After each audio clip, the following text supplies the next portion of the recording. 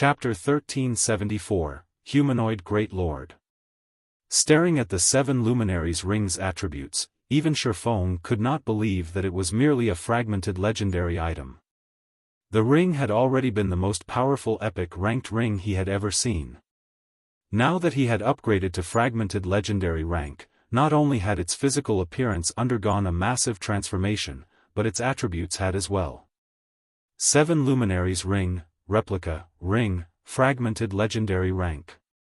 Equipment requirement, strength 1200, agility 1000. Attributes will be adjusted according to user's level. Strength plus 130, agility plus 115, intelligence plus 102, endurance plus 105, vitality plus 106, current level, 55. When equipped, increase strength by 40%, agility by 40%, intelligence by 40%, endurance by 30%, and vitality by 30%. All negative environmental effects weakened by 50%. Ignore levels plus 15. All item level requirements reduced by 10 levels. Additional skill dash. 7 Luminaries aura. There are 7 different auras: earth, water, wind, fire, time, illusion, and space. Only one aura can be used each time, and there will be a cooldown of 20 seconds when changing between auras. Aura of Earth. Requires 2 billion EXP to level up. Defense increased by 100%. Damage taken reduced by 50%. Activatable skill dash. Absolute domain, become immune to all damage for 10 seconds. All allies within a 50-yard radius become immune to all damage for 5 seconds. Cooldown, 2 minutes. Aura of Water. Requires 2 billion EXP to level up. Healing effects increased by 100%. Cast consumption reduced by 50%. Activatable skill dash. Life domain, heals all allies within a 50-yard radius for 10% of their HP every second for 30 seconds. Cooldown, 3 minutes. Aura of Wind. Requires 2 billion EXP to level up. Movement speed increased by 80%. Attack speed increased by 60%. Reaction speed increased by 20%. Activatable skill dash. Gale domain, enables temporary flight and movement speed increase of 300% and reduces the movement speed of all enemies within a 100-yard radius by 50% for 30 seconds. Cooldown, 3 minutes. Aura of Fire. Requires 2 billion EXP to level up. Damage increased by 50%. Target's defense reduced by 80%. Activatable skill dash. Flame domain, inflicts 1500% damage within a 60-yard radius for 7 seconds. Damage upscales by 20% every second. Cooldown, 5 minutes. Aura of Time. Requires 3 billion EXP to level up. Cooldown of all skills reduced by 50%. Enemies within a 200-yard radius will have their movement speed and attack speed reduced by 40%, and cooldown of skills increased by 50%. Activatable skill dash. Forbidden domain, prevents enemies within a 500-yard radius from using any skills or tools for 30 seconds. Cooldown, 3 minutes. Aura of Illusion. Requires 3 billion EXP to level up. All attributes increased by 40%. Enemies within a 200-yard radius will have all their attributes reduced by 40%. Activatable skill dash. Fantasy domain, immunity to all magic damage and 20% of magic damage received will be converted to healing to recover players' HP for 20 seconds. For 180 seconds, all negative effects within a 100-yard radius will be removed. Cooldown, 3 minutes. Aura of Space. Requires 3 billion EXP to level up. Immunity to all control and restricting effects. Activatable skill 1-. Space movement, instantly move to any location within a radius of 600,000 yards. Cooldown, 3 minutes. Activatable skill 2-. Spatial gate, opens a spatial gate that allows players to go through it. Spatial gate can be connected to any location within a 300,000 yard radius. Spatial gate will stay open for 1 minute. Cooldown, 20 minutes. Although the 7 Luminaries ring's basic attributes were subpar for a fragmented legendary item, even inferior to the Heavenly Dragon's Breath, all players dreamed of using its activatable skills. The skills were useful in nearly all aspects of battle. Most importantly, these skills wouldn't only benefit the user as they also benefited one's allies. The Aura of Space's new skill, Spatial Gate, was particularly useful as it could allow the ring's user to take a player team with them wherever they wished. With this skill, traveling to dangerous maps to farm bosses would become much easier. After all, 300,000 yards was the equivalent of an average leveling map. Spatial Gate? Xiaofang's lips curled into a smile as he read this new skill. I had thought that claiming the manatite vein was going to be troublesome. It seems I've just saved myself a lot of time. The Sea of Death's manatite vein was not that easy to obtain. He had planned to secure a group instantaneous teleportation scroll, but it seemed that he no longer needed to. When Xiaofan re-equipped the 7 Luminaries ring, it felt as if the power of an ancient beast welled within him. Moreover, his mind became much clearer and more active than before. Is this the ring's hidden effect? Xiaofan was surprised to notice the surrounding mana converge towards him. Although the affected area wasn't large, only 2 yards around his body, the mana density was roughly 30% higher than normal. Despite such a low percentage, it shouldn't be taken for granted. In a high mana density environment, the results would be staggering. Following which, Xiaofang's fist shot out in a mock punch. Pang! He heard an explosion as his fist created a gust of wind that extended up to 10 yards away. My strength and speed can match a great lord of the same level now. Xiaofan balled his fist as he estimated his current strength. Previously, he had nearly had as much strength as a great lord of the same level. Now, he was certain that his strength was on par with a great lord's. Although there did not seem to be a huge difference between the two, the gap was massive. If his strength were only close to rivaling a great lord of the same level, he'd receive a lot of damage in a head-on confrontation. Without a healer's support, it was only a matter of time before the monster whittled him down, as monsters had far more HP than players. However, if he had truly reached the Great Lord's standard, his battle recovery could make up for the damage he took in a one-on-one fight. He could fight until he ran out of stamina. Meanwhile, as long as he dealt enough damage, he could solo a Great Lord without any special tricks. He could now fight foes of a higher tier. In the past, he had envied Apex experts and their frighteningly high attributes, yet now, he stood among them upon reaching Tier 2. If the Apex experts in his past knew about this, their jaws would hit the ground. Now that I've completed my quest, it's about time to visit Charlene. Xiaofan smiled, satisfied. Before he left the Adventurers Association, though, he hid the 7 Luminaries ring's hidden effect. Otherwise, he would attract a lot of attention even with a black cloak. As soon as Xiaofan left the Adventurers Association, he received a call from Melancholic Smile. Guild leader, the assassins I've dispatched have discovered a large group of evil demons. There are 3 times as many as those that assaulted our patrol teams. By the looks of it, their target seems to be an NPC merchant fleet, Melancholic Smile anxiously reported. When she had taken over Stone Forest Town's management, she had learned just how important the NPC merchant fleets were to the town. Without these NPC merchant fleets, Stone Forest Town would lose all sorts of special merchandise. If NPC merchants stopped visiting the town's popularity growth would slow to a crawl. To put it simply, the NPC merchant fleets were crucial to Stone Forest Town's promotion. However, these NPC merchant fleets normally hired both NPC and player guards, making them difficult to mug. They simply weren't opponents current players could go up against. However, with so many evil demons participating in the assault, these NPC merchant fleets could suffer defeat. They're targeting the NPCs already? Xiaofan smiled faintly. Good. I can use this opportunity as a test.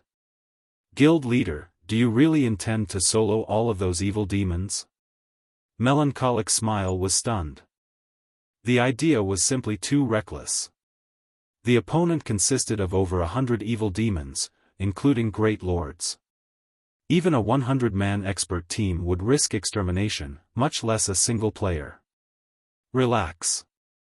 Send me the coordinates. Also, tell the assassins to be a little more careful and avoid discovery at all costs. Those evil demons have very sharp senses, Xiaofan said as he tried to soothe Melancholic Smile's panic. He then disconnected the call and retrieved a guild transfer scroll from his bag. He then transformed into a streak of light before vanishing. Chapter 1375, Display of Strength. Starmoon City region, in one of the forested valleys in the Stoneclaw Mountains. A fleet of carriages rolled along the gravel road as it passed through the valley. From the top of a mountain, one could easily spot over 50 carriages. Among them, the most inferior carriage was an advanced transport carriage pulled by 2 horses. Meanwhile, the carriages carried all sorts of large crates containing rare merchandise to be sold in Stone Forest Town. Due to Stone Forest Town's Adventurers Association, the town had attracted far more wandering merchants. Moreover, Saimu Town was no longer the only town connected to Stone Forest Town. A total of 3 towns now had roads leading to the guild town. However, the 2 new trade routes weren't as lively as the road linked to Saimu Town since the other 2 towns were further away. Regardless, due to the increase of wandering merchants traveling to Stone Forest Town, the 3 NPC towns began to receive more high-rank escort quests. Although escort quests did not award a lot of EXP, they did offer plenty of coins. To independent players, these quests offered a considerable income. Moreover, players who just so happened to plan on heading to Stone Forest Town could rake in some additional income while they were at it, killing 2 birds with 1 stone. However, such a profitable opportunity was not available to everyone as escort quests had a minimum strength requirement. Moreover, the larger a merchant fleet was, the higher the requirements were. As for how these NPC merchants determined if a player were strong enough, said player would be required to spar with the fleet's NPC guards. The main god system would automatically lower the guard strength to the standard of elite players at this stage of the game. If the player defeated the NPC guards, they could accept the escort quest. If a player wanted to become the merchant fleet's vice leader, receiving greater pay, they needed to defeat an NPC guard adjusted to the standard of current expert players. In the Stoneclaw Mountains Valley, over 100 players accompanied this merchant fleet. Even without the NPC guard's aid, the escort players easily defeated any monsters the fleet came across. Even monster groups led by a level 45 Great Lord were no match for these players. Commander, are we really going to buy a private house in Stone Forest Town this time? A grey-robed woman with long, crimson hair asked the man with disheveled hair seated next to her in one of the transport carriages. This charming woman's question quickly attracted the attention of the other players in the carriage. These players weren't only focused on the woman because of her beauty. Rather, it was because this woman was a level 43 summoner. She was also the vice commander of Firecloud Fox, a well-known adventurer team from the Black Dragon Empire, and one of the Empire's top 100 summoners. Graceful Moon. Many of the Black Dragon Empire's large guilds wanted to recruit Graceful Moon. Unfortunately, none of them had ever succeeded. As for the disheveled, cool-looking man, his identity was even more astounding. His name was Remnant Cloud, the Firecloud Fox's commander. Similarly, he was one of the top 100 shield warriors within the Empire. It was due to such a powerful MT that Firecloud Fox had grown into a large-scale adventurer team with over 500 members and a reputation known throughout the Black Dragon Empire. I plan to look around first. If Stone Forest Town is as impressive as the rumors make it out to be, buying a house wouldn't be a bad idea, Remnant Cloud said, chuckling. Stone Forest Town was considerably famous in the Black Dragon Empire. One of the main reasons for its popularity was the battle arena. Recently, quite a few experts had earned themselves a spot among the top 100 on the Black Dragon Empire's various class ranking lists. After some research, many other players discovered that these newcomers shared one similarity: they all trained in Stone Forest Town's battle arena. Moreover, these players' ranks in the Empire continued to rise. Because of this, Stone Forest Town's battle arena had become quite popular in the Black Dragon Empire. To improve his team members' strength, Remnant Cloud had decided to make the trip and investigate the town himself.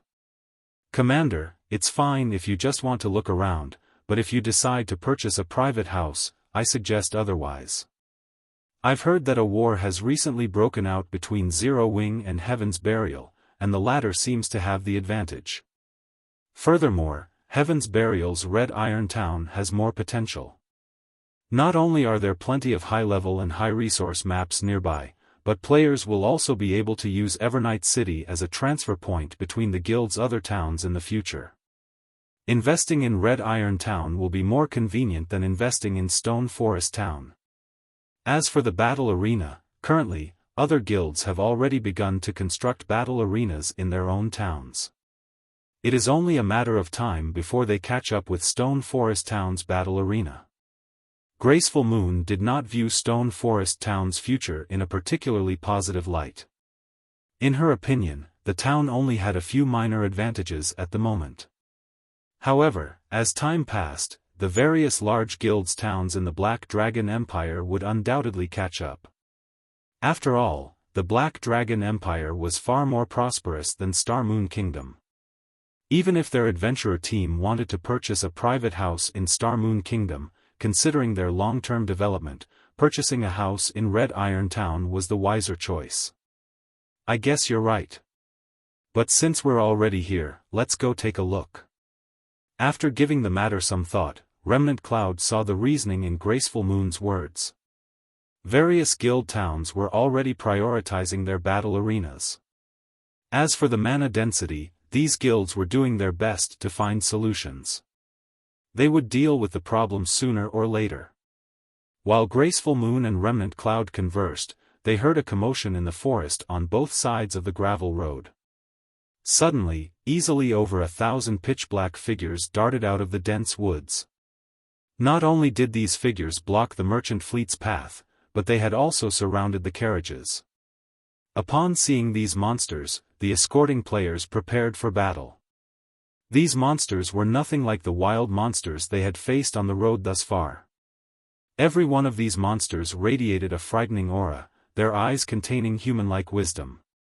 Moreover, their levels were shockingly high. These monsters were all level 70, roughly 25 levels higher than the monsters the merchant fleet had previously encountered. How is this possible? Didn't they say that these evil demons only assaulted passing players? Why are they targeting the merchant fleets? Some escort players from Star Moon Kingdom recognized the evil demons immediately. After all, they had seen these evil demons siege Stone Forest Town. These monsters' attacks on Stone Forest Town's players was nothing new, either. What surprised these players was that these evil demons actually dared to assault an NPC fleet. Aside from the escort players, a large number of NPC guards protected the merchant fleet.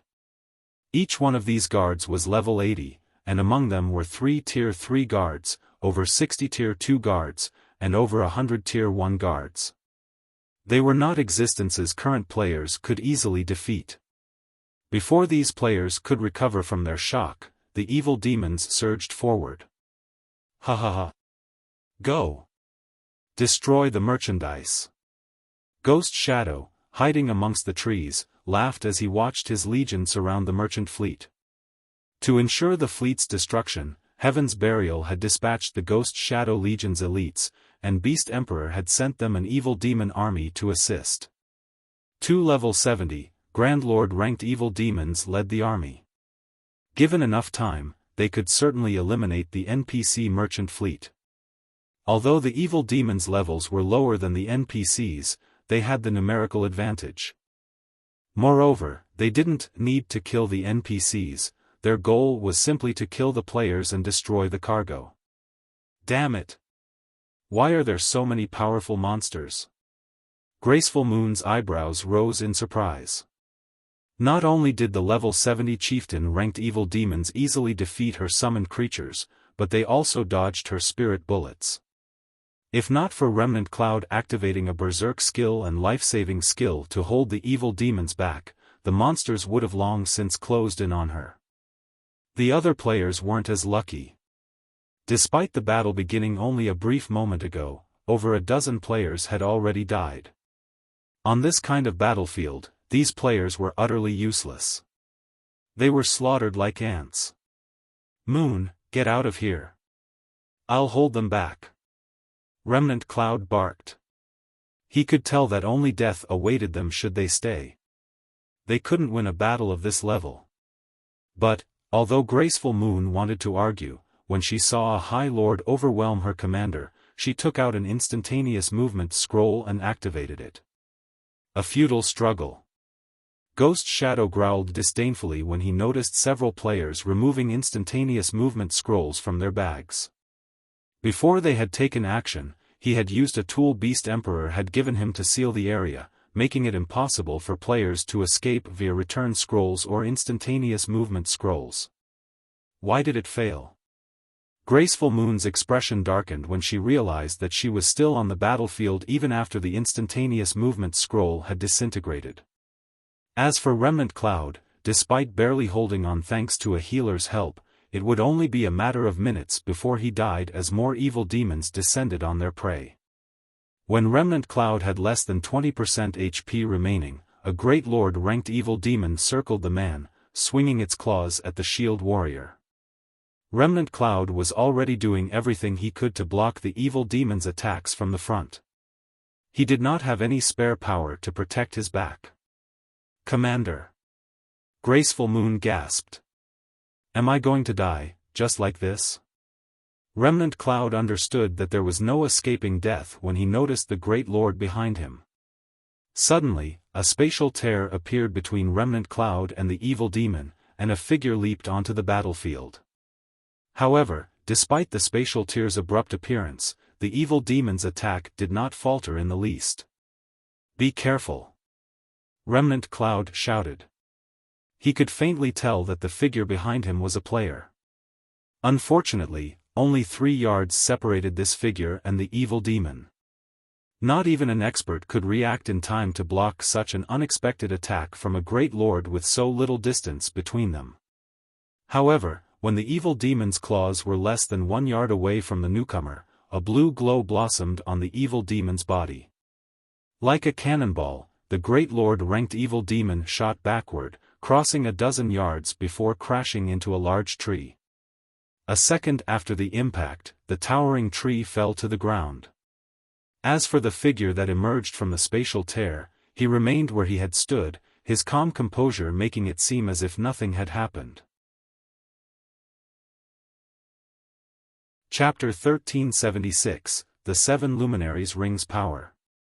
When the Great Lord-ranked evil demon's body hit the ground, the battlefield fell silent. How is that possible? Graceful Moon wore an incredulous look as she stared at the evil demon sprawled in the dirt. Turning her gaze toward Xiaofan, she muttered, "Just what did he do?" Without using any special tricks or magic arrays, contending with a level 70 Great Lord was impossible for current players.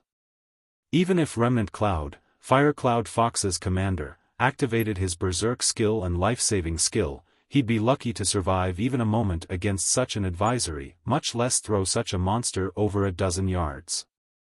Graceful Moon wasn't the only one shocked.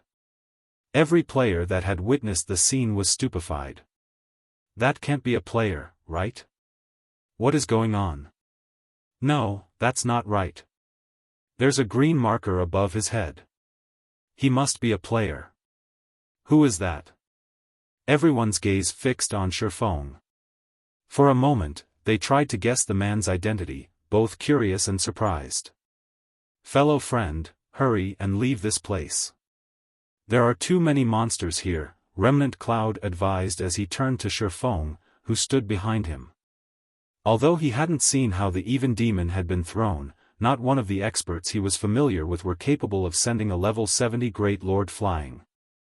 With such strength, Xiaofan could definitely shatter the evil demon's encirclement. You want to leave? Ghost Shadow, still hiding in the forest, sneered as he asked, do you think you can? Although Xiaofang's counterattack had surprised him, that was all.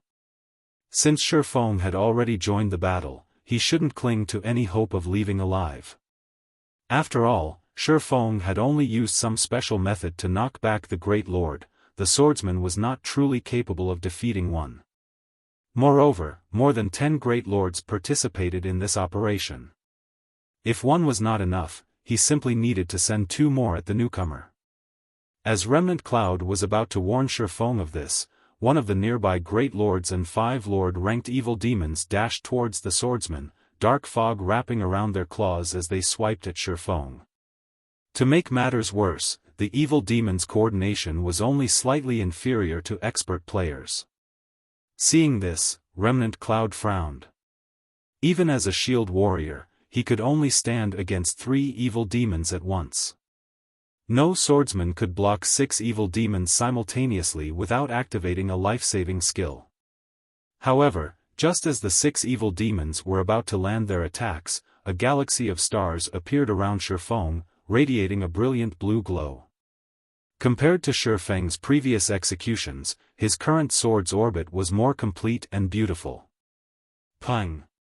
Pung! Pung!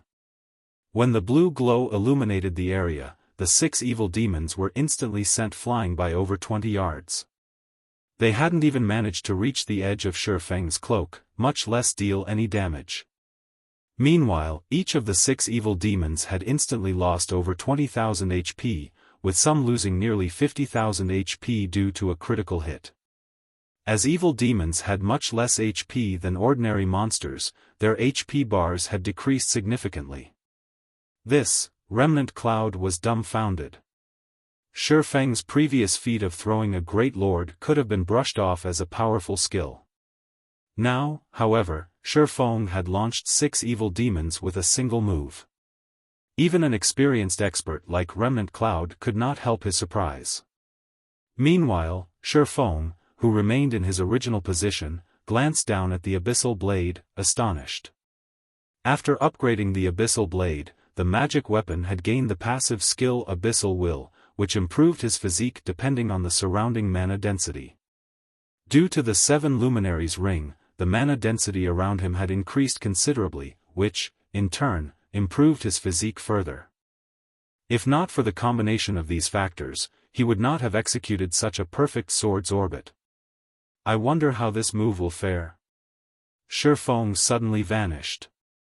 Void steps. He disappeared? Where did he go? Did he leave? That's not right. He was using 2 one-handed swords. He should either be a berserker or a swordsman. How could he possibly be an assassin? Was he a ghost? Before everyone could recover from their shock, Xiaofang's sudden disappearance surprised them once more. Impossible. I've already sealed the area. Players can only enter, not leave. Ghost Shadow's eyes widened in surprise. Quickly, he turned to look around the battlefield, trying to locate the swordsman. But no matter how he searched, he couldn't find the player. As players began to wonder if they had hallucinated, a figure appeared behind the 3 evil demons that Remnant Cloud faced. Fresh blood fountained from the 3 evil demons' bodies as they curled like shrimp and flew over 20 yards away. So fast. By the time Remnant Cloud realized what had happened, the 3 evil demons before him had disappeared. When he tried to get a good look at his savior, he realized that the figure before him was only an afterimage. In the blink of an eye, Xiaofan reappeared over a dozen yards away. Once again, 4 evil demons were struck and sent flying.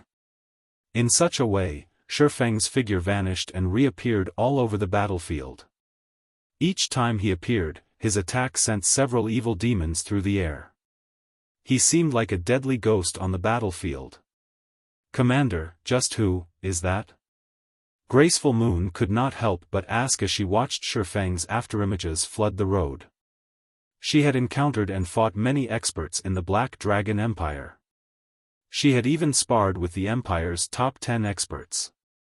Although she hadn't been a match for those players, she could estimate how much of a difference separated them. However, as she watched Xiaofan, she couldn't fathom how vast the gap was between this man and herself. She felt as if she were staring into a bottomless abyss. "I don't know, either." Remnant Cloud smiled bitterly.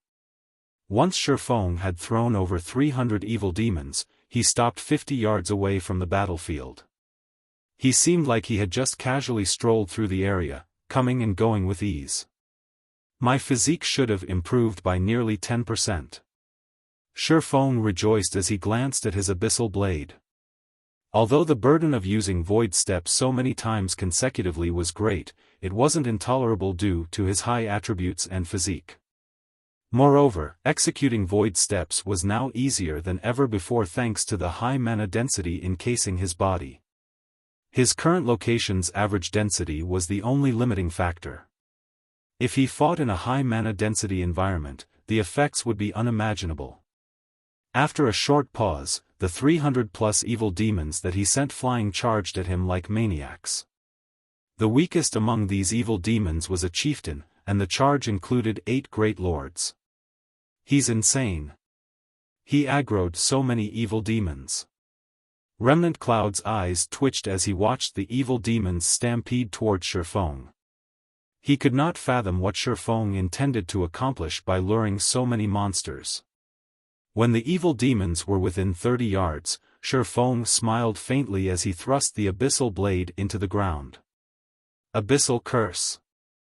A pitch-black light pillar emerged from within the evil demon group, extending into the sky. The pillar then expanded to a radius of 30 yards, preventing all evil demons within range from moving. Even the Great Lord-ranked evil demons felt as if they had just stepped in mud. No matter how hard they struggled, they couldn't break free. Moreover, their attributes were rapidly reducing. Following which, a frightening amount of mana gathered around one of Xiaofang's hands, a crimson magic array forming above his palm. He then directed the magic array at the army before him. Flame Domain. A twofold, crimson magic array formed in the center of the evil demon army, crimson shockwaves radiating from the center.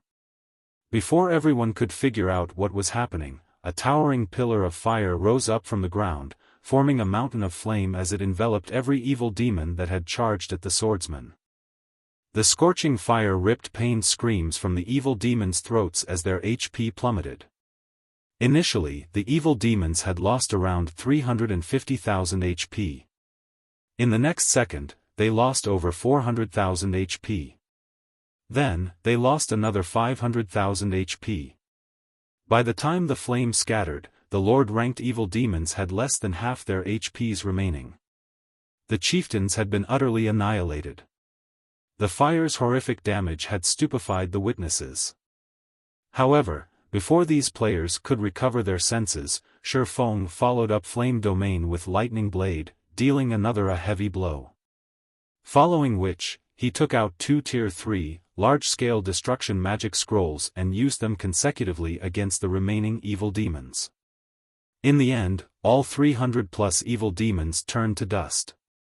Suddenly, a golden glow flashed on Xiaofang's body as he rose from level 55 to level 56.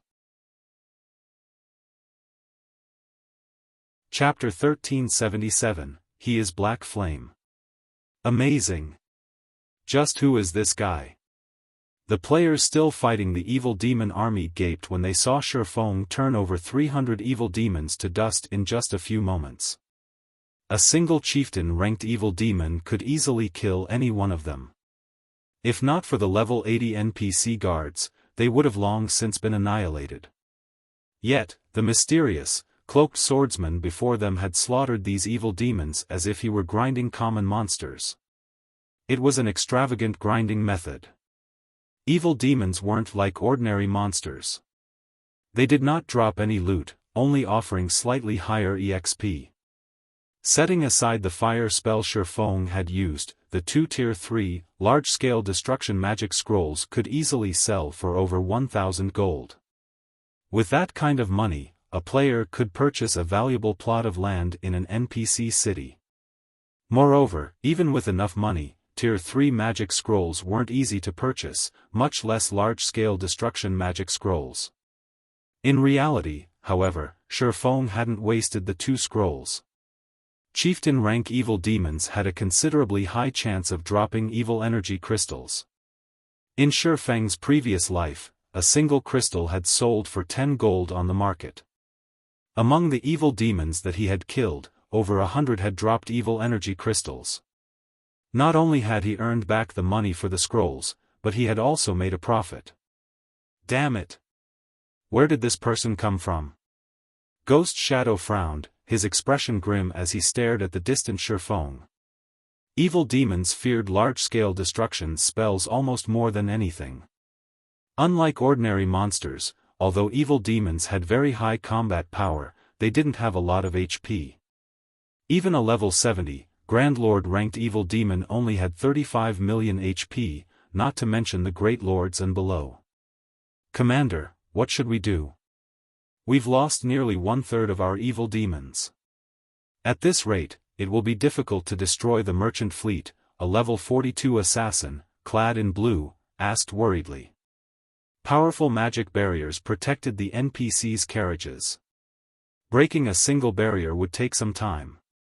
In addition, the magic barriers buffed the nearby NPC guards. With these buffs, the 3 level 80, Tier 3 NPC guards were ridiculously powerful. They needed only a short time to kill Great Lord-ranked evil demons. Only the Grand Lord-ranked evil demons were a threat. Yet, Xiaofan had eliminated nearly 1/3 of their forces. This wasn't in the plans. He must be sick of living. He dares to treat Heaven's Burial's evil demons as EXP. Use our trump cards. Have the 2 Grand Lords prioritize that player. Lead 3 parties and assist the monsters from the side. Do not let him get away. Ghost Shadow growled, sneering. Understood, the blue-clad assassin immediately went into action. The Ghost Shadow Legion members, who had been hiding in the forest, snuck towards the Tier 3 NPC guards with bluish-purple scrolls. When they were less than 30 yards away from the Tier 3 NPCs, they revealed themselves and unfurled the scrolls. Suddenly, 3 purplish-gold magic barriers, each manned by 36 players, appeared and trapped the 3 Tier 3 NPCs and a large number of Tier 2 NPCs, freeing the evil demons from their opponents.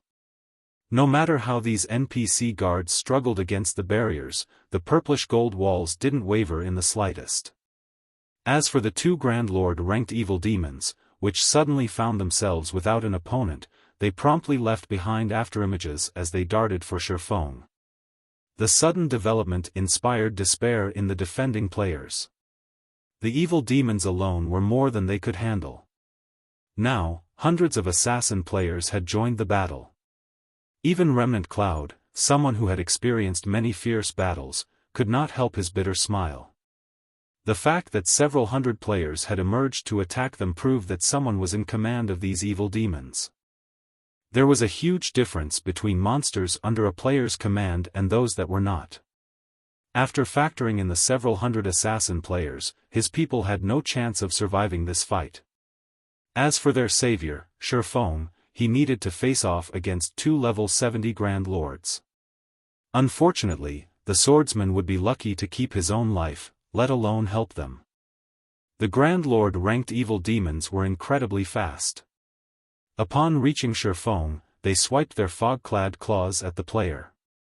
These Grand Lords were far superior to their Great Lord cousins in terms of both strength and speed. In addition, they executed rapid switch while coordinating with each other. Not daring to be careless, Xiaofan activated Heavenly Dragon's power, increasing his strength by 150%, agility by 60%, defense by 300%, and HP by 500%. Instantly, his maximum HP shot past the 400,000 threshold. He then executed Sword's Orbit, creating a perfect defense around himself. Boom! Boom! Boom! As blades and claws clashed, explosions rang out across the battlefield. With each collision, the ground beneath Xiaofan and the Grand Lord's feet trembled. Even players 30 yards away from the fight could feel intense shockwaves. Both sides exchanged attacks so rapidly that it was impossible for the naked eye to keep up with them. All anyone could see was the ground sink as the impacts formed a crater. The residual power of Xiaofan and the Grand Lord's attacks also left numerous furrows in the dirt around them.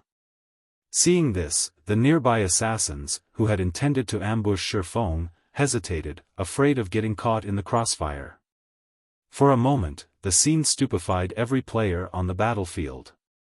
How was this even a battle between a player and monsters? This was practically a monster-on-monster fight. How is that possible? Ghost Shadow, who had lain in wait to ambush the swordsman, could not believe his eyes when he saw Xiaofan holding his ground against the two Grand Lord-ranked evil demons. Despite being just a player, Xiaofan could fight two level 70 Grand Lords to a standstill. No one would ever believe this. In reality, Xiaofan was rather proud. After upgrading the 7 Luminaries ring, he only needed to activate one Berserk skill to raise his strength to a level 70, Grand Lord-ranked evil demons level. Factoring in his reaction speed and physique, he could contend with two Grand Lords with only Sword's Orbit. However, continuing the fight at this rate was not an option. Xiaofan could feel his stamina and concentration depleting. Even though his battle recovery could mitigate the Grand Lord's damage, it did nothing to recover the lost stamina and concentration. Before Heavenly Dragon's power's duration ended, he'd run out of stamina and concentration. Following which, Xiaofan activated Divine Steps and switched positions with one of his doppelgangers, temporarily distancing himself from the two evil demons. He then retrieved 2 Summon Guard scrolls from his bag and began to summon Anna and Kite. Although the Grand Lord-ranked evil demons were relatively fragile compared to ordinary monsters of the same rank, each still had 35 million HP. With their incredible reaction speed, they could also dodge or block a large portion of his attacks. If this were a one-on-one fight, he might have a chance to kill the evil demon using only Heavenly Dragon's power.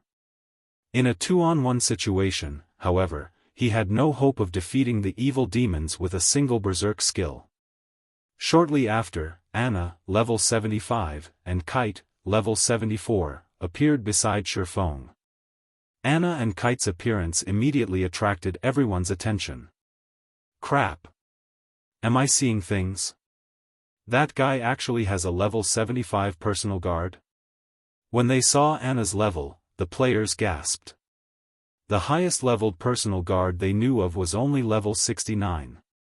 They had never even heard of a personal guard reaching level 70, much less level 75. Moreover, both NPCs wore brilliant equipment.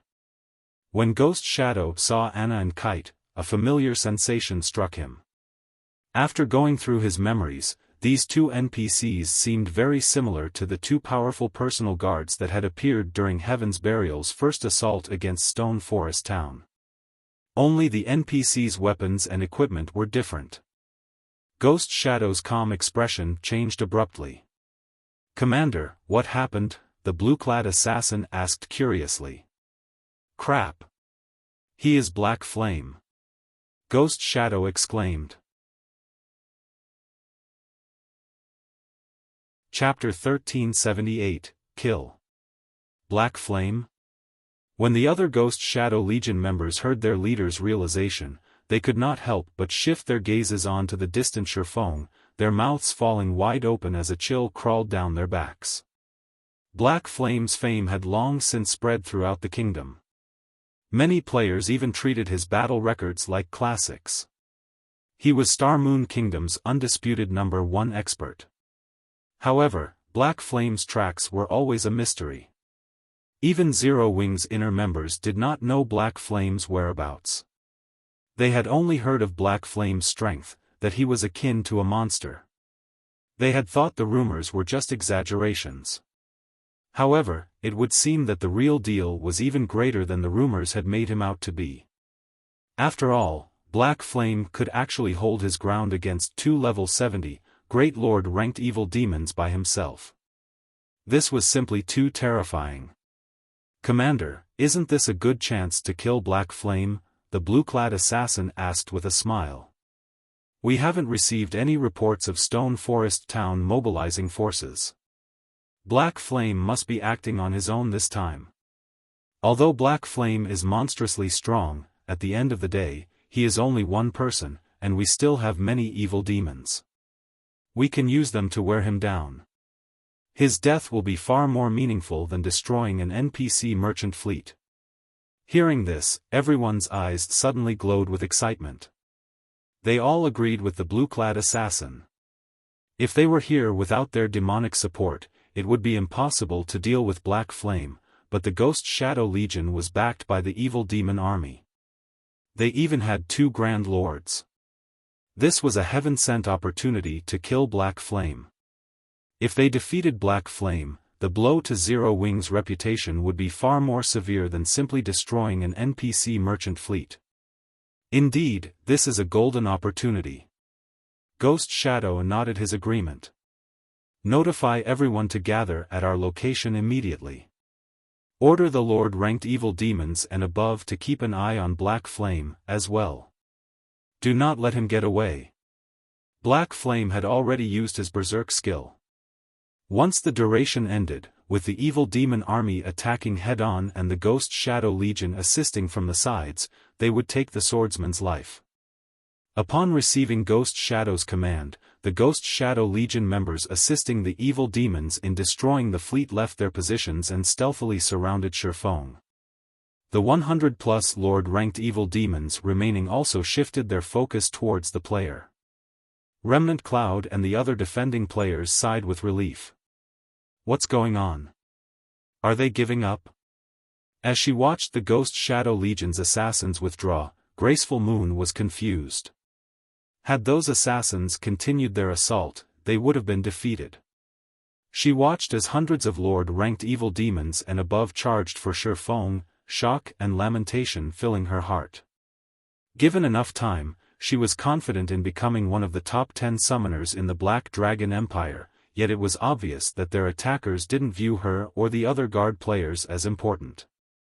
Otherwise, they wouldn't have switched targets so suddenly at such a crucial moment.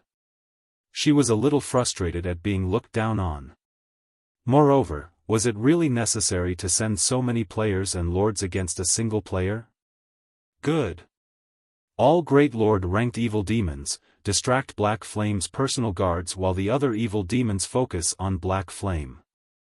Everyone else, find an opportunity to land a killing blow. Ghost Shadow gave out the command to attack once his people were in place. Unlike the prior attack, the evil demons put more space between themselves. Even if Xiaofan had more large-scale destruction spells, he couldn't put them to good use. Furthermore, he wouldn't have another opportunity to use a magic scroll with the 2 Grand Lords distracting him. Roar! With Ghost Shadow's command, over a dozen Great Lord-ranked evil demons charged at Anna and Kite, while the other evil demons dashed for Xiaofan. The level 40-plus assassin experts nearby stealthily approached their target as well. Black Flame, today will be your funeral. Ghost Shadow exclaimed as he watched the Grand Lords force Xiaofan into a defensive position. Quite a few superpowers had attempted to kill Xiaofan, but none had succeeded. Today, however, he would put an end to Zero Wing's legend. Crap, everyone's coming for me. Xiaofan, who had activated omniscient eyes to scout for ambushes, discovered countless evil demons and players around him. Moreover, these evil demons and players aimed for his life. Dealing with the two Grand Lords had only become easier after he had summoned Anna and Kite. If so many evil demons and players joined into the fight right now, he'd be in trouble. Seeing the evil demon army and player army inch closer, Xiaofan switched the aura of fire to the aura of time. Forbidden Domain. A silvery gray space formed in a 500-yard radius around him. The skill prevented all enemies in range from using skills or tools for 30 seconds. It also decreased enemies' movement speed and attack speed by 40% within 200 yards of him. Due to this forbidden domain, the stealthed assassins were promptly exposed. The dark fog that shrouded the evil demon's claws also disappeared. The Ghost Shadow Legion panicked and they realized they had lost their ability to use skills and tools. Assassins were powerful was because of their skills' damage and control effects. If they couldn't use their skills, they were practically crippled. They wouldn't even be able to exhibit 30% of their true combat power. What are you afraid of? This silencing skill will only last a short moment. Charge! No matter what, he mustn't escape. Ghost Shadow shouted arrogantly. While not being able to use skills and tools was a disadvantage, they wouldn't get another opportunity like this to kill him again if they failed. Hearing Ghost Shadow's words, the panicked assassins calmed quickly as they tightened the encirclement around Xiaofan. They might not be able to exhibit their full strength right now, but the same wasn't true for the evil demons. Even if the evil demons couldn't use their skills, it would only affect their combat power slightly. There were more than enough evil demons to whittle Xiaofan down. They could leave the offense to the demons while they contained Xiaofan. Escape? Xiaofan formed a sinister smile as he surveyed his surroundings. That smile made the Ghost Shadow Legion members shudder involuntarily as they realized that something felt off. However, before they could react, Anna, who stood beside Xiaofan, finished reciting her incantation. Immediately, a massive, golden magic array appeared in the sky, its imposing appearance visible to anyone within 500 yards. Following which, a golden-armored Valkyrie descended from the array. The moment the level 75 Valkyrie appeared, a powerful aura washed over the battlefield like a tidal wave. The Ghost Shadow Legion felt an unprecedented pressure weigh them down. Crap! Everyone, retreat! When Ghost Shadow saw the Valkyrie, he instantly understood the meaning behind Xiaofang's sinister smile. Xiaofan hadn't used a silencing skill to escape. Rather, he had used the skill to prevent them from escaping. Even without Ghost Shadow's warning, the Ghost Shadow Legion members had already turned and fled. Unfortunately, the Valkyrie already held a spear of thunder. She then swept the spear towards her targets. Countless arcs of golden lightning streaked forward, dealing devastating damage to everything within 150 yards in a cone-shaped area. The Valkyrie used the Tier 4 skill, Roaring Thunder. She also dealt double damage against dark creatures. As a result, the fragile Lord-ranked evil demons died on the spot. Only the High Lords and above barely survived. As for the players within range, not even their bodies remained after the attack. Chapter 1379, Unstoppable. As the golden lightning dissipated, it revealed a large clearing on the road. Despite the Ghost Shadow Legion members having spread out, over 100 members had died instantly under the Valkyrie's merciless assault. As for Ghost Shadow, who hid a short distance away, he turned deathly pale upon seeing the devastation. Over 40 Lord-ranked evil demons had died. Even level 80, Tier 3 NPCs would require quite some time to kill one level 70 Lord, yet the Valkyrie had done so in one hit. Although the High Lords caught in the attack hadn't died, they weren't far from death's door. 4 Great Lords had also sustained severe injuries, each one with a little over a third of their HP remaining. This frightening damage and destructive power were simply unparalleled. Ghost Shadow had never witnessed such an attack. The Valkyrie's strength stupefied everyone. For a moment, many of the surviving Ghost Shadow Legion members stood there in a daze, not knowing what to do. Attempting to escape was meaningless. Even if they tried to run, the Valkyrie would likely kill them before they reached the Forbidden Domain's boundaries. Don't panic. Spread out. The Valkyrie won't last very long. Such a powerful skill has to have a long cooldown. Maintain your distance and buy as much time as possible. Ghost Shadow hurriedly commanded. While the Valkyrie's combat power had exceeded Ghost Shadow's expectations, he was no ordinary player. He had fought countless battles to reach his current standards. Naturally, powerful boss monsters were among his many foes. Not only could he calm himself quickly, but he could also devise a plan to deal with the Valkyrie. After all, this wasn't his first time against the summoned creature. When the Valkyrie had joined the first siege battle in Stone Forest Town, her pros and cons had been revealed. As long as they were far enough apart, she couldn't wipe them out during the short time she could remain on the battlefield. Hearing Ghost Shadow's orders, his assassins exploded into action. They maintained a certain distance from the Valkyrie and each other. They sure reacted quickly. The Ghost Shadow Legion's reaction time surprised Xiaofan slightly.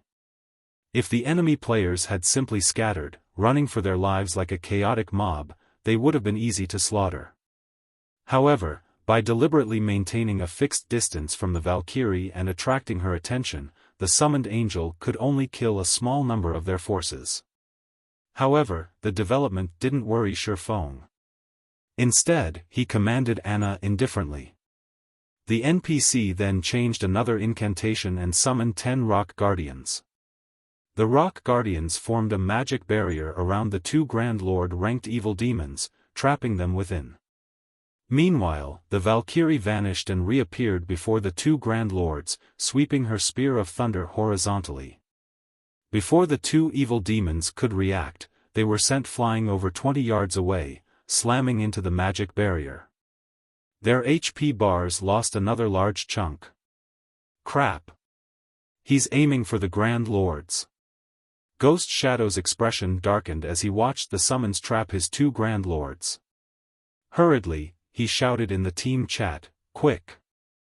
Everyone, attack the magic barrier." Every Grand Lord-ranked evil demon was incredibly precious. Nurturing one was highly dependent on luck. Beast Emperor had only given Heaven's Burial 2 Grand Lord-ranked evil demons as trump cards to deal with Zero Wing.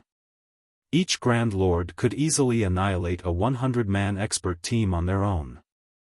If not for Singular Burial's demand that he destroy the NPC merchant fleet, he wouldn't have mobilized the 2 Grand Lords at all. It's too late. Xiaofan smiled. He then activated Phantom Kill, 9 Dragon Slash, and Divine Providence. Xiaofan, his doppelganger, and the Abyssal Blade Phantoms attacked the Grand Lords together. In front of the Valkyrie, the 2 Grand Lords were utterly powerless. Hence, Xiaofan could attack to his heart's content. As the Valkyrie dealt double damage to dark creatures, each of her attacks caused over -1 million damage. When she used the Tier 4, single-target skill, Judgment Spear, she could eliminate over 1/3 of the Grand Lord's HP. As for Xiaofan, he possessed the Sacred Sword Killing Ray, which also dealt double damage to dark creatures. Factoring in Heavenly Dragon's power, each of his strikes easily dealt over -100,000 damage. After exhausting all 9 Shadow Blade attacks, he instantly devoured over 1 million HP from one of the evil demons. Although Xiaofang's doppelganger only had 80% of his basic attributes, its damage shouldn't be underestimated either. Anna and Kite also bombarded the Grand Lords. In less than 6 seconds, one of the 2 Grand Lord-ranked evil demons collapsed as its 35 million HP fell to 0. As it fell, it dropped several items and contributed an astronomical amount of EXP, pushing Xiaofan very close to level 57. Quick! Destroy the barrier. Ghost Shadow's stomach churned with anxiety as he watched one of his Grand Lords die. However, despite both players and evil demons assaulting the magic barrier unhindered, the barrier remained intact. The Rock Guardians maintaining the barrier only lost a small amount of HP. It was clear that it would take some time to bring this barrier down. As a result, Ghost Shadow and the others watched helplessly as the other Grand Lord rapidly lost its HP. Of course, as time passed, the Valkyrie summon duration dwindled. When the duration had only 1 second left, the Valkyrie began to fade. Meanwhile, the Grand Lord ranked Evil Demon still had over 17 million HP remaining. Seeing this, Ghost Shadow breathed a sigh of relief. Without the Valkyrie suppression, Xiaofan would have a difficult time dealing any significant damage to the Evil Demon. His 2 personal guards wouldn't change that. Xiaofan would need a long time to kill the Grand Lord. His subordinates should break through the barrier before that happened. Die! Suddenly, Xiaofan shouted as his 2 swords released a blinding light. A similar phenomenon occurred on his doppelganger's blades as well. Both Xiaofan and his doppelganger then brandished their swords at the evil demon's back. Flame burst. Every strike dealt over -800,000 damage, with some doubling that due to a critical hit. By the time Xiaofan and his doppelganger landed all 30 strikes, the evil demon's remaining 17 million plus HP had fallen to 0. Impossible. Ghost Shadow was stunned. Ghost Shadow wasn't the only one shocked. Xiaofang's burst damage flabbergasted everyone on the Ghost Shadow Legion.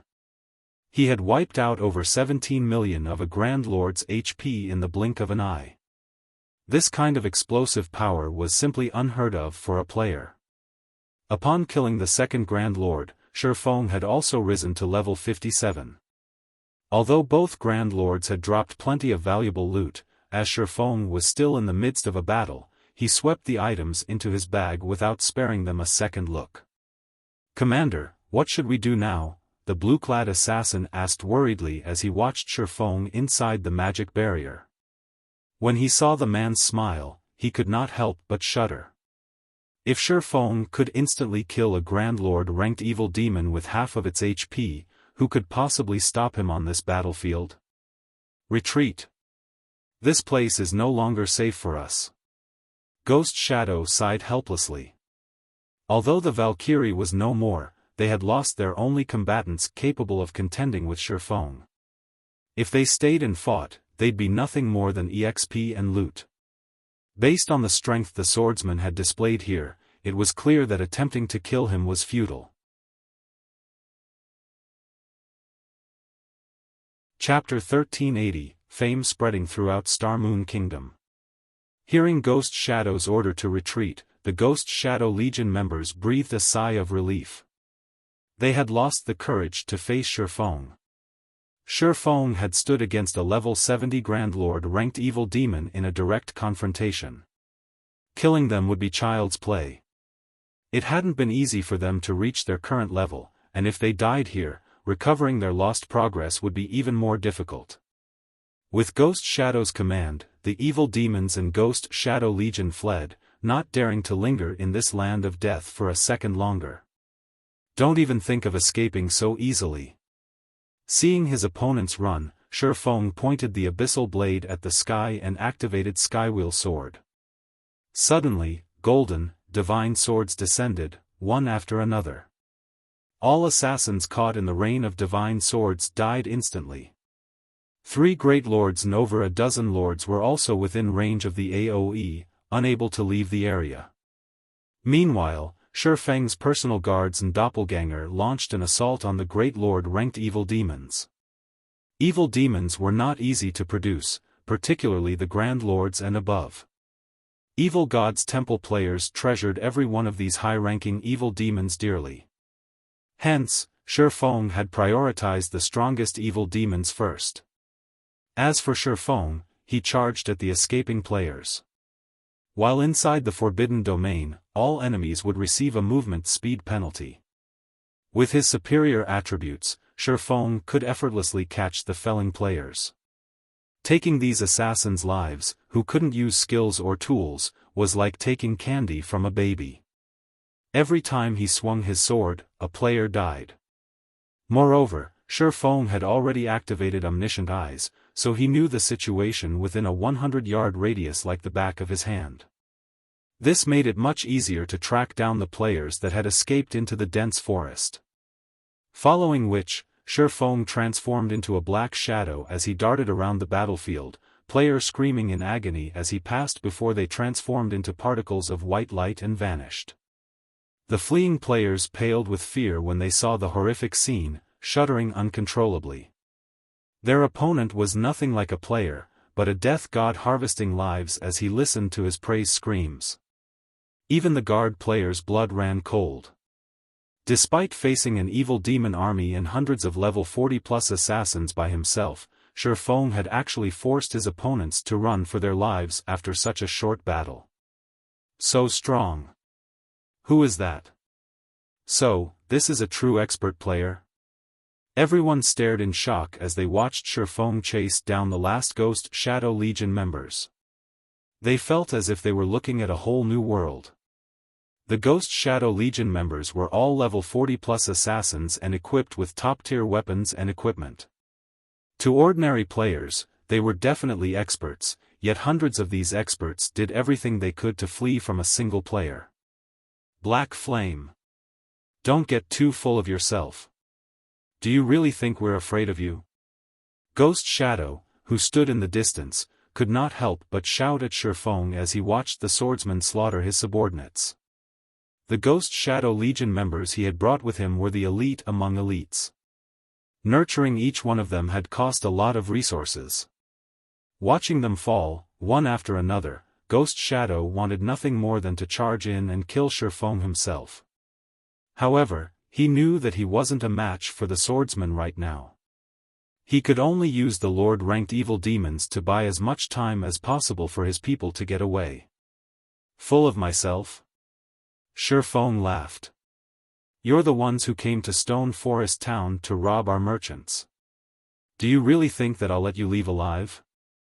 Xiaofang's words echoed throughout the forest, the cold, killing intent lacing his words causing the escaping Ghost Shadow Legion members to shiver. Xiaofan stopped holding back as he switched to the Aura of Wind and activated Gale Domain, increasing his movement speed as he decreased enemy movement speed within 100-yard radius by 50%.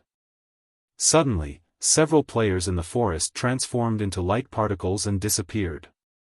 The Lord-ranked evil demons couldn't even slow Xiaofan. Although the escort players were some distance away from the fight, both Xiaofan and Ghost Shadow had been quite loud. When they overheard the conversation, their jaws dropped. Practically everybody in Star Moon Kingdom had heard of Black Flame. But they had never imagined that he was so powerful. They had heard that Black Flame was only slightly stronger than first-rate guilds' top experts. However, he was clearly more than slightly stronger. What? That is Zero Wings Guild leader? I don't think it's a mistake. After all, he even admitted it. No wonder why he's so powerful.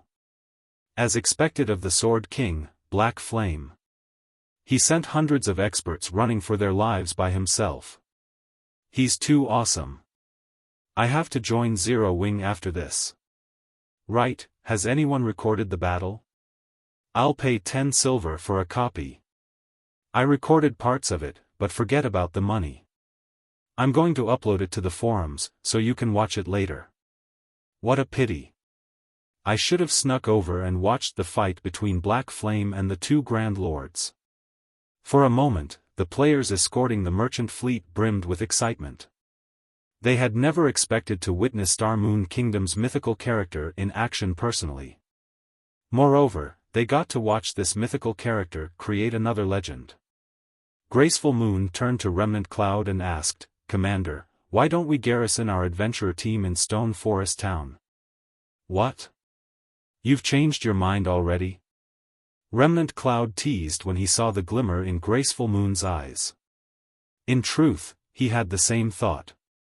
After all, Xiaofan's battle had allowed him to witness a whole new world, and as an expert, he desperately wanted to learn more. He finally understood why the experts that had recently entered the top 100 class rankings in the Black Dragon Empire fixated on Stone Forest Town's battle arena. Of course, Graceful Moon responded without a shred of shame. On the contrary, she righteously declared, if Black Flame is this powerful, Zero Wing's other experts shouldn't be weaklings even if they're not as strong as he is. If we garrison in Stone Forest Town, we must sign a partnership contract with Zero Wing. We might even get to know those experts and get to spar with them. If we want to occupy Stone Forest Town, we'll have to prepare. I heard that the adventurer houses are not cheap. Remnant Cloud nodded, agreeing with Graceful Moon's reasoning. However, he had to consider how they would earn enough money. Once we complete this quest, we should return to the Empire and start preparing immediately. Firecloud Fox was more than capable of affording a private house in Stone Forest Town, but it was a different story if they wanted an adventurer house. They'd likely need several times more gold than what they currently possessed. Moreover, Stone Forest Town's houses would certainly become more expensive after this battle. Fortunately, he learned about the change early. If he had only discovered this after news hit the Black Dragon Empire, it would be more difficult to prepare enough coins. News of the battle quickly spread to Star Moon Kingdom's forums, and everyone who watched the battle video was astounded. Without any backup, Black Flame had killed 2 level 70, Grand Lord ranked evil demons. Hundreds of evil demons and expert players had even fled from this terrifying player.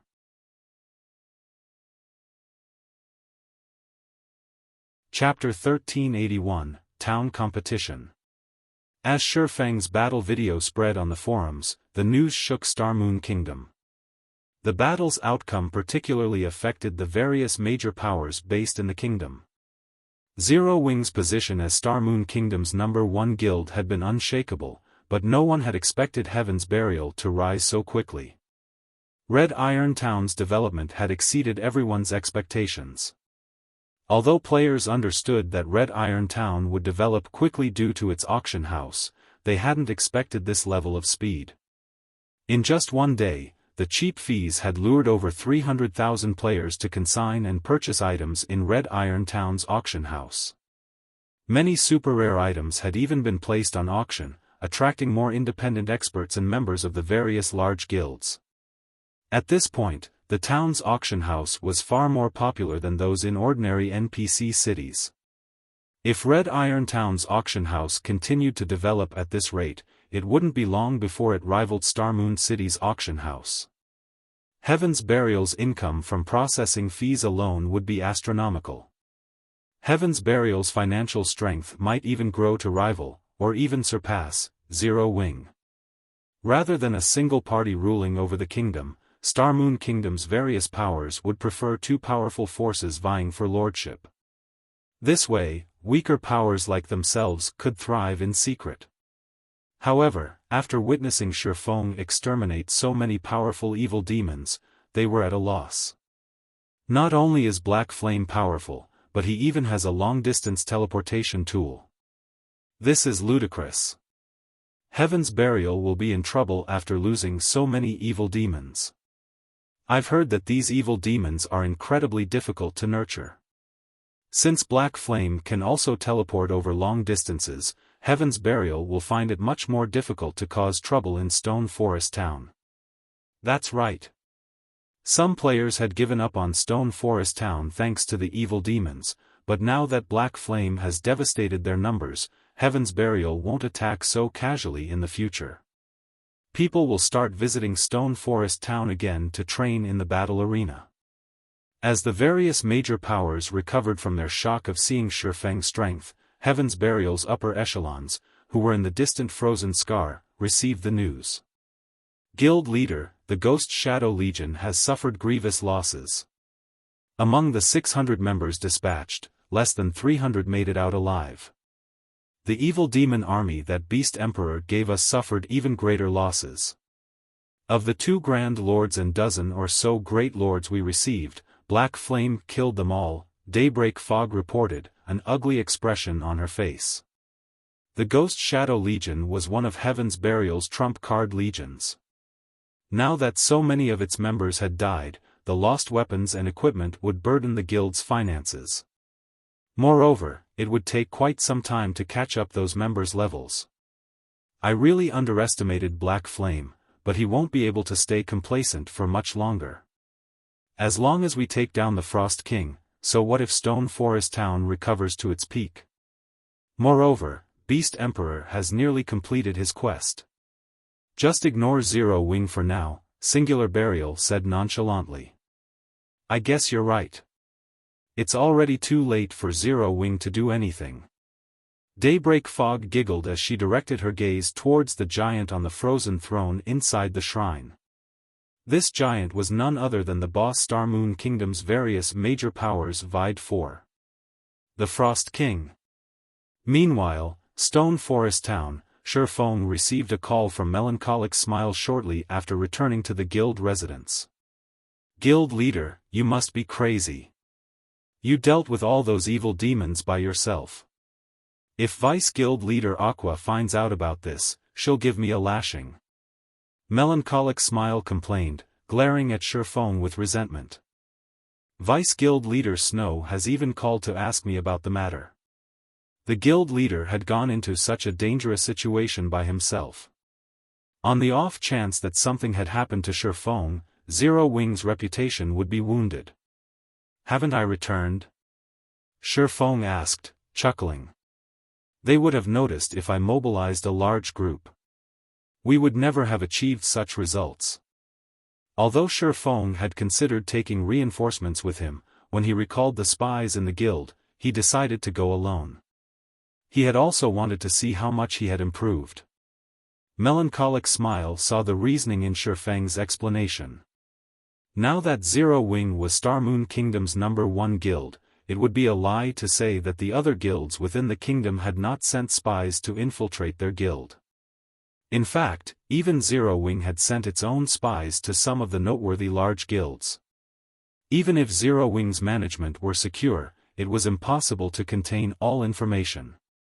It was also precisely because of Xiaofang's ambush that Zero Wing once more stood in the limelight, becoming a hot topic on the kingdom's official forums.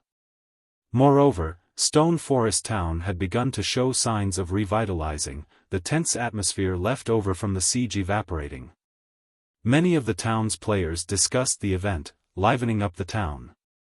The Candlelight trading firm also saw a significant increase in the number of players inquiring about Stone Forest Town's private housing. Right, how are the private houses and shops I asked you to build coming along? Xiaofan asked. Before he had left for the morning battlefield, he had tasked Melancholic Smile with managing Stone Forest Town's affairs. This way, Blackie and Aqua Rose could take care of their promotion quests without worry. They're complete. However, we've constructed them so far away from the central area. Will players really want to purchase them? Melancholic Smile asked, confused. Logically, one would construct private houses and shops near a town's business district. Yet, Xiaofan had told her to build them very far away from the Candlelight trading firm and the Adventurers Association. To adventurer teams and merchant players, this would be inconvenient. It'll be fine. Xiaofan nodded. Guild leader, regarding the surveillance you requested on Heaven's Burial, based on the information we've received, it seems that the guild is making progress in the Frozen Scar. We're not sure how far they've reached, but based on our estimates, they'll read the Frost King in the next few days. And due to their auction house, Red Iron Town has attracted many players. I've heard that quite a few top adventurer teams from neighboring kingdoms have agreed to garrison in Red Iron Town. I'm afraid that it won't be long before Red Iron Town's popularity surpasses Stone Forest Town. Melancholic Smile felt powerless as she watched Red Iron Town's development speed. Due to the town's potential, many merchant players had allied with the town. Auction house? Xiaofan revealed a faint smile. He then told Melancholic Smile, this is a good opportunity. Send me 100 architects. It's about time Heaven's Burial had a wake-up call.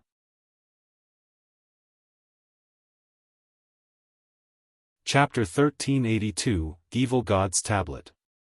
100 Architects. Melancholic Smile was stunned and couldn't imagine why Xiaofan wanted so many. However, she did not give the matter too much thought, either. She disconnected the call and began to make arrangements for the necessary architects. Architects were considered a minor class among subclasses. Only after guilds had secured their towns had players chosen to become architects. Since the architect subclass was so specialized, few large guilds possessed large reserves of architect players. Generally, each guild would only have 1 or 2 dozen architects. Even the candlelight trading firm only had around 80 architects. The trading firm only has so many due to their preparation for Zero Wing's soon-to-be-constructed city. If they wanted to gather 100 architects, they would need to recruit more. Meanwhile, Xiaofan entered one of the guild residence's lounges, organizing his harvest from the previous battle. Aside from the weapons and equipment from killing the Ghost Shadow Legion members, he had obtained over 200 evil energy crystals from the evil demons. He also had the loot from the 2 level 70 Grand Lords. Although the weapons and equipment that the Grand Lords dropped were only level 70 secret silver rank, the materials they dropped surpassed Xiaofan's expectations. He had obtained 11 epic rank materials, each of which could be used to craft dark gold rank and higher weapons and equipment. In addition, several rare gemstones had dropped. What's this? Xiaofan muttered as noticed the addition of an ancient, dilapidated stone tablet in his bag.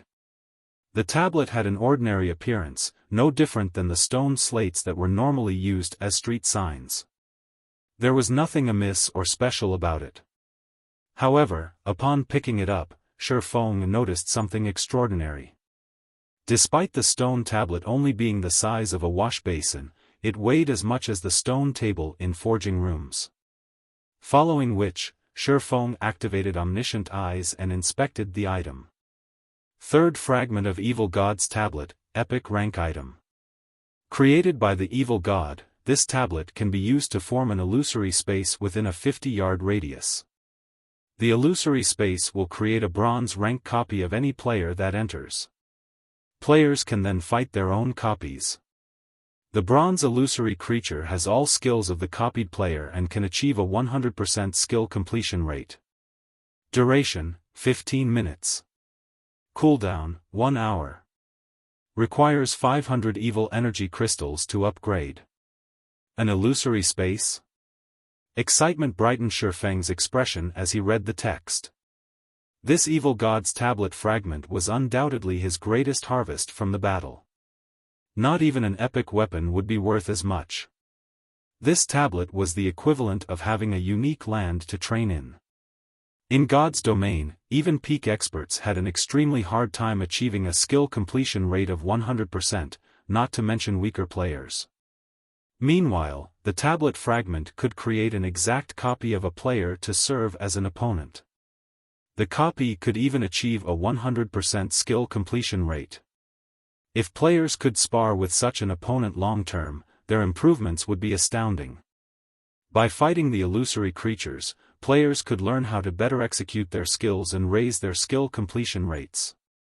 Xiaofan had never imagined that the evil demons would drop such a precious item. The tablet fragment's only downside was its short duration. 15 minutes would pass in the blink of an eye. It can be upgraded using evil energy crystals. Xiaofang's mood rose even higher. Xiaofan knew that evil energy crystals could be useful when crafting weapons and equipment, but he hadn't expected the crystals to have this purpose. Although evil energy crystals only dropped from chieftain rank and above evil demons, he had accumulated quite a few from the 2 siege battles in Stone Forest Town. He hadn't used a single crystal thus far as he hadn't wanted to waste them just to produce weapons and equipment.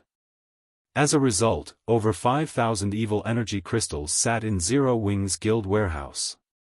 Although the Evil God's Tablet's upgrade cost was a bit steep, upgrading the illusory space would be a worthwhile trade.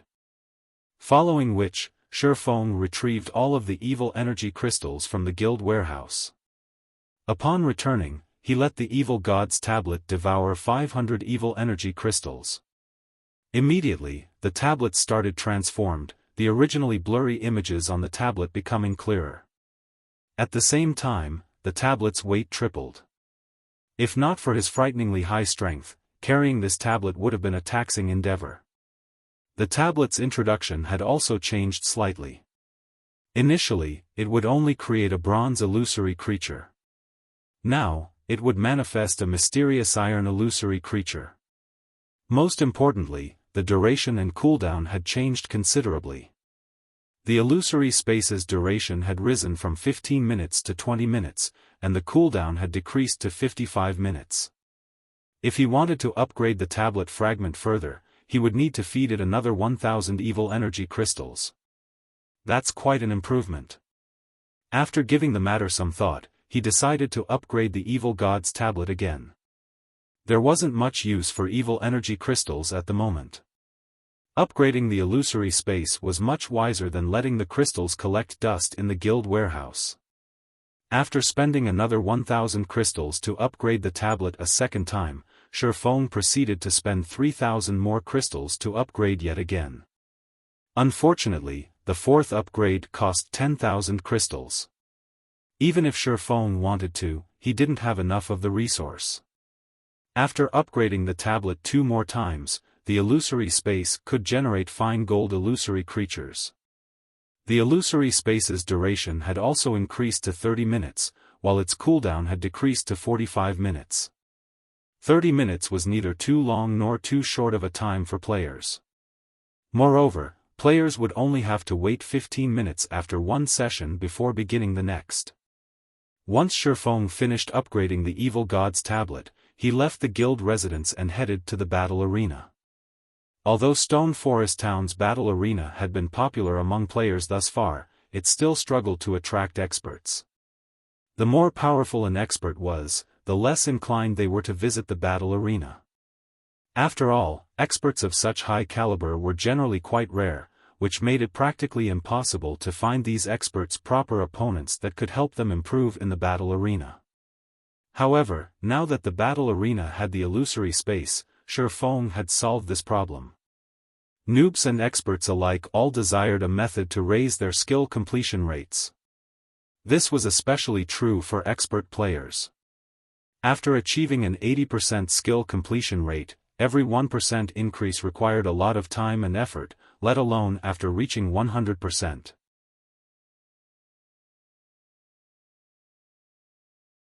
Chapter 1383, Advanced Combat Room. Stone Forest Town, Battle Arena. Nowadays, the battle arena was the heart of Stone Forest Town. Almost every player that visited the town visited the arena. As soon as Xiaofan entered the central hall, he was greeted by the sight of over 400 players in the rest area, waiting for their turn in the combat rooms. Several times more players lined up for the payment counters. Although the traffic in the battle arena was no match for the number of players that had visited during its peak, it still raked in over 1,000 gold of pure profit per day. It was enough to cause even first-rate guilds to feel envious. Of course, first-rate guilds earned more than just 1,000 gold each day. However, the larger a guild was and the more members it had, the greater its expenditure would be. This was especially true after a guild obtained a town of its own. Developing a guild town was not unlike throwing money into a bottomless pit. Normally, first-rate guilds had to invest a large majority of their funds to develop a town properly. There was very little left each day. Moreover, this was only possible because of first-rate guilds' firm backgrounds and financial support from major corporations. Otherwise, supporting the initial cost of managing a town would be impossible. In Stone Forest Town's case, however, the battle arena's earnings largely made up for the town's development costs. Hence, the other large guilds had begun to construct their own battle arenas. It was thanks to this income, and the income from both the candlelight trading firm and the teleportation house, that Zero Wing dared to develop multiple fronts, investing in both Zero Wing's branch guild in the Black Dragon Empire and Immortal Light. However, once Zero Wing's city was complete, the guild would have another bottomless pit to fill. If they did not prepare, Zero Wing's funds would quickly dry up, and funds were already quite tight. After observing the situation in the battle arena for a short moment, Xiaofan made his way to the top floor. "Guild leader, you've come." As soon as Xiaofan arrived, a charming woman in a light blue dress greeted him. This woman's name was Judy, and she was one of the 10 advanced NPC managers Xiaofan had hired. She had 76 points in wisdom, even higher than an ordinary Tier 3, magical class NPC. In God's domain, she was an extremely rare NPC manager. The battle arena's smooth operation, despite how large it had grown, was all due to advanced NPCs like Judy. No player would have been able to produce the same results. "Help me retrieve the blueprint for the 7th floor. I want to reorganize the layout," Xiaofan said and nodded a greeting. Although he wore a black cloak, he had personally contracted the arena's 10 advanced managers. They could recognize him even under the cloak. "Understood." Judy bowed and left. NPCs were incredibly efficient. After just a short moment, Xiaofan, who had waited in a VIP reception room, obtained the blueprint for the battle arena's 7th floor. A portion of the 7th floor was allocated for tournament grounds, while another portion had been allocated for private rooms. However, after Stone Forest Town's upgrade to intermediate rank, the battle arena had grown. As a result, there were quite a few vacant private rooms. It just so happened that he could modify these rooms, creating advanced combat rooms. Originally, the Evil God's tablet had only covered a 50-yard radius area. However, after its upgrades, it now covered a 100-yard radius area. As long as he remodeled the 7th floor's layout, he could easily fit multiple combat rooms within the Evil God's tablet's coverage and allow players to train against the illusory creatures. "Guild leader, if you wish to remodel the 7th floor in such a way, not only will it involve a lot of work, but it will also waste a lot of space. The remodel will cost 1,000 gold. Are you sure you want to do this?" Judy asked upon seeing Xiaofan's new layout. Minor modifications to large buildings in God's domain didn't cost extra. A large-scale modification, however, required the appropriate modification fees. "It's fine. Just get someone to see to the necessary changes." The high reconstruction cost didn't particularly surprise Xiaofan. Although he would be wasting a lot of space by trying to maximize the Evil God's tablet's efficiency, he could squeeze in 9 combat rooms around the tablet by doing so. Overall, it was a worthwhile trade. With this, he could maximize the number of players who could train against the illusory creatures. When Xiaofan had observed the first-floor hall, he had noticed that the majority of experts there were only level 41 or 42, and they mainly wore secret silver and fine gold weapons and equipment. There were very few expert players in level 40 dark gold equipment. This was due to the limited benefits for experts of that caliber, yet those were the players with a lot of resources to spend. Now that he had the Evil God's tablet's illusory space, this was a good opportunity to lure more top experts to the battle arena. Although Xiaofan had thought of limiting the illusory space to guild members, a guild needed more than just experts to develop. If he could lure to experts to the battle arena and secure the resources in their possession, he could push the guild's development speed to a whole new level. Shortly after Xiaofan started the 7th floor's remodel, news of the matter spread throughout Stone Forest Town. "Huh? They're not letting people on the 7th floor? What's going on?" "No idea. I've heard that some of the experts resting on that floor were requested to leave for a while. It seems that Zero Wing is remodeling the area." "Remodeling the 7th floor? Are they constructing more combat rooms?" "That might be possible. Members hadn't needed to line up for combat rooms in the past, but that had changed. If Zero Wing constructed more member-only combat rooms, it could reduce the time members have to wait in line. The players waiting in the battle arena began to discuss the new changes. While everyone chatted about the situation, the 7th floor remodel completed. Remodeling took far less time than constructing a building, as the task was completed by NPCs. Altogether, only 10 minutes had passed since Xiaofan had paid the fees. Curious players rushed to the 7th floor to inspect the changes. Upon taking a look, however, they were shocked. While it was true that Zero Wing had constructed more combat rooms, the number had surprised everyone. The guild had only constructed 9 combat rooms. Moreover, these 9 rooms occupied as much space as 20+ combat rooms on the 6th floor. In addition, players could choose a new type of combat room at the 1st floor counters, the Advanced Combat Room. Moreover, only Battle Arena members had access, and the rental price was ridiculously high. Renting one Advanced Combat Room for 30 minutes cost 2 magic crystals. Players had already griped about the 4 silver per hour rental fees for ordinary combat rooms, yet Zero Wing had created a room that cost 2 magic crystals for a single half hour. Currently, each magic crystal cost 25 silver on the market. However, players normally had to spend 26 or more silver to purchase one. Is Zero Wing trying to rob players? Crap. This is fraud. Only an idiot would rent such a combat room. Zero Wing is insane. If I had that kind of money, I'd rather spend it in the Divine Colosseum's trial tower.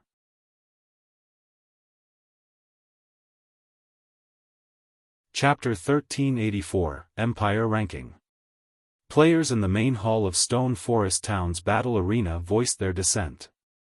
Many complained about the advanced combat room's price. They all felt that Zero Wing was asking for too much, and only a fool would willingly rent these rooms. Independent players weren't the only ones upset. Even Zero Wing's members gasped when they saw the price. 2 magic crystals could only get them 30 minutes inside the advanced combat room. Even Zero Wing's core members were reluctant to pay such a price, much less the elite and normal members. Everyone thought that this price was simply outrageous and no one wanted to rent the rooms. While PvP and training combat techniques in a high mana density environment was beneficial, there was a limit to how much one could actually gain. When Xiaofan heard the conversations in the guild chat, he simply chuckled. He then took a return scroll from his bag and activated it, intending to return to White River City for now. While his asking price of 2 magic crystals was astonishingly high, and even he thought it was expensive, the Divine Colosseum's trial tower only charged 1 magic crystal.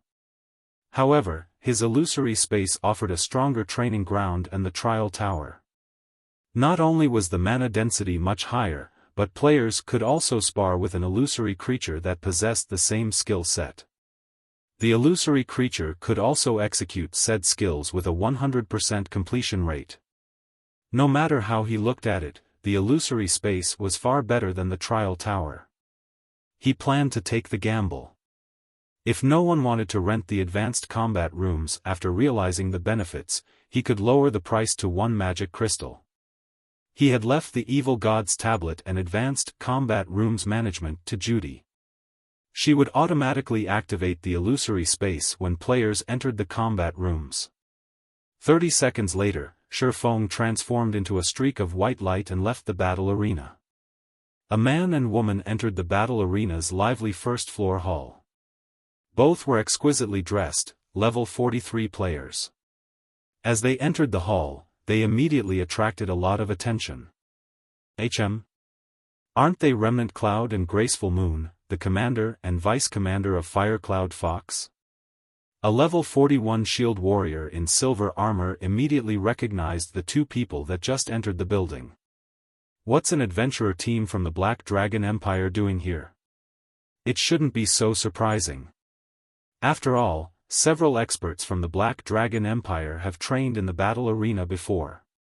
Those experts are pretty high ranked in the Empire, some even ranking among the top 100. Those 2 are probably here to prepare for the Empire's ranking battle tomorrow, a level 42 elementalist wearing purple robes said. I see. Realization dawned on the shield warrior. If I remember correctly, Firecloud Fox barely got into the top 50 adventurer teams in the Black Dragon Empire's last ranking battle. It's a pity that the team wasn't quite strong enough. If Remnant Cloud could rank among the top 50 of his own class, he might be able to push Firecloud Fox into the top 50 this time. That's highly unlikely.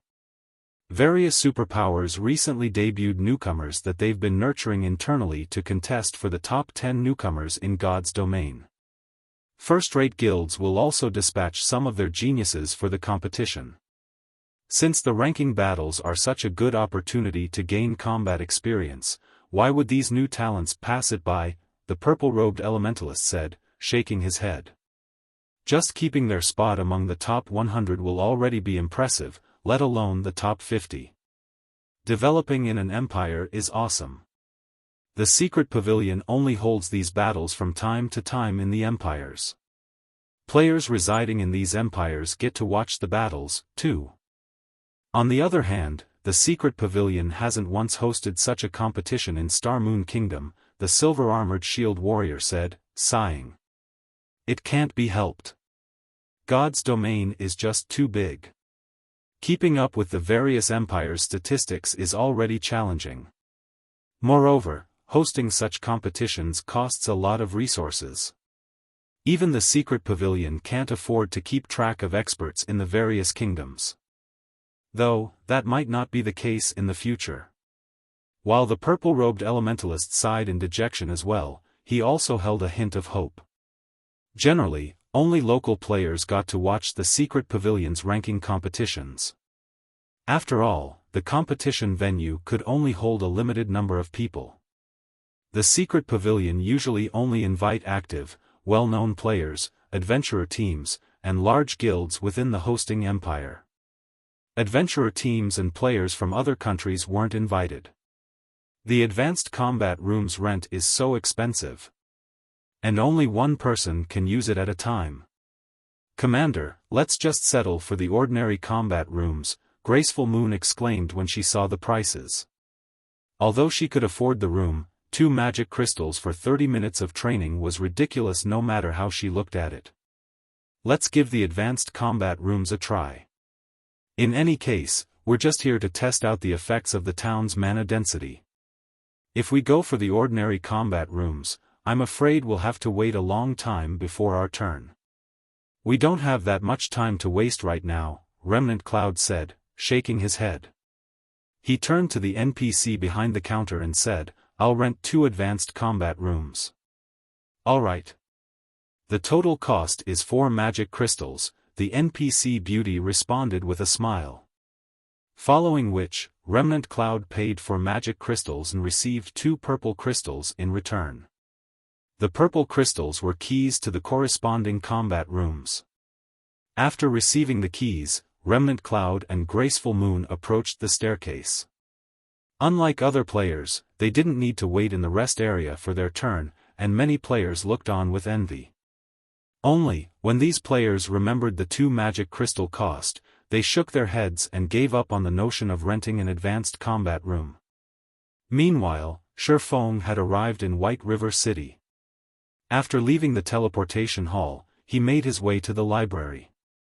Due to an unexpected situation, he had been forced to delay his plan of asking Charlene about the pitch-black ring. Now that the evil demon problem plaguing Stone Forest Town had been dealt with, he had to visit the woman. After all, if not even omniscient eyes could appraise the pitch-black ring, the ring's origin must be extraordinary.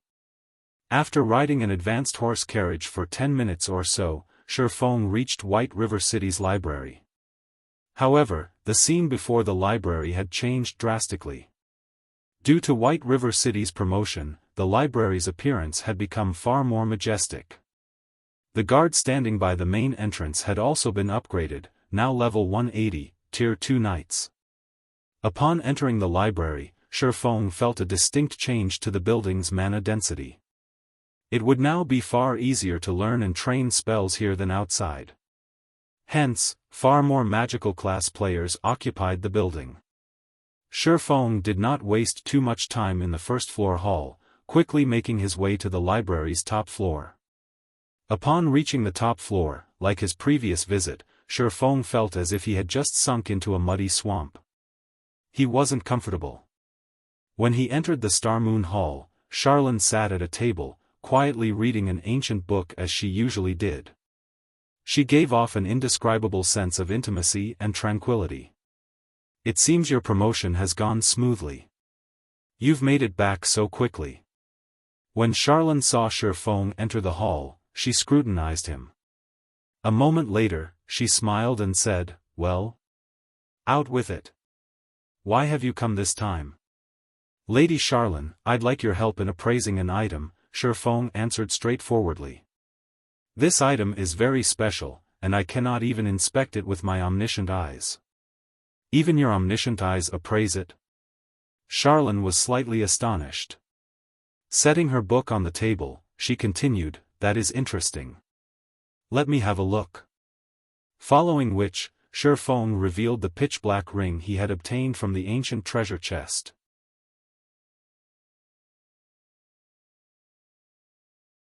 Chapter 1385, Repairing the Bible of Darkness. The pitch-black ring was simple and unadorned. Even if a player picked it up, it wouldn't be surprising if they sold it to an NPC as trash. However, when Xiaofan took out the ring, Charlene was stunned for a moment while Xiaofan felt the previously calm mana in the hall rampage. Very quickly, however, peace returned to Star Moon Hall. This was the first time Xiaofan had seen Charlene lose her composure. "Where did you get this?" Charlene asked, her joy and excitement lighting up her eyes as she stared at the pitch-black ring in Xiaofang's hand. "A secret room in the Orc Palace," Xiaofan answered truthfully. Seeing Charlene's reaction, he could tell that she recognized the item, and he could not help his growing excitement. If even Charlene hadn't known the ring's identity, it would have likely collected dust in his warehouse for a very long time. After all, unless he obtained an identification skill that was even more powerful than omniscient eyes, he wouldn't learn more about the ring. Such a skill wasn't easily obtained. However, if an NPC recognized the item, he could learn about it even if he couldn't analyze it. So, that's the case. That old bastard really did have it. Charlene smiled. With a wave of her hand, the pitch-black ring flew out of Xiaofang's palm and to Charlene's. Slowly, she said, "This is the Ring of Eternity." It had originally belonged to the God Slayer, but looking at it now, it seems to be damaged beyond repair. Damaged beyond repair? Xiaofang's heart sank. He had hoped that this ring was something amazing, yet it turned out to be beyond salvation. It was no wonder why omniscient eyes couldn't analyze it. After all, it was only natural that he couldn't appraise a worthless item. Don't be too disappointed. Although it is useless now, the ring's materials are quite special, Charlene said. She couldn't help but giggle when she saw the dejected expression on Xiaofang's face. After all, this ring used to be a godly relic. The heart of the world had been its core material. I believe many people will be interested in this ring if you can get a craftsman forger to make a new one. When Xiaofan heard the words "heart of the world," his breathing quickened slightly. The heart of the world was the foundation of a world. Many of God's domain's other worlds, for example, had evolved from a heart of the world. If you don't have a use for this ring, I'd be willing to buy it. I can offer you 200 units of 7 Luminaries crystals or the Eternium mine that's near White River City, Charlene said, smiling as she toyed around with the Ring of Eternity in her hand.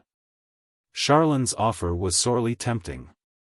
He had never expected the woman to be so generous and wealthy. 200 units of 7 Luminaries crystal was no small amount. It would take a first-rate guild months, if not years, to gather so much. Meanwhile, the Eternium mine close to White River City was also quite famous. Xiaofan hadn't thought that the mine actually belonged to Charlene. Eternium ore was a very rare supportive ore. It was also used to forge magisteel ingots, which could increase one's success rate when forging weapons and equipment. Many guilds had thought of claiming the mine for themselves in the past. Unfortunately, the mine was under the kingdom's supervision. The NPCs guarding it were all level 180 and above. It was impossible to claim. If he could obtain the Eternium mine, the candlelight trading firm's forgers would have a much easier time when crafting weapons and equipment above level 50. Lady Charlene, if I wish to make a new ring, must I get the help of a craftsman forger? Xiaofan asked. Although Charlene's offer was tempting, the heart of the world was similarly precious. Encountering the material again in the future would be nearly impossible. It doesn't have to be a craftsman, but craftsman forgers are the only ones who can use the material to its fullest potential. If you asked a master or grandmaster forger to craft the new ring, the final product will be very low quality. It might not even be worth 50 units of 7 Luminaries crystals, Charlene said, smiling at Xiaofan. You need to think this through. How about I make you another offer? The power of darkness in your body has already become considerably dense. In exchange for this ring, I'll help you partially restore the Bible of Darkness. It'll become a little easier to retrain Moloch's ring's devouring effect. Help me repair the Bible of Darkness?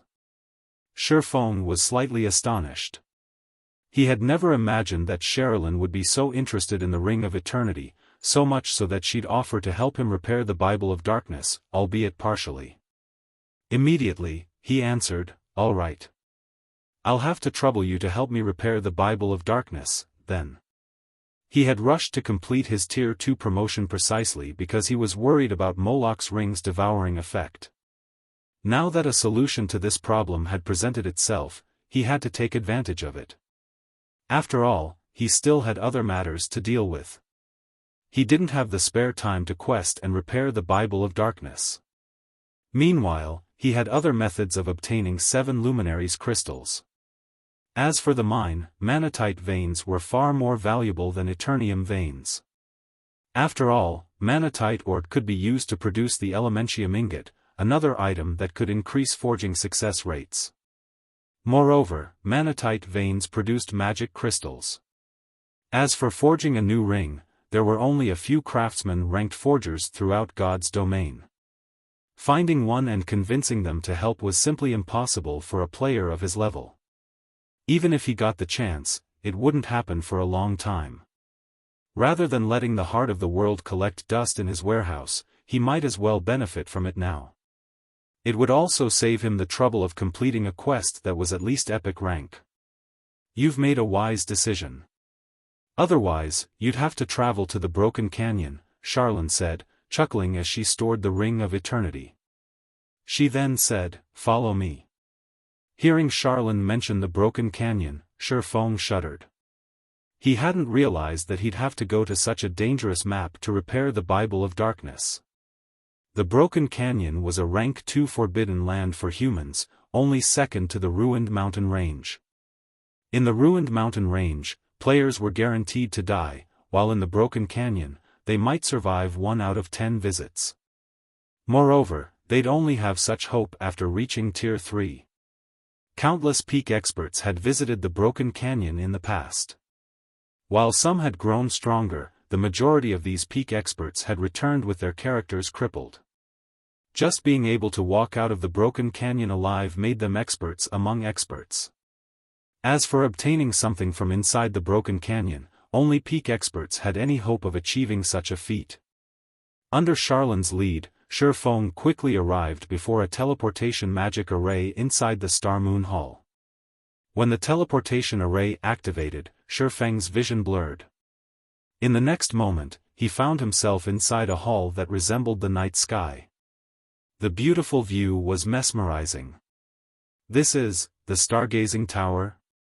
Xiaofan was slightly surprised. He hadn't expected White River City's library to have a teleportation array connected to the Stargazing Tower. The Stargazing Tower was in Blackwing City. Without an entry pass, entering the city was impossible. Under Charlene's lead, Xiaofan returned to the Weeping Moon Pavilion once again. he suddenly felt far more limber. The Weeping Moon Pavilion has a powerful suppression effect on the power of darkness. If we repair the Bible of Darkness here, the Demon Kings won't discover the change, Charlene explained.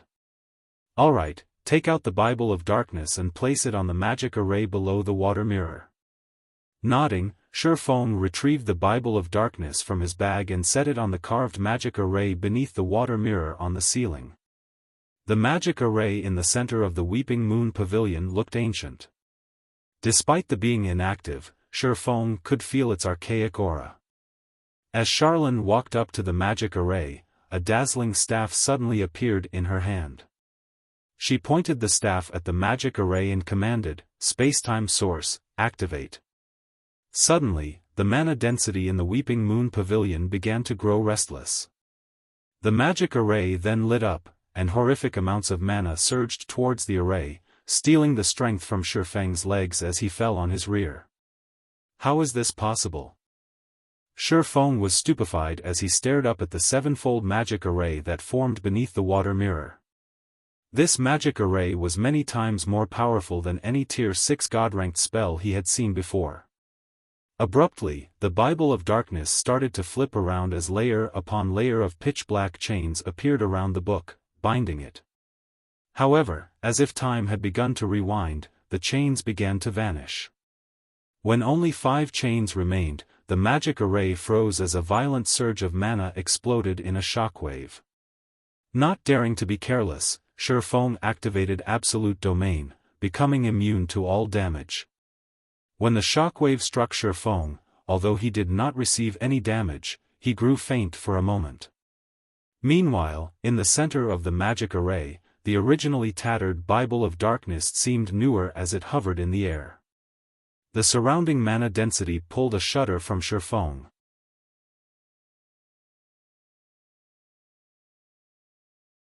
Chapter 1386, Demon Ruler.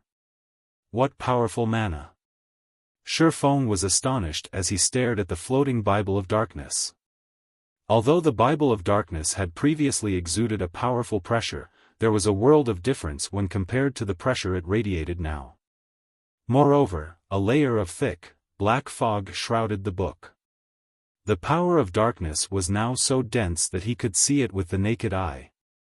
Meanwhile, Charlene, who was very pale, lightly waved her hand. In the blink of an eye, the floating Bible of Darkness appeared in Xiaofang's hands. Alright, I can only repair it to this extent. Whether or not you can repair the Bible of Darkness to its peak will depend on your luck and tenacity. As for Moloch's ring, try not to use it unless absolutely necessary, as it will only accumulate more power of darkness. After saying so, Charlene waved her staff. Suddenly, Xiaofang's world spun. Before he knew it, he had appeared in the plaza outside of the stargazing tower. His abrupt appearance attracted a lot of attention. Isn't she too quick to chase people away? Xiaofan smiled bitterly as he surveyed his surroundings and noticed hundreds of people staring at him greedily. Fortunately, he was wearing a black cloak, so his identity remained a secret. Following which, Xiaofan stored the Bible of Darkness and took out a guild transfer scroll. In Blackwing City's plaza, the players watching Xiaofan easily recognized the Bible of Darkness as an extraordinary item. However, when they saw Xiaofang's transfer scroll, they ground their teeth in anger. Since attacking a player in Blackwing City would result in extremely severe punishment, they could only watch as this mysterious player departed from Blackwing City. Stone Forest Town, Zero Wings residence. As soon as Xiaofan returned, he found an empty room to inspect the Bible of Darkness. Bible of Darkness, fragmented legendary item. The Bible of Darkness had been destroyed during the Great Destruction. However, the Bible contains an extreme amount of power of darkness. If one can gather the other fragments, they can restore the Bible's power, gaining dominance over all demonic creatures and become the Lord of Demons. Skill 1. Demon Summoning. Summons the demon gate with the power of darkness, calling forth a random demon that is no higher than 1 tier and 15 levels than the summoner. Maximum tier cannot exceed tier 5. Holder of the Bible of Darkness can command the summoned demon for up to 6 hours. Cooldown, 2 hours 30 minutes. Skill 2. Gate of Darkness, allows teleportation to the Dark Denver. Can also be used in the Dark Den to teleport to the outside world. Can teleport a maximum of 20 people at a single time. Cooldown, 1 day. Skill 3. Light of Darkness, strengthen a player with the power of darkness, allowing said player to wield the power of darkness. Can strengthen up to a maximum of 1,200 people. Every player strengthened provides one source of darkness to the wielder of the Bible of Darkness. Skill 4. Power of Darkness, fill your body with the power of darkness, increasing all attributes by 100%, decreasing cooldown of all skills by 30%, and increase damage by 50%. Duration will be equal to number of source of darkness *0. 5 seconds. Power of Darkness cannot stack. Can only strengthen players up to a maximum of Tier 5 classes. Cooldown, 6 hours. Skill 6. Demon Ruler. Passive effect, increases the attributes of demonic creatures under user's control by 30%. Forcibly decreases the attributes of all enemy demon creatures within a 1,000-yard radius by 30%.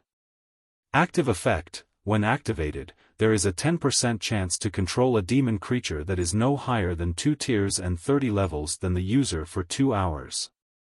Can control up to Tier 5 creatures. Can control up to a maximum of 3 creatures at a time. Cooldown, 5 minutes. This book can truly give its user the power to rule over demons. Xiaofan was ecstatic as he read the tome's attribute panel. With these attributes, the Bible of Darkness was on par with a legendary item, yet it was only fragmented legendary rank. With the shortened cooldown for demon summoning, it was now possible to summon 3 demons at a time.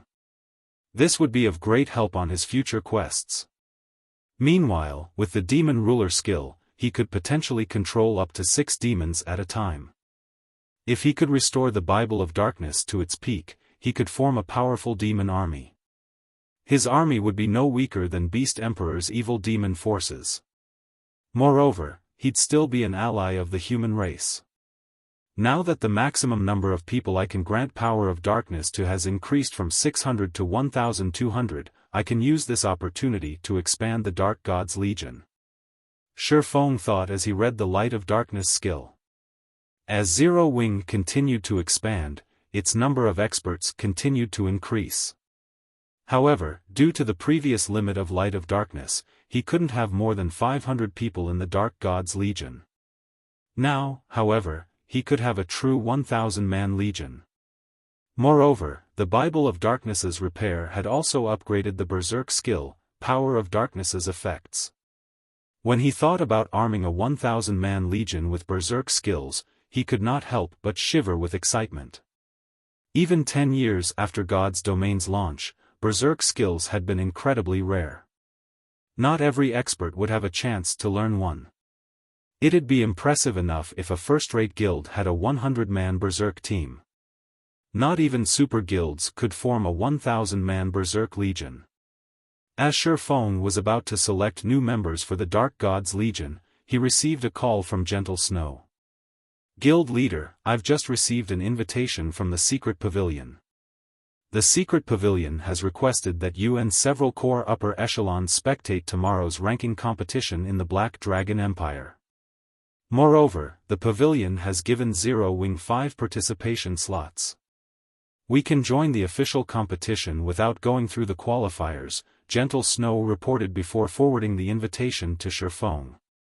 They've invited Zero Wing to participate in the ranking competition as well? Xiaofan was slightly astonished. The Secret Pavilion's ranking competitions had been the most famous competitions throughout God's Domain in the past. They were one of the few major competitions that players had access to and could watch. However, the organization wouldn't invite just any guild to participate. The Secret Pavilion only invited large, local guilds. Moreover, due to the venue's capacity, a limited number of guilds were invited to spectate. Usually, the secret pavilion only prepared slots for 100 guilds. Among the guilds invited, the weakest were second-rate guilds.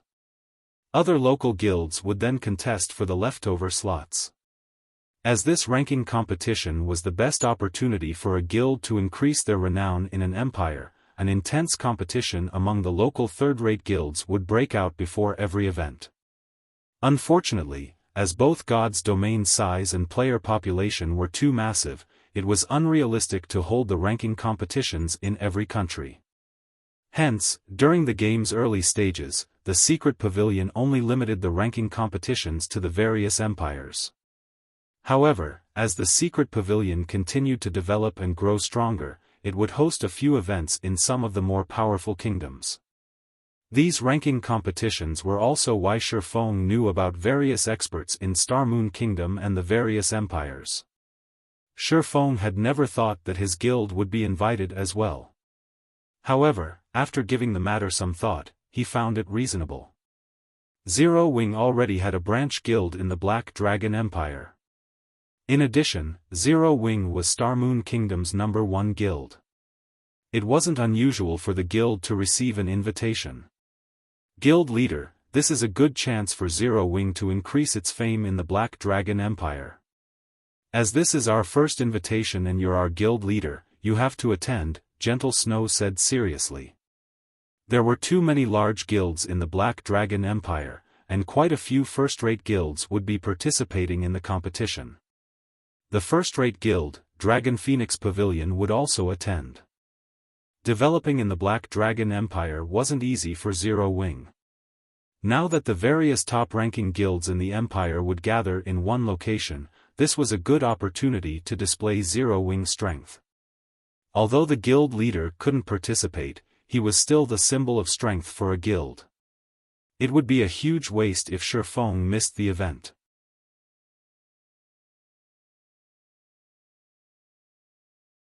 Chapter 1387, Advanced Auction House.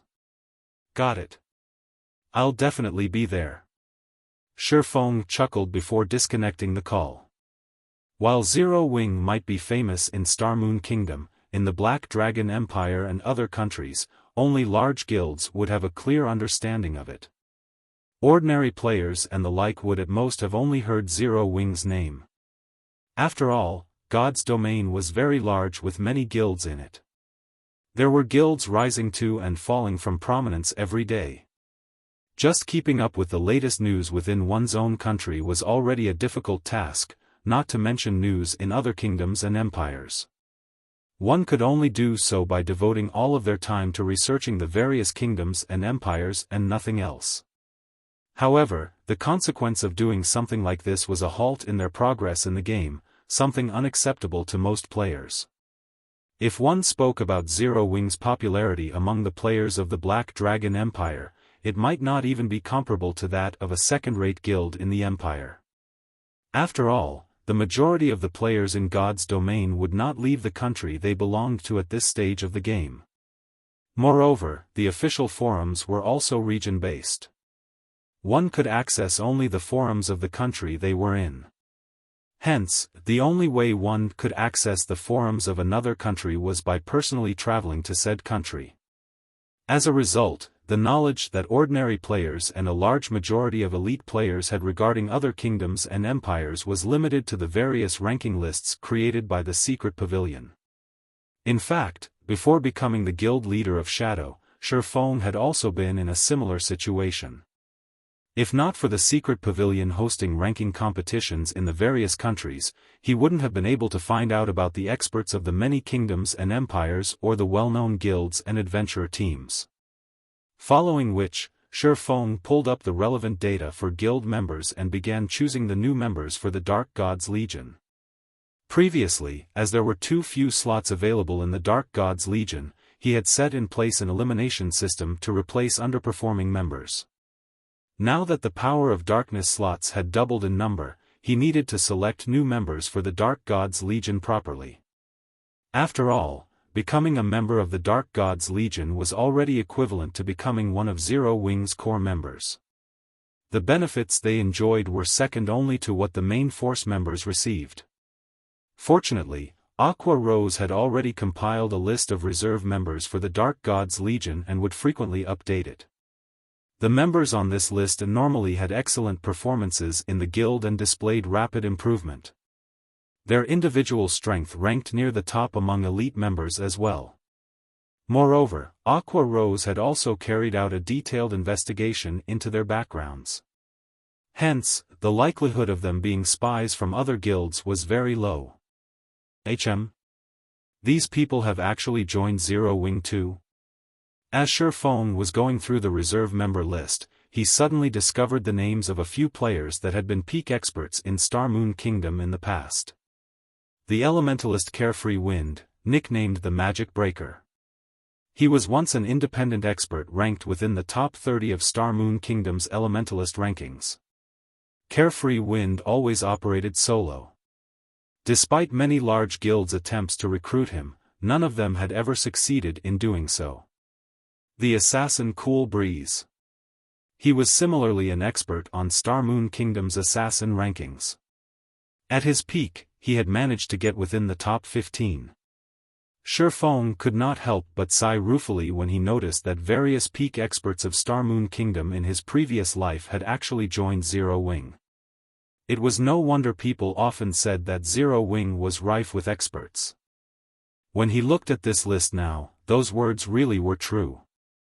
Given enough time and opportunities, these people would definitely become peerless experts in the future. At that time, nobody would dare say that Zero Wing was lacking in peak experts. Just as Xiaofan was going through the reserve member list, he suddenly received a call from Melancholic Smile. Guild Leader, I've already gathered the 100 architects you've asked for at the guild residence's first-floor reception room. They can start working at any time, Melancholic Smile said. The architect class was originally a very unpopular subclass. Even though the Candlelight trading firm had already recruited quite a number before, trying to gather 100 architects was not an easy task. With so many architects, they could already reconstruct Stone Forest Town all over again. Okay, I'll head over right away. Xiaofan nodded. Inside the first-floor reception room, 100 architects had gathered. Currently, some of them wore nervous expressions, while others looked excited. After all, this was the first time their guild leader, Black Flame, had asked to meet with them directly. Black Flame was someone everybody in Star Moon Kingdom knew about. He was a living legend. Just before this, he had even single-handedly defeated a small army of evil demons as well as sent Heaven's Burial's experts running for their lives. I wonder what the guild leader has called so many of us here for. I suspect that the guild might be planning on nurturing a few architects. I heard that some time ago, the guild decided to nurture some alchemists. As a result, during this period, those alchemists in the trading firm have been practicing like crazy. They've all locked themselves up in their workshops and have declared they would get within the top 10 of some competition. I also heard about that. Moreover, I heard that it triggered a frenzy among the alchemists in the entire Star Moon Kingdom. Right now, many capable alchemists are trying to join the Candlelight trading firm to compete for the top 10 rankings for that competition. I'm not asking for much. As long as I can become a core member, I will be able to rely on God's domain to earn a stable income in the future. Stop dreaming. It's very difficult for lifestyle players to become core members in Zero Wing. After all, Zero Wing's core members all receive a considerably high fixed monthly salary. I've just managed to get promoted to Advanced Architect. There are only a few Advanced Architects in the entire Candlelight trading firm.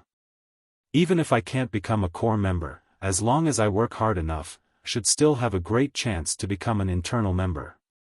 Unlike the forgers, alchemists, and engineers of the trading firm, I don't have to break my back to become an internal member. Even after reaching the advanced rank, those guys can become only official members of the trading firm. I knew I should have become an architect sooner. If I did, I would have also become an advanced architect by now. While everyone was chatting, Xiaofan entered the reception room. Immediately, the architects inside the room rose to attention. The room also fell dead silent as everyone looked speechlessly at Xiaofan, anxiety apparent on their faces. They had reacted this way not because they wanted to. Rather, their bodies had responded instinctively to Xiaofan entering the room.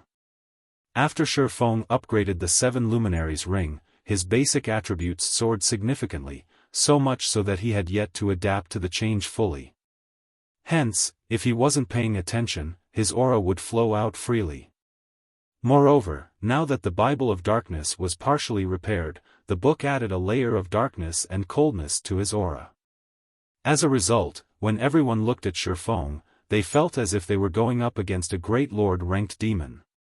Even elite players, who were fond of combat, would feel a significant amount of pressure from Xiaofan's aura.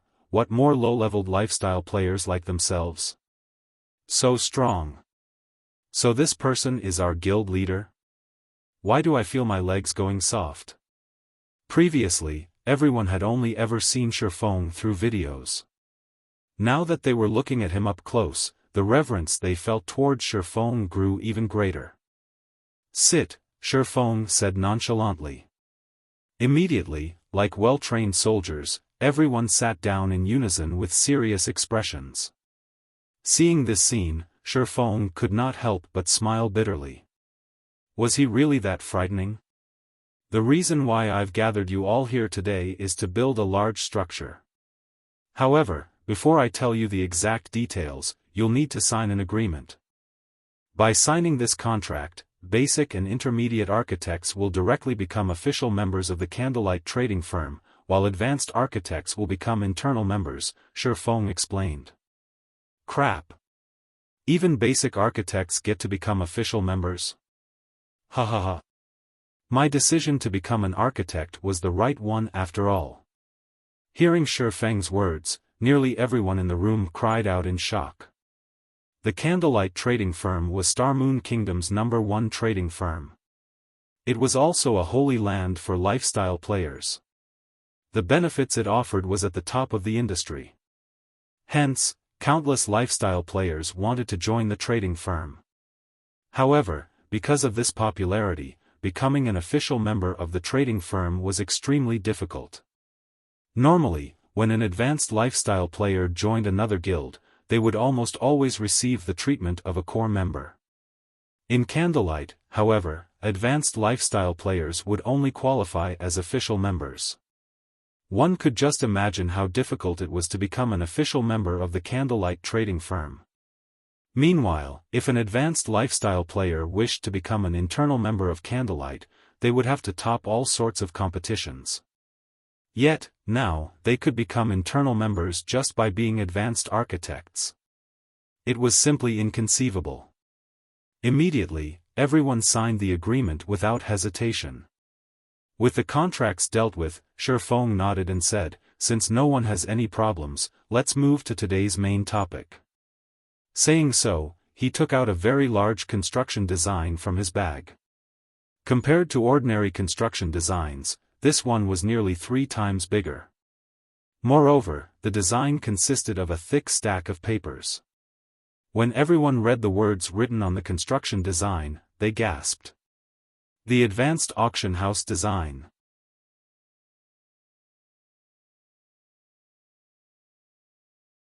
Chapter 1388, Inheriting Secret Runes.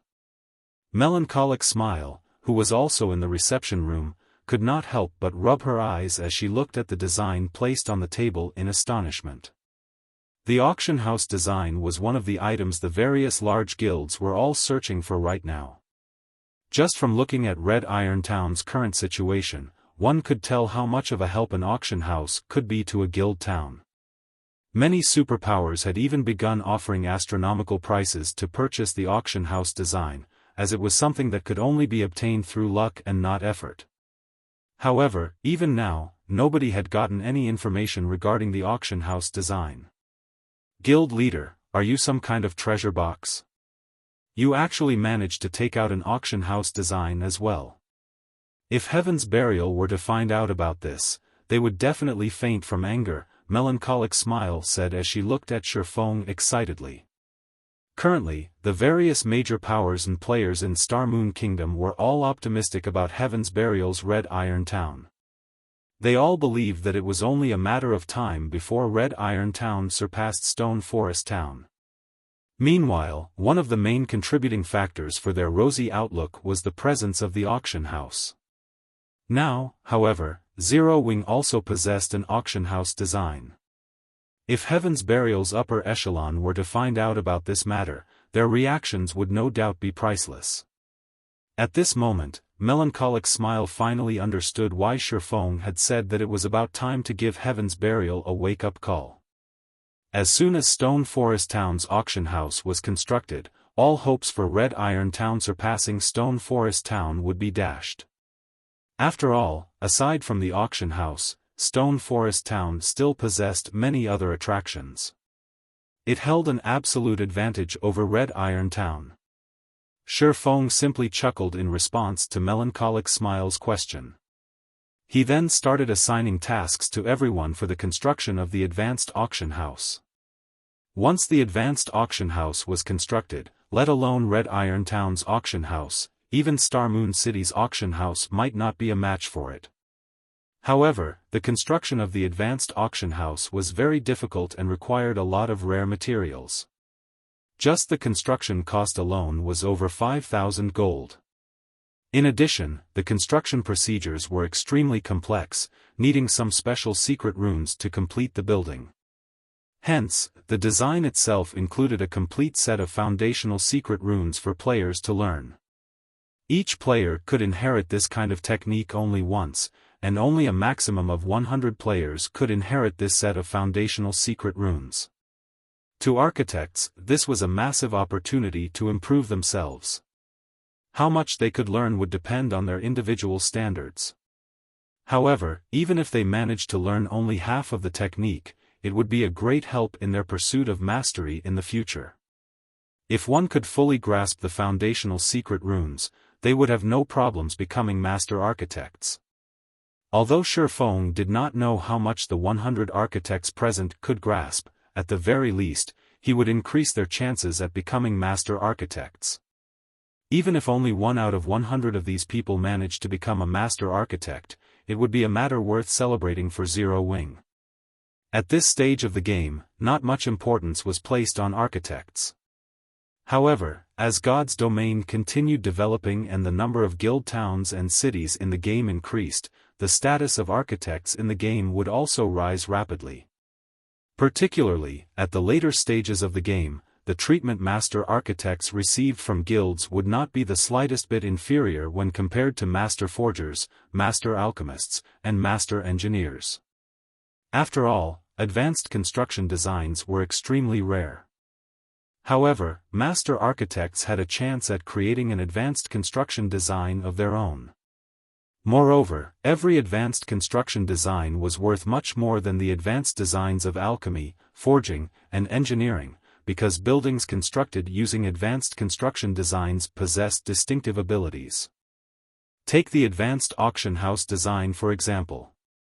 In the case of an ordinary auction house, it was only capable of letting players consign and purchase items through it.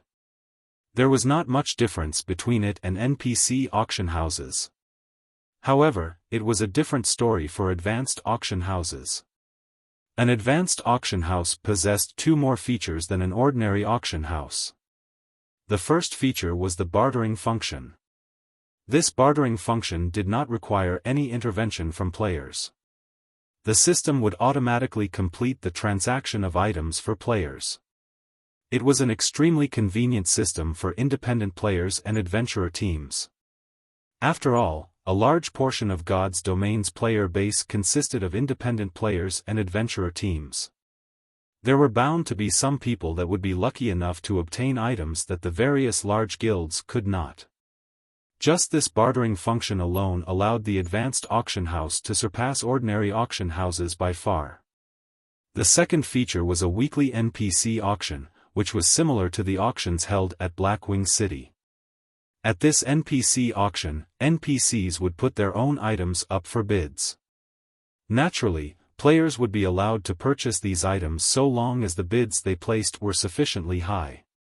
This feature definitely could not be found in an ordinary auction house. Due to these two features, the advanced auction house Ouroboros operated in the past became the #1 auction house in Star Moon Kingdom as well as neighboring kingdoms. Back then, even superpowers were envious of Ouroboros. Inside the reception room, under Xiaofang's guidance, all 100 architect players managed to inherit the foundational secret runes. Crap! There's actually such a construction method as well? These foundational secret runes are simply amazing. If my friends were to find out that I've joined Zero Wing and have even learned a set of foundational secret runes, they would definitely die of envy. Amazing! If I manage to learn these secret runes, I feel that I'll have a greater chance of becoming a master architect. Everyone could not help but exclaim when they obtained the foundational secret runes. The loyalty and reverence they felt towards Zero Wing also strengthened even more. Recently, there were all sorts of rumors flying about stating that Heaven's Burial would surpass Zero Wing sooner or later. From the situation now, however, not to mention surpassing Zero Wing, Heaven's Burial would be fortunate if it could touch Zero Wing's shadow. While Xiaofan was watching everyone learning the foundational secret runes quietly, Melancholic Smile's expression suddenly sank. "What's wrong?" Xiaofan asked curiously. "I just received news from an informant inside Heaven's Burial. It seems that Heaven's Burial has already begun raiding the Frost King," Melancholic Smile explained. "However, something seems to have gone wrong with the Frost King. It displayed a strength that was completely different from our investigations. Even Heaven's Burial was caught off guard. After losing some men, the Legion Heaven's Burial dispatched promptly retreated. Now, in order to deal with the Frost King, Heaven's Burial has formed a 20,000-man elite legion to deal with the Frost King. Currently, the legion has already set out for the Frozen Scar. Its strength is different from previous investigations?" Xiaofan also felt somewhat surprised at this situation. The NPCs of Evernight City had long since mentioned the Frost King's strength. No mistakes should have occurred. "Do you know how strong the Frost King currently is?" Exactly how strong the Frost King is, that person does not know. However, he heard that the boss's name had an additional mutant label. When fighting, the boss exhibited combat standards that are slightly superior to even ordinary experts. It was as if a player was wearing the skin of a boss, Melancholic Smile reported. Currently, the Frost King has left his original habitat. Many large guilds have also found out about this situation already and are currently dispatching their own elite armies to hunt down the Frost King. A mutant? Xiaofan was surprised when he heard about the Frost King turning into a mutant. A moment later, however, a smile appeared on his face. "They've all gone to compete for it? This is interesting. Mutants were no different from natural disasters. The last mutant he encountered in Star Moon Kingdom was a level 50 High Lord. If not for the immaturity of that mutant's intellect, to the point where it actually dared to barge into White River City, it definitely would have grown into a disaster for Star Moon Kingdom. Had Weissman not taken action, it would have been utterly impossible to stop the Mechanical Slayer with just the level 150, Tier 1 and Tier 2 NPC guards in the city. Meanwhile, the Mechanical Slayer back then was only a High Lord. On the other hand, the Frost King was a Grand Lord. However, the precondition for mutants becoming a disaster was that they managed to grow up. Currently, the Frost King had just transformed into a mutant. Now was definitely an excellent time to kill it. In God's domain, risks and opportunities came hand in hand. It was very obvious that the various large guilds were also aware of this principle. Moreover, the fact that the Frost King had left its original habitat was good news for players. After all, the greatest hindrance preventing players from raiding the Frost King was not its strength but the boss's environment. Melancholic, notify the main force members and Dark God's Legion members as well as the people on this list here. Have everyone gather at the guild residence. It's about time we let these guilds know about Zero Wing's strength.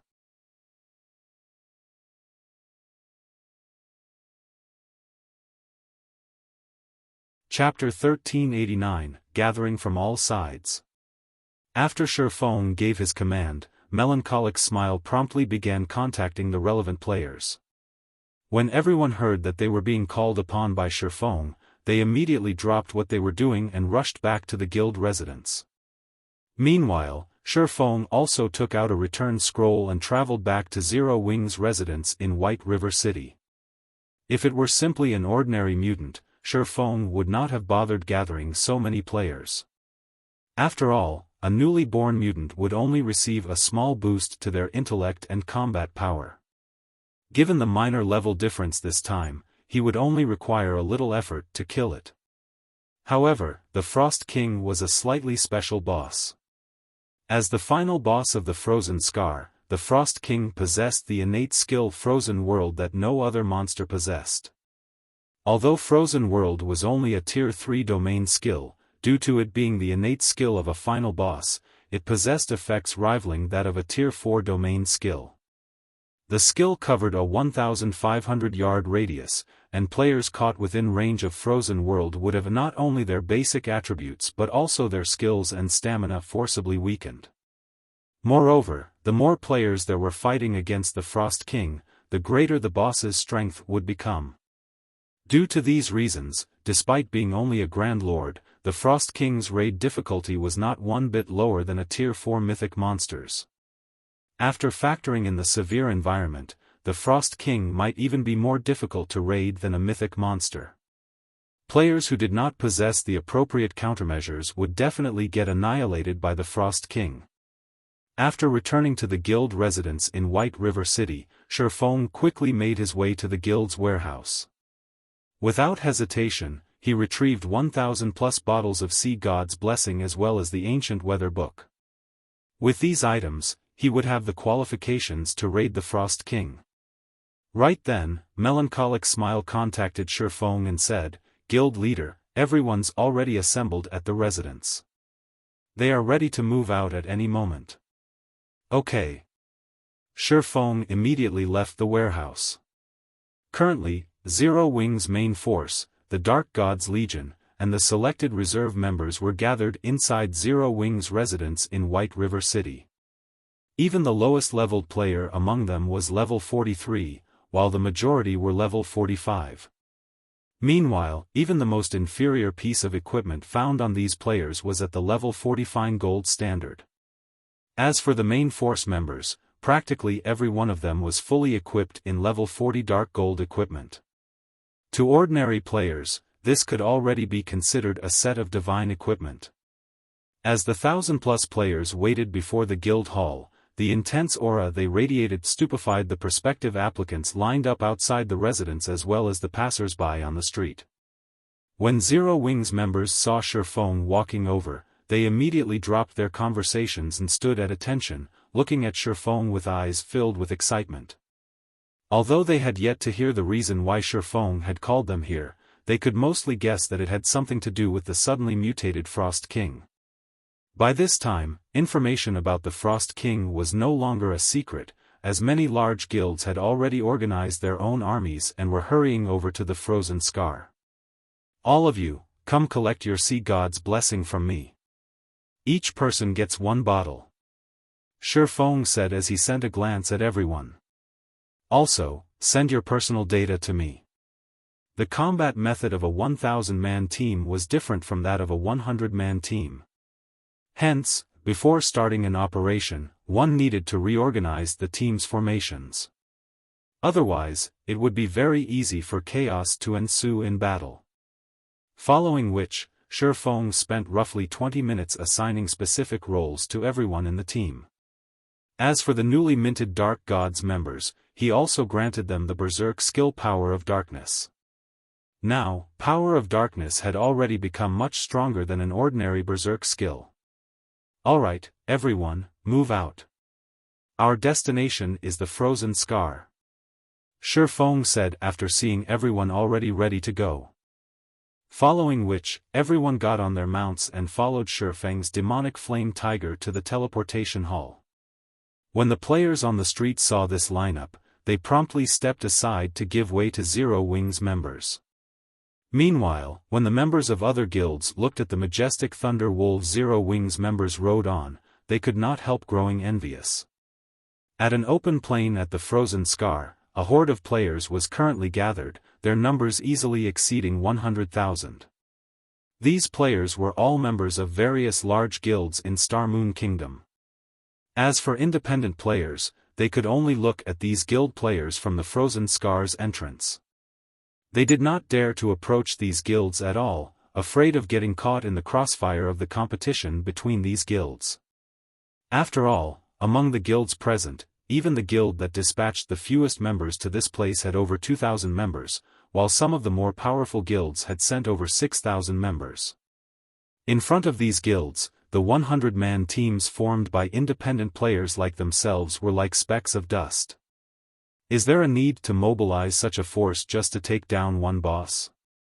Many independent players were perplexed as they watched the constant stream of guilds entering the Frozen Scar. Previously, the various large guilds had not been particularly enthusiastic about raiding the Frost King. Only a few powerful guilds had been seen actually trying to reach the Frost King.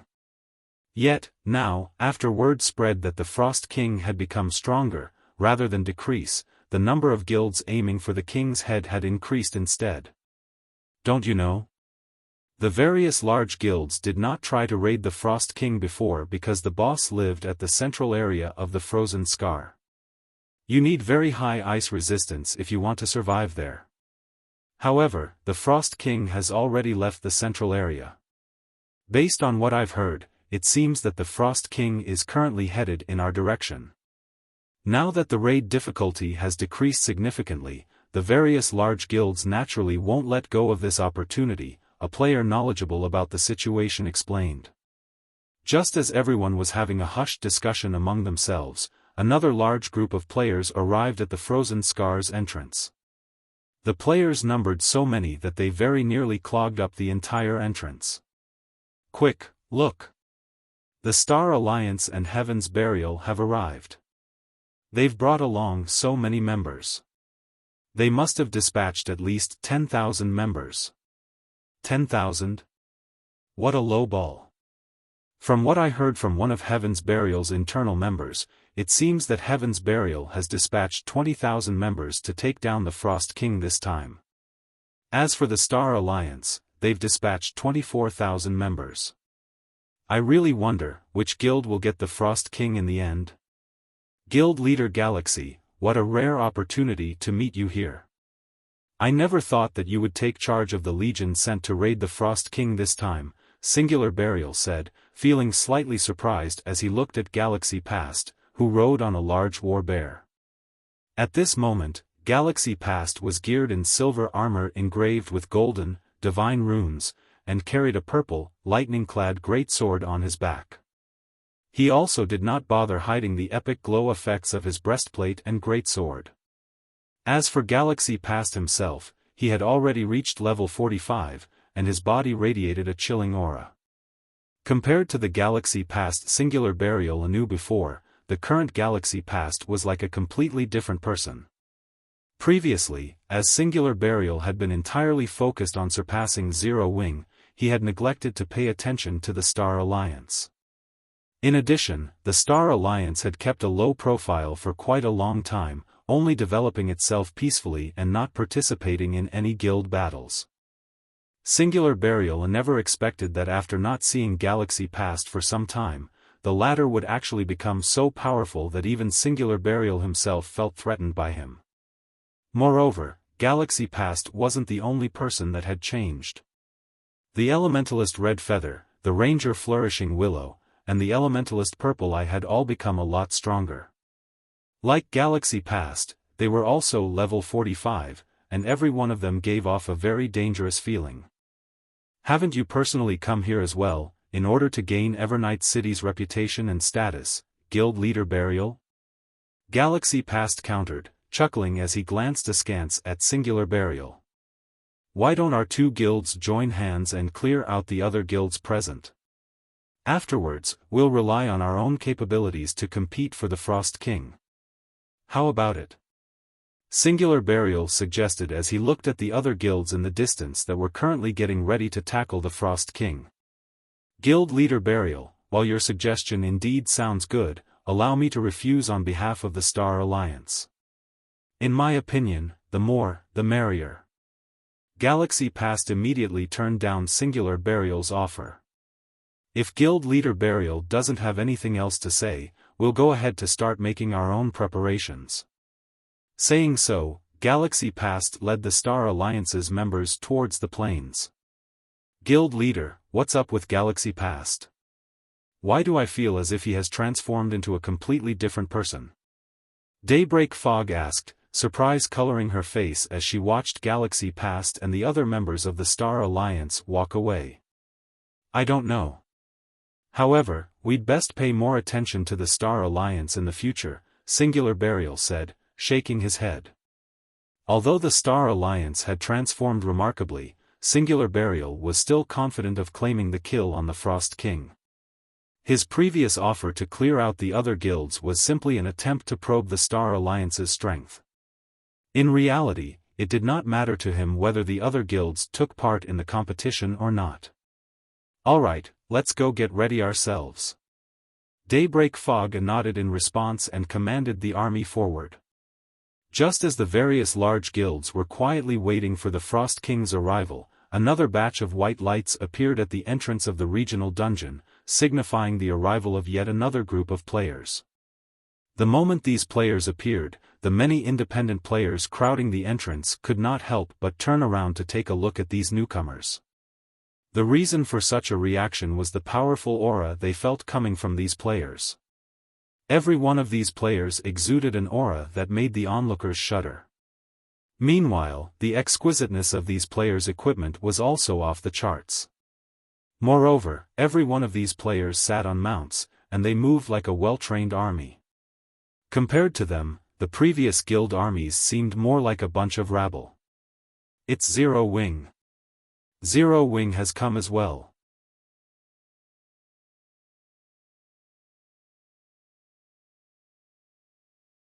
Chapter 1390, Settling a Debt. Upon Zero Wing's arrival, the guild attracted a lot of attention from the independent players crowding the entrance. One team after another appeared, surprising the spectating players more with each arrival.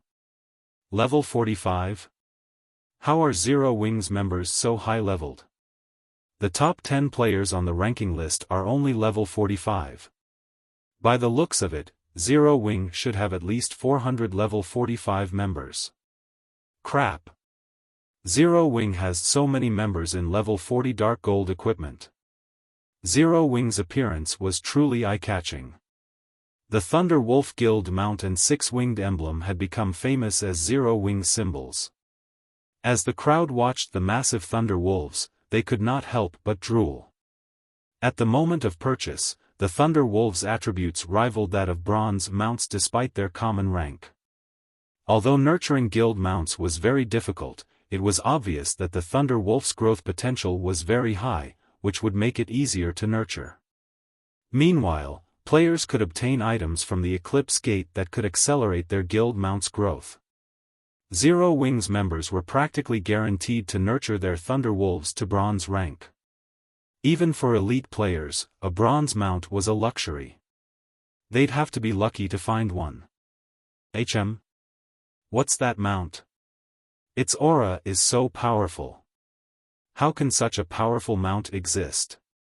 As Zero Wing's members continued to arrive, everyone quickly noticed a ferocious, 3-meter-tall beast. A pitch-black horn protruded from its head as arcs of white electricity danced around its body, and black flames surrounded its four paws. It was distinctively different from the Thunder Wolf mounts. Players could even feel this beast's aura from over 100 yards away. A single glance from this creature made them shudder. This ferocious beast was like a king among mounts. The moment it appeared, every other mount submitted as it stepped aside. Wait, look at the rider. The player on that mount seems to be Black Flame. It really is Black Flame. I never thought he would lead an army here personally. The competition for the Frost King is about to become more interesting. Crap. As expected of the Sword King. He even managed to get his hands on such a mount. I wonder what rank it is. Since it's so powerful, could it be an epic mount? Black Flame's capabilities are ridiculous. With such a powerful mount, he won't even need to take action to kill an expert player. He can simply let his mount take care of it. Everyone stared at Xiaofan in shock. A dark gold mount could, at most, rival a chieftain of the same level. Although chieftains were powerful, they were not insurmountable to the players here. However, Xiaofan's one-horned mount was clearly more powerful than a lord-ranked monster. At this point, the only explanation was that this demonic flame tiger was an epic mount. An epic mount. Even super guilds dreamed of obtaining such a creature. Unfortunately, the highest rank they had managed to secure was a dark gold mount. These players offer Xiaofan continued to reach new heights. Of course, these players didn't know that Xiaofan's demonic flame tiger had only become this terrifying after he had fed it a ferocious beast's bloodline essence. Although Xiaofan had only brought around 1,000 members to the Frozen Scar, the army's aura was even more imposing than the Star Alliance and Heaven's Burial's forces. Zero Wing's appearance had also caused a commotion among the various large guilds waiting in the plains. Guild leader, what should we do? Zero Wing has dispatched so many experts. On the off chance that they decide to move against us. The various large guilds' upper echelons and players began to panic as Xiaofan and Zero Wing's army approached. The guild leaders were also on edges. None of them had expected Zero Wing to join this competition. After all, the guild hadn't shown any interest in the Frost King before. Hence, they had come to try their luck and compete for the Frost King's kill. None of them were concerned with encountering Heaven's Burial and the Star Alliance. But it was a different story if Black Flame showed up. He had fought in one major war after another, always emerging alive. He was even strong enough to instill fear in experts and an evil demon army as both had fled for their lives. For this man, taking a particular player's life while surrounded by an army of tens of thousands of players was a piece of cake. Furthermore, 1,000 experts accompanied Black Flame. Against such a force, an army of 10,000 elite players was little more than cannon fodder. Don't panic.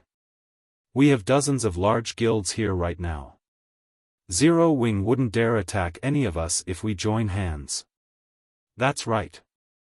After all is said and done, a boss is a public resource. Moreover, we were here first. We should do this on a first-come, first-served basis. Although Zero Wing is Star Moon Kingdom's #1 guild, I don't think it will interfere. As Zero Wing approached, the various guilds began to form temporary alliances. In reality, though, they understood that such an alliance wouldn't pose any threat to Zero Wing. This was especially true after witnessing Black Flame single-handedly defeat the evil demon army. They all knew that attempting to deter Black Flame with numbers was a futile effort. Greetings, Guild Leader Black Flame. I am the Assassins Alliance's Guild Leader, Cruel Sword. I am a friend of Zero Wing's elder, Yifeng, Cruel Sword said as he took the initiative to greet Xiaofan, anxiety and respect filling his voice. Honestly, Cruel Sword did not want to greet the man. Although he was the guild leader of the Assassins Alliance, a second-rate guild, it was nothing compared to Zero Wing. Moreover, the Assassins Alliance mainly operated around White River City. If Zero Wing wished to do so, it could annihilate the Assassins Alliance at a moment's notice. However, as Cruel Sword had formed a connection with Zero Wing's Yifeng some time ago, the various large guilds had pushed him forward as their representative in any negotiations with the Monstrous Guild. Cruel Sword didn't know whether he wanted to laugh or cry. Relax. I won't do anything to you guys. If you want to compete for the Frost King, do it. Everyone will rely on their own abilities to secure the kill. Seeing Cruel Sword's tension, Xiaofan understood why the man had approached him. In this situation, he didn't mind what the various large guilds decided to do. After all, getting the Frost King's first kill was much easier said than done. However, Xiaofan couldn't help a rueful sigh when he saw Cruel Sword at level 43 with a set of silvery armor. The Assassin's Alliance had been a towering existence to him in the past, but the tables had turned. Xiaofan found the situation reasonable after giving it some thought. After all, Zero Wing was Star Moon Kingdom's #1 guild. Its elite member count alone was over 100,000. The guild also had more than 1,000 expert players. Their members wore the best weapons and equipment throughout Star Moon Kingdom. A second-rate guild simply couldn't compare. Many thanks to guild leader Black Flame. Cruel Sword thanked the man. If Zero Wing intended to chase these guilds away, they'd have no choice but to leave obediently. Hearing Xiaofang's reply, the many upper echelons released a sigh of relief. However, I'd like to ask you all to step aside as Zero Wing has a debt to settle with Heaven's Burial, Xiaofan added indifferently as he glanced at the guild's distant army.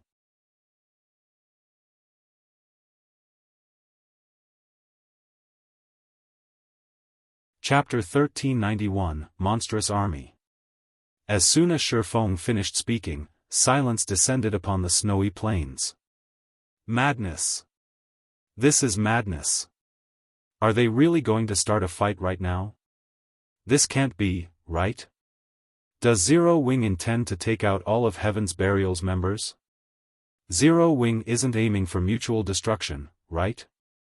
For a moment, these players wondered if they had heard wrong. None of them dared to believe that Zero Wing would actually try to deal with Heaven's Burial right now. The guild only had 1,000 or so members here. Although Zero Wing's members possessed extraordinary combat power, Heaven's Burial had plenty of experts as well. A large number of the guild's elite members had also tagged along. Fighting in such an open field was very disadvantageous for the smaller army. If it really came down to a fight, even Zero Wing would suffer grievous losses. Guild leader, what is Black Flame thinking? Is he actually planning to take on Heaven's Burial here?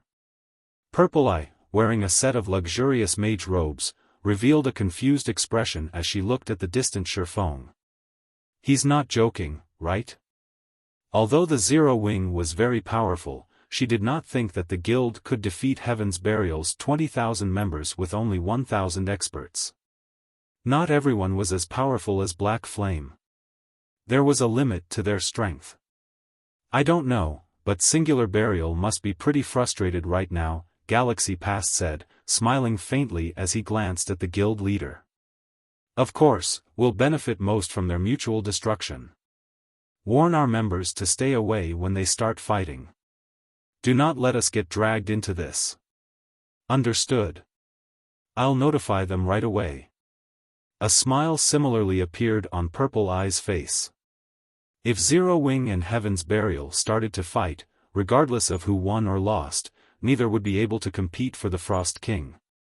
As everyone quietly discussed the situation, Xiaofan turned towards Heaven's Burial and loudly announced, "Everyone, charge! Leave none of those Heaven's Burial bastards alive." As Xiaofan gave the command, he activated a guild war order, locking down the frozen scar and preventing anyone from using a return scroll. If one wanted to leave the regional dungeon, they'd have to walk out with their own power. Wonderful. We finally get the chance to teach those Heaven's Burial punks a lesson. Hearing Xiaofang's words, Zero Wing's members shifted their gazes towards Heaven's Burial, excitement flashing in their eyes. Like ferocious beasts released from their cages, they ushered their mounts forward in unison. Has Black Flame lost his mind? Singular Burial's expression turned ugly as he watched Zero Wing's members charge towards his own. He had never expected Zero Wing to start a fight like this. All 1,000 plus of these Zero Wing members were experts. Their overall combat power was most likely superior to a 10,000-man elite army. He had expected some friction between their guilds before he had arrived in the frozen scar. As a preventive measure, he had led an army of 20,000 elites. However, he hadn't expected Zero Wing to be so reckless to pick a fight at the risk of mutual destruction. Daybreak Fog frowned as well as she turned to Singular Burial and asked, "Guild leader, what should we do?" "Prepare for battle. I refuse to believe that Zero Wing can take us out with only 1,000 members." Singular Burial was enraged. Now that Zero Wing had made the first move, the guild would become a laughingstock in the kingdom if Heaven's Burial fled despite its overwhelming numbers. Upon Singular Burial's command, Heaven's Burial's members prepared for battle. Shield warriors and guardian knights quickly moved to the front and formed a human wall. As for the ranged classes in the back, they had also readied themselves to attack at a moment's notice. The assassins instantly entered stealth, circling to the enemy army's sides. The distance between the armies rapidly vanished. 300 yards. 200 yards. 100 yards. "Begin!" Xiaofan shouted in the team chat. Suddenly, Zero Wing's members retrieved bottles of Sea God's blessing from their bags, downing the potions and increasing their basic attributes and resistances. They then activated Power of Darkness, increasing their basic attributes by another 100%. Zero Wing's main force members and Dark God's Legion members' attributes were already impressively high. Now that every one of them had activated a Berserk skill, their auras resembled those of Lord-ranked monsters. How is this possible? What? All of these people have Berserk skills? The distant spectating players gasped. Berserk skills were extremely rare in God's domain. A large guild would be fortunate if they secured a few dozen skill books. Even first-rate guilds generally had around 200 or 300 Berserk skill books. These players would be shocked to see Zero Wing have 400 or 500 members with Berserk skills, but all 1,000+ members had activated these rare buffs. Moreover, it was obvious that these Berserk skills were extraordinary based on the guild members' auras.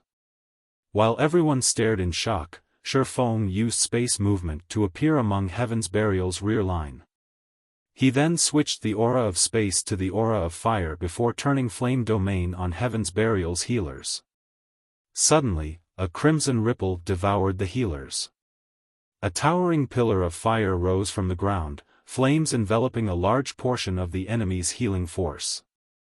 Even from the frozen scar's entrance, everyone could see the burning pillar. The instant the fiery pillar appeared, Heaven's Burial's healers turned to ash. They hadn't even had a chance to flee. In the blink of an eye, over half of Heaven's Burial's healers had died. Black flame. Wrathful flames burned in Singular Burial's eyes as he glared at Xiaofan. With uncontrolled rage, he shouted, "Everyone, kill him." In just one move, the army had lost 1,000 healers. Singular Burial's heart bled at the sight. As soon as Flame Domain ended, Xiaofan executed Lightning Edge with his killing ray, aiming for the dazed magical class core. Immediately, countless arcs of lightning left the sacred sword, devouring hundreds of magical class players. Only a few expert players reacted quickly enough to activate their life-saving skills, keeping themselves alive. In just 2 moves, Xiaofan had killed over 1,500 players. This is insane. So, this is Black Flame?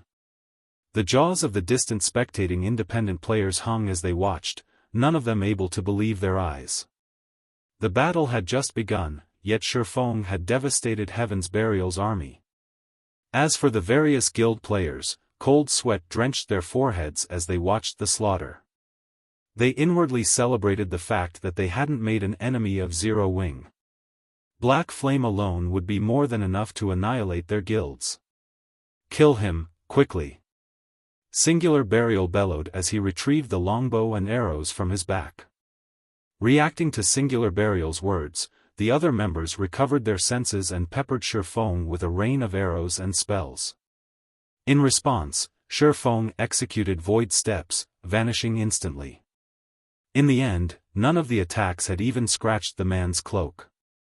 Xiaofan then reappeared beside the healers that had survived the previous AoE attacks.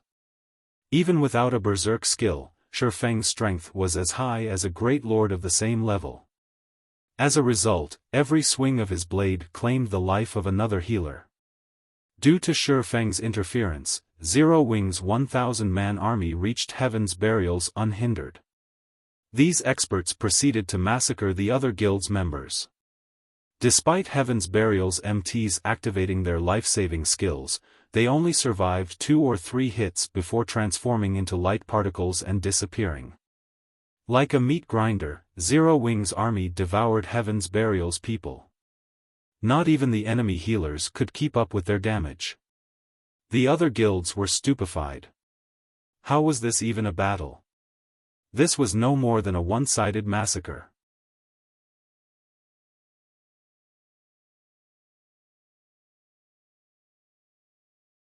Chapter 1392, Hand Over Your Life. So, this is the strength of Star Moon Kingdom's #1 guild? Just how high are their attributes?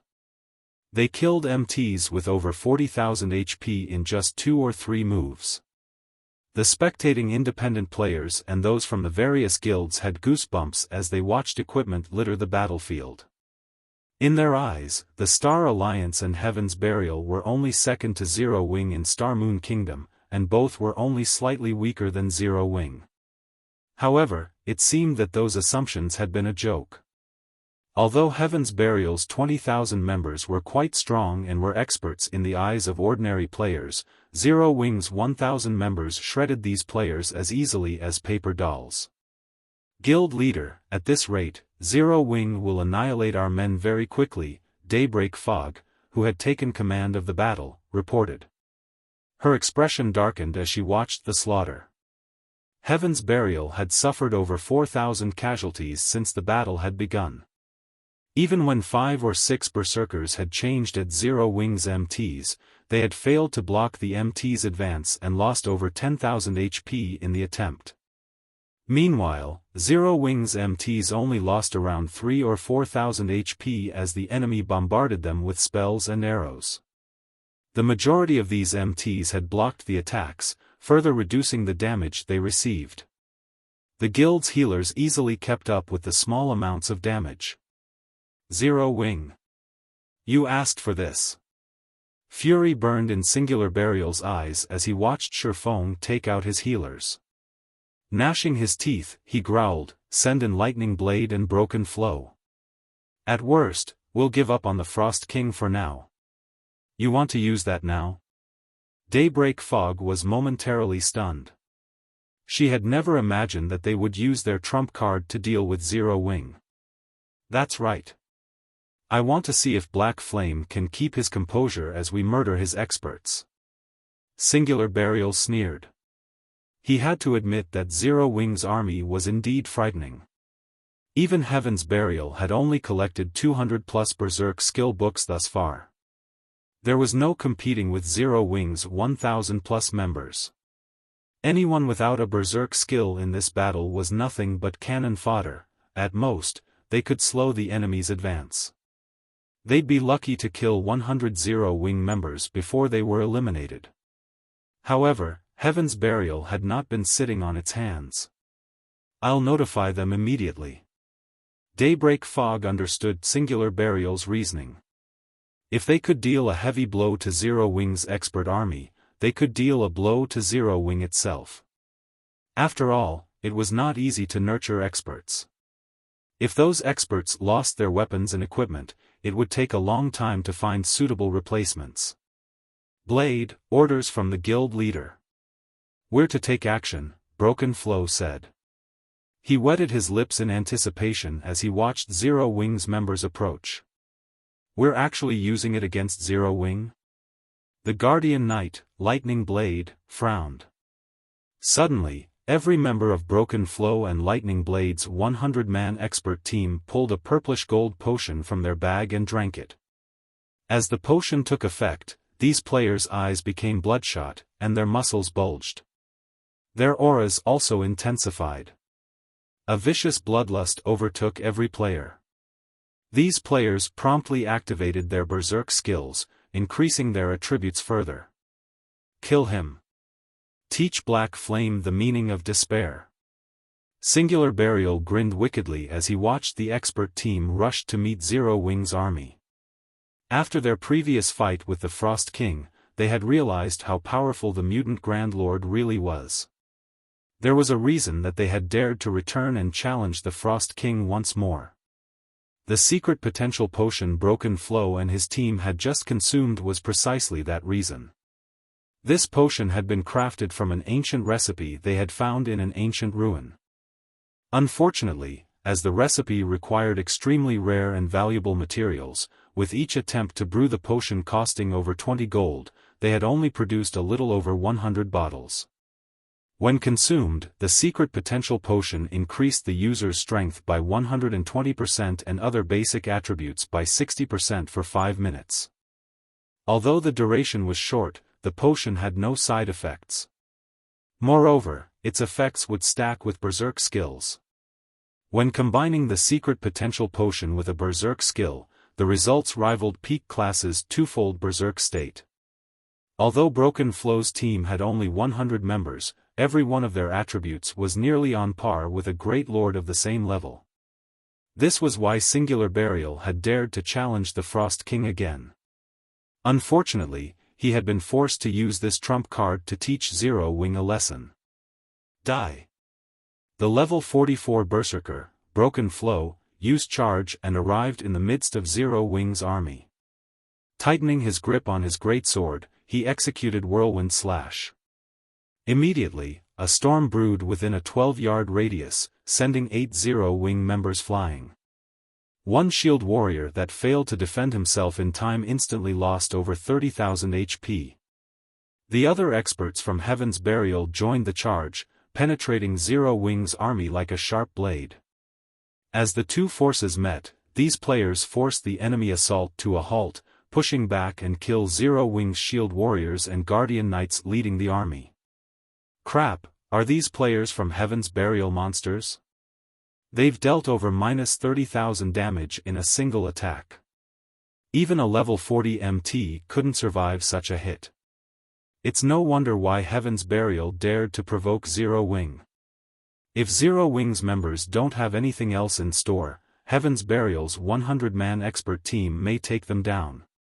The spectating players stared in shock as Heaven's Burial's expert team stopped Zero Wing's progress. Zero Wing's members had displayed astonishing attributes, yet Heaven's Burial's experts were stronger. In a single exchange, Zero Wing had suffered dozens of casualties.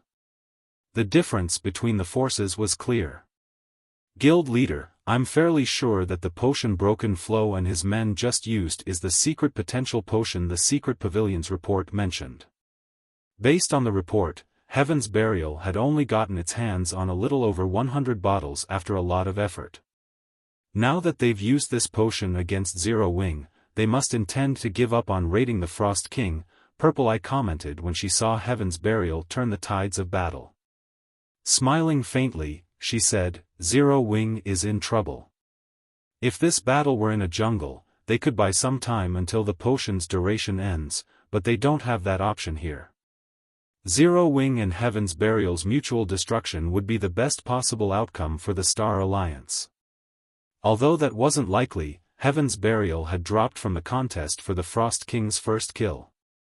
Black Flame has underestimated Heaven's Burial. After all is said and done, Heaven's Burial rose to its position in such a short amount of time. Why wouldn't it have a few trump cards? However, we'll have to thank Zero Wing for this. If not for Zero Wing, we wouldn't have seen this trump card, Galaxy Pass chuckled. Purple, tell Red Feather and the others to prepare. Once Heaven's Burial's berserk skills run out, send them into the fight. Guild leader, rest assured. We'll collect the weapons and equipment they drop, Purple Eye said, giggling. Back in the battlefield, the tables had turned on Zero Wing, and they began to retreat to buy as much time as possible. After all, Power of Darkness had a very long duration. Ordinary berserk skills were no match for it. If they could endure until Heaven's Burial's berserk skills ended, they could reclaim the fight. Suddenly, Xiaofan turned his attention towards the enemy's 100-man expert team. Heaven's Burial's trump card had surprised him. If not dealt with properly, Zero Wing could lose this fight. Black Flame, you dare face me? I'll take your head. After killing a level 45 berserker, Broken Flow shifted his gaze towards Xiaofan as the man charged for him. Grinning, he led a dozen or so players to surround Xiaofan. Sword Legend Reborn.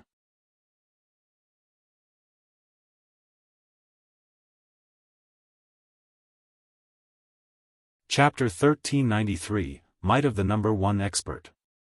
As Broken Flow took action, several elementalists close to him began to chant their incantations, using ice spears and ice walls to hinder Xiaofan and allow Broken Flow and the other melee experts could surround the swordsman.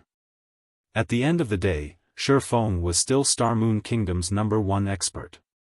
Even if their attributes rivaled that of a great lord of the same level, they weren't certain that they could kill Xiaofan with brute force alone.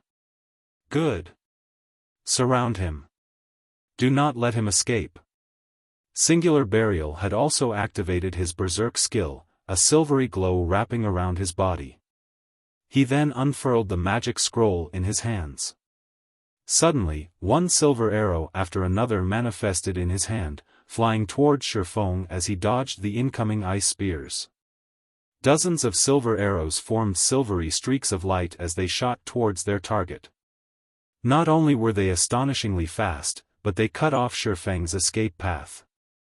The guild leader must be really angry. He's even using his precious Tier 3 curse. Even if Black Flame survives the attack, he'll be severely injured.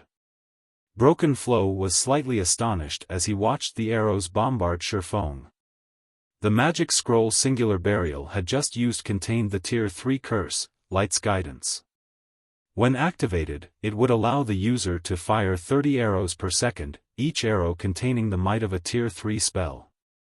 Not only could these arrows repulse a great lord, but they also dealt divine damage. All damage reduction effects were useless against this attack.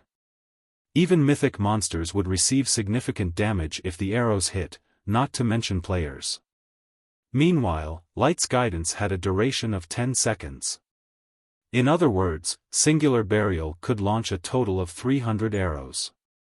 With damage reduction effects nullified, a Tier 3 spell could kill current players instantly. Of course, dodging all 300 arrows was impossible. Even if Xiaofan had an invulnerability skill, it wouldn't last him through all 10 seconds. To make matters worse, when rangers used this magic scroll, the arrows would receive a 30% speed boost.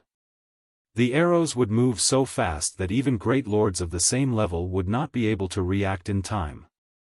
As the arrows were about to hit their target, Xiaofan adjusted his footwork and executed Sword's Orbit. Immediately, a galaxy of stars danced around his body, striking down one arrow after another and causing a series of explosions. The resulting shockwaves were so powerful that even Broken Flow, who stood over 20 yards away, nearly lost his footing. The resulting white flashes blinded those watching, but even after a few seconds of this attack, not a single arrow had struck Xiaofan. The most these silver arrows did was push Xiaofan back. The ground shattered with each retreating step Xiaofan took. By the time Light's Guidance's 10-second duration ended, craters pocked the ground where the arrows had landed. When the dust settled, Xiaofan was still in one piece, with silver arrows decorating the ground around him. How is this possible? Seeing this scene, Heaven's Burial's experts were stupefied. Even Broken Flow, the expert team's leader, was speechless.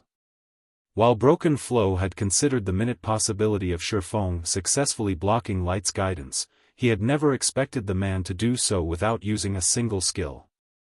Xiaofan had negated the Tier 3 curse relying solely on his swordsmanship.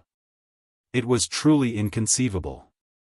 The silver arrows even packed enough power to knock back a Tier 3 Great Lord. If Broken Flow had to face 30 of those arrows per second, even with the secret potential potion and a berserk skill, he was only confident in blocking a dozen or so. The arrows were simply too fast. Yet, out of the 300 arrows Singular Burial had launched, not a single one had struck Xiaofan. They hadn't even torn the swordsman's cloak. No matter how Broken Flow thought about it, the feat should have been impossible, yet he had just witnessed it.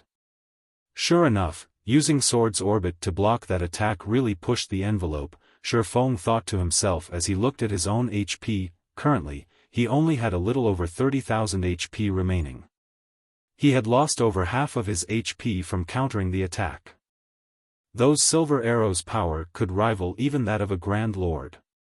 Despite blocking them successfully, he still received damage. Had the assault continued for several more seconds, he would have been forced to use Absolute Domain. He's not dead?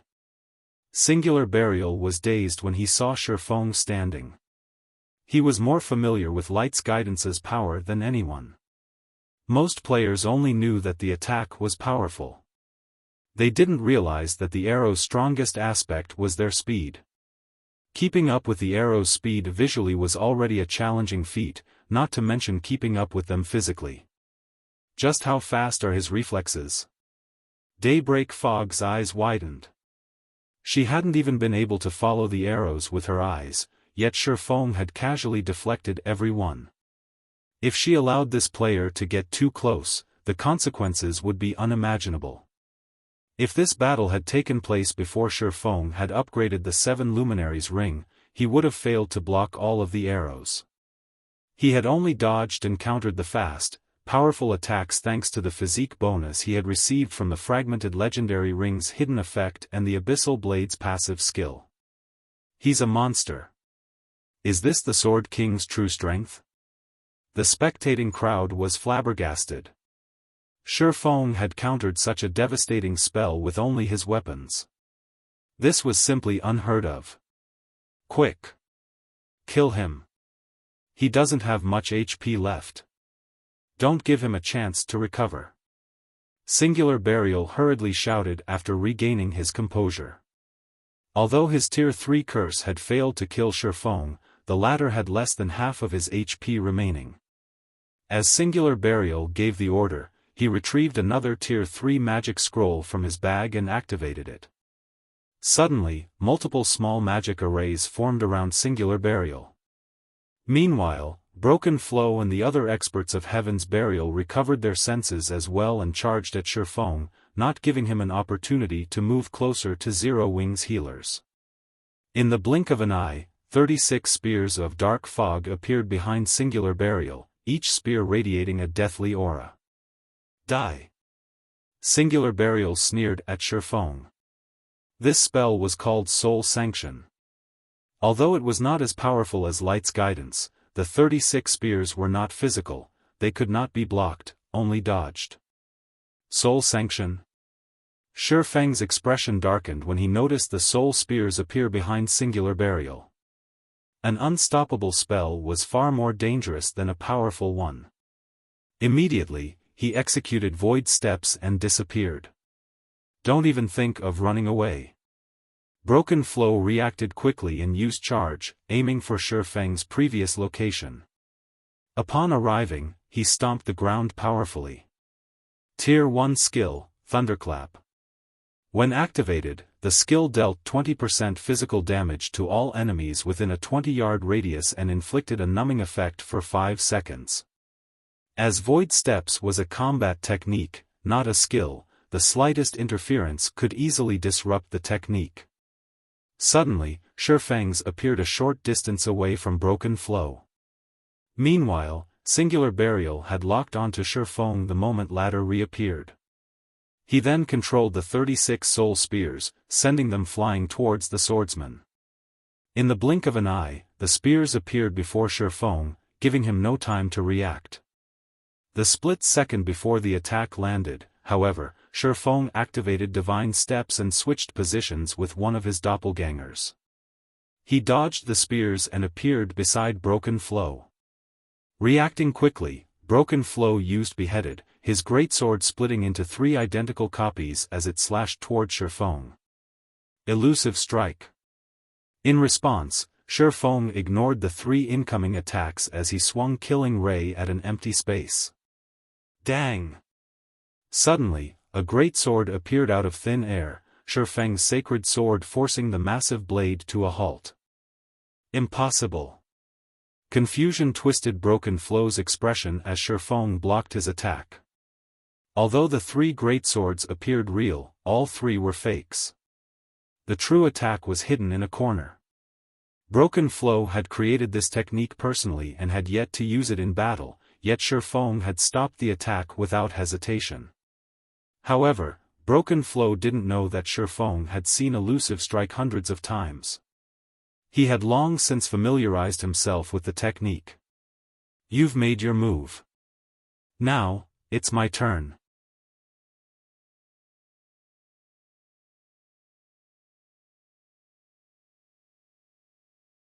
Chapter 1394, Killing Heaven's Burial's Guild Leader. The moment Xiaofan spoke, 3 assassins emerged from behind him. The assassins had appeared swiftly and without a sound. Immediately, they thrust their daggers at Xiaofan's back from 3 different directions with excellent coordination. You won't have the chance. Seeing his companions, Broken Flow grinned. His biceps bulged as he swung his greatsword towards Xiaofan's throat. Tier 1 Taboo Skill, Mountain Splitter. The Taboo skill instantly increased Broken Flow's strength by 120% and attack speed by 100% for 3 seconds. With attacks from both sides, Xiaofan had nowhere to flee, and due to the close proximity, he had no time to dodge. As the 4 players' weapons were about to bite into their target, Xiaofan emitted a dark aura. 4 sword lights then bloomed around him. Power of Darkness. 4 Moon Lotus. Dang! Dang! Dang! A series of clangs rang out, and dazzling sparks appeared around Xiaofan's body. Among the 4 that had attacked him, the 3 assassins had been thrown backward, slamming into the ground. Broken Flow had fared somewhat better, only forced to take 3 steps back. The difference between their strengths was clear. Broken Flow glared at Xiaofan, who remained standing, in astonishment. He couldn't figure out how Xiaofan had blocked those attacks. Mountain Splitter had increased his strength by 120%. With his current attributes, he could even contend with a great lord of the same level for a short time, yet this player before him had blocked all 4 attacks and pushed him back. Even now, Broken Flow's arms were numb from encountering Xiaofan's defense. As Broken Flow stared at Xiaofan, his mind still trying to come up with a way to defeat the swordsman vanished. Crap! Broken Flow was taken aback when Xiaofan disappeared. Hurriedly, he executed Whirlwind Slash. However, Xiaofan had appeared behind him before he knew it, and fresh blood poured from his body. The magic weapon, Abyssal Blade, had stopped his Whirlwind Slash. Before Broken Flow could react, 2 more sword lights, 1 blue and 1 white, cut across his body, devouring his remaining HP. Although Broken Flow tried to say something, his vision had already begun to darken. As his body collapsed, he dropped a pair of combat boots. From the moment that fight had begun to its ending, Broken Flow's nearby companions hadn't been able to offer their leader any support. They only saw Xiaofan vanish and reappear beside Broken Flow. Following which, 1 sword light after another cut through the berserker, and before they even realized it, Broken Flow fell. The fight had ended so quickly that even the nearby healers had not managed to cast Truth Shield on the berserker in time. Damn it! Singular Burial paled at this scene. Broken Flow was the strongest berserker in Heaven's Burial. Not even Ghost Shadow or Singular Burial himself were a match for the berserker's techniques, yet even after the man had consumed the secret potential potion, Xiaofan had effortlessly taken his life. Meanwhile, the spectators watching from a distance were dumbfounded. This is a trick, right? Broken Flow died, just like that? Can someone tell me what just happened? The distant spectators were confused to see Broken Flow fall. After a single exchange, broken flow had died. Silence reigned over the battlefield. Xiaofang's swordsmanship had astonished every player watching. Before anyone could react, Xiaofan disappeared again and emerged before the three assassins that had attacked him as they stood up. He then swung killing ray lightly at the three assassins. Shadow Blade. One streak of blue light, accompanied by 9 streaks of black light, flashed around the 3 players. The 3 assassins were experts, so they instinctively activated Vanish to block Xiaofang's attack.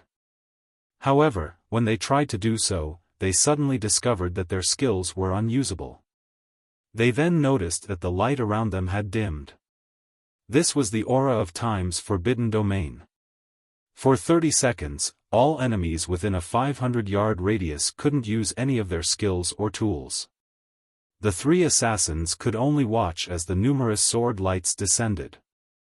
Without time to defend themselves, all 3 assassins died instantly, their bodies transforming into particles of light and disappearing. At the same time, they dropped 3 pieces of equipment. After killing the 3 assassins, Xiaofan set his sights on Heaven's Burial's melee experts a short distance away. These several melee experts, who had brimmed with confidence previously, felt chills crawl down their spines. They turned and fled as if they had just seen the devil himself. Run! A single word etched itself into their minds. Even Heaven's Burial's number 1 berserker could not stop Xiaofan. And now that they couldn't use any of their skills, even if they worked together, they'd be throwing away their lives if they tried to face that monstrous player. Everyone, retreat. Get out of the silencing domain's range. Singular Burial shouted in the guild chat. Although the guild leader had given the command, Forbidden Domain covered a 500-yard radius area. It would take quite some time to escape. Zero Wings members excitedly chased after the fleeing Heaven's Burial experts. Now, they only needed a little effort to kill an opponent. In seconds, the battle had turned to Zero Wings' favor. Guild leader, what should we do? Purple Eye frowned as she watched Heaven's Burial's members hit the ground, one after another. She had originally thought that, once Zero Wing was wounded and Heaven's Burial had used up its trump cards, the Star Alliance could sweep in to harvest the top-tier equipment. Now, however, Zero Wing dominated over Heaven's Burial. The Star Alliance had no hope of reaping the rewards from the 2 guilds' destruction. Forget it. Recall the others. Galaxy Past could not help but sigh as he watched Heaven's Burial's members run for their lives. If Zero Wing had suffered some grievous losses, the Star Alliance would have had an opportunity to take action once Heaven's Burial's berserk skills ended. Not only would Zero Wing owe them a favor, but they'd also deal a heavy blow to Heaven's Burial. The Star Alliance could also pocket some of the weapons and equipment the 2 guilds had dropped. It had been a perfect plan, killing 3 birds with 1 stone. And yet, Black Flame alone had disrupted that perfect plan. Until now, it had been unheard of for a single player to turn the tide of battle, but Black Flame had done just that. Only now did Galaxy Past understand why the Secret Pavilion had warned him not to provoke Zero Wing. Not even the Secret Pavilion could guarantee the Star Alliance's survival in Star Moon Kingdom. He now realized that in God's domain, quality was vastly more important than quantity. This was no longer a virtual reality game that one could rule over with a large enough army. After killing a few more melee experts, Xiaofan shifted his attention to Singular Burial, his gaze containing a chilling killing intent. Even though Xiaofan hadn't said a word, Singular Burial could sense the swordman's intent. You wish to kill me? How arrogant! Singular Burial's expression darkened. He was less than 100 yards away from Forbidden Domain's edge, and Xiaofan was over 200 yards away from him. After consuming the secret potential potion and activating a berserk skill, his movement speed was higher than an ordinary Great Lord's. Xiaofan could never catch him. Once he was outside of the Forbidden Domain, he had plenty of escape routes. The spectators in the distance could also feel Xiaofang's intentions. This can't be, right? He's trying to kill Singular Burial? He's insane. Everyone's excitement grew as they watched. Over 10,000 surviving Heaven's Burial members protected their guild leader. A few experts even stood by his side. Including the fact that Singular Burial himself was a skilled player, Xiaofan was just too far away to kill the man.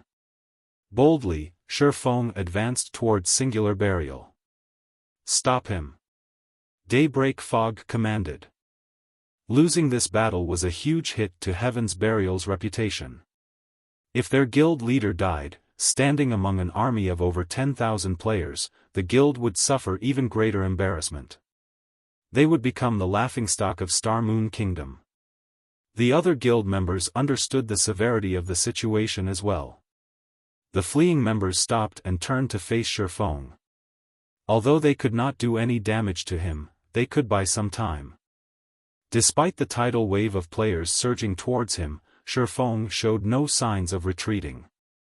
Instead, he activated Thunder God's Descent, increasing his speed and damage significantly. He then activated Dragon Breath. Xiaofan then fired a beam of white light from his mouth. The beam devoured the approaching players, creating a wide, open path for Xiaofan before he charged into the crowd. Heaven's Burial's members disregarded their own safety as they attacked the swordsman desperately. Only, before they got close to Xiaofan, their bodies transformed into particles of light and disappeared. As Xiaofan passed by players, sparks of light danced in the air. The distant players were stupefied. However, the swarm of players had slowed Xiaofang's approach. When Xiaofan was 50 yards away from Singular Burial, the latter finally left the forbidden domain and could use skills and tools again. Black Flame, you are 10 years too early if you think you can kill me. Singular Burial sneered at Xiaofan, who was surrounded by a sea of players. He then took out a Tier 1 instantaneous movement scroll from his bag, intending to leave the battlefield. Once he left, Xiaofan wouldn't be able to reach him. Is that so?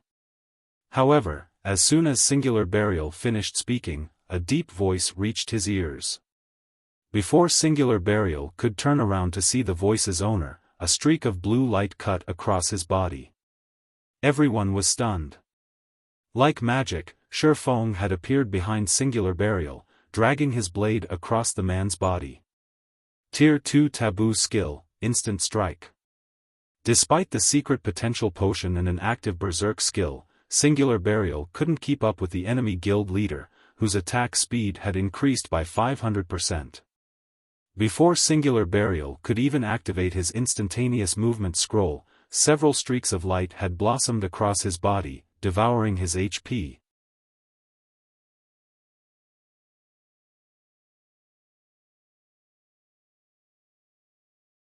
Chapter 1395, Uproar in Star Moon Kingdom. When Singular Burial collapsed, everyone on the battlefield was dazed. He died. How is this possible? They can't even escape. Everyone's gaze shifted to Xiaofan. As they looked at the cloaked figure standing among thousands of enemies with one blue and one white sword in hand, they were filled with a sudden reverence. Xiaofan had charged into the enemy ranks by himself, yet his advance never faltered. Moreover, everywhere he passed, life ceased to exist. Even when he took the life of Heaven's Burial's guild leader, Heaven's Burial's members could only watch, powerless. Now, this was a real expert. He even killed Singular Burial in such a predicament. Galaxy Past could not help his astonishment as he watched Singular Burial's body hit the ground, still holding the instantaneous movement scroll. Unlike return scrolls, instantaneous movement scrolls could be used without an activation process. Yet, not even Singular Burial had reacted in time to save his own life. One could just imagine how fast Xiaofan was. If Galaxy Past had been in that position, he had no doubt that he would have suffered a similar fate. Kill him. Daybreak Fog bellowed. Now that quite a few people had already escaped the forbidden domain, they could naturally use skills and tools against Xiaofan. Moreover, Xiaofan stood in the heart of Heaven's Burial's army. He had also just used several skills consecutively, so they should be on cooldown. They still had a chance to kill this man. Moreover, Xiaofan had less than half of his HP remaining, which increased their chances of killing him. Hearing Daybreak Fog's command, many of Heaven's Burial's experts recovered their senses. Some immediately launched powerful skills and spells, while some used magic scrolls. Watching these attacks rain down on him, Xiaofan activated Void Shield before dashing towards the nearby experts. Xiaofan was already fast enough to dodge the majority of the spells and skills. Even when targeted by some rare, unavoidable attack, he could rely on his extraordinary senses to block them. Meanwhile, Void Shield created a shield that had 10 times its user's maximum HP. After activating Power of Darkness, Xiaofang's HP had broken past the 160,000 threshold. In other words, the shield could absorb over 1,600,000 damage in addition to increasing Xiaofang's HP recovery rate by 500% and movement speed by 100%. Xiaofan bobbed and weaved, avoiding the ranged attacks. Not only hadn't his HP decreased, but it had begun to recover at a visible rate. As Xiaofan passed, the players in his path promptly faded in a shower of sparkles. None of these players could survive his hits. Even the expert players died by the time Xiaofan was within melee range if they didn't activate a life-saving skill in time. After a brief moment, hundreds of weapons and equipment joined the battlefield, dropping from Heaven's Burial's elites and experts that Xiaofan had killed. The bloodlust Xiaofan radiated was many times stronger than that of Heaven's Burial's experts after they had consumed the secret potential potion. His bloodlust was so intense that Heaven's Burial's members shuddered, unconsciously backing away. They now realized that they hadn't trapped Xiaofan. Rather, they had jumped into the tiger's den as an offering. Impossible. Is he the incarnation of a god? The distant spectating players were stupefied. As Xiaofan took a step forward, Heaven's Burial's members took a step back. They maintained a distance of over 20 yards away from Zero Wing's leader, not daring to move an inch forward. Heaven's Burial's army consisted of over 10,000 elite members, yet not one of these players dared to charge at Xiaofan. Seeing this, the various large guilds in the distance inwardly celebrated. They were thankful that they had never provoked Zero Wing. Big Sis Fog, what should we do now? A core member from Heaven's Burial asked Daybreak Fog, who currently wore a grim expression. Do we continue fighting? Fight? When Daybreak Fog watched Xiaofan walk through Heaven's Burial's army as if he were strolling through his own backyard, she could not help but shake her head and order, have everyone retreat. Xiaofang's horrific combat power had long since frightened these players, they had lost any will to fight. If Heaven's Burial continued this battle, it would only result in more casualties. When Daybreak Fog gave the command to retreat, Heaven's Burial's members breathed a sigh of relief as they fled from the battlefield. However, Xiaofan had no intention of letting Heaven's Burial go. He led his guildmates in the continued slaughter. He only gave up the chase after the enemy players left the frozen scar. Meanwhile, recordings of this battle were instantly uploaded to the official forums, the outcome causing an uproar throughout Star Moon Kingdom. Crap. Zero Wing is too strong. It exterminated over half of Heaven's Burial's 20,000-man army with just a team of 1,000 players. Who would dare doubt Zero Wing's strength after this? Now, that is what I call a swordsman.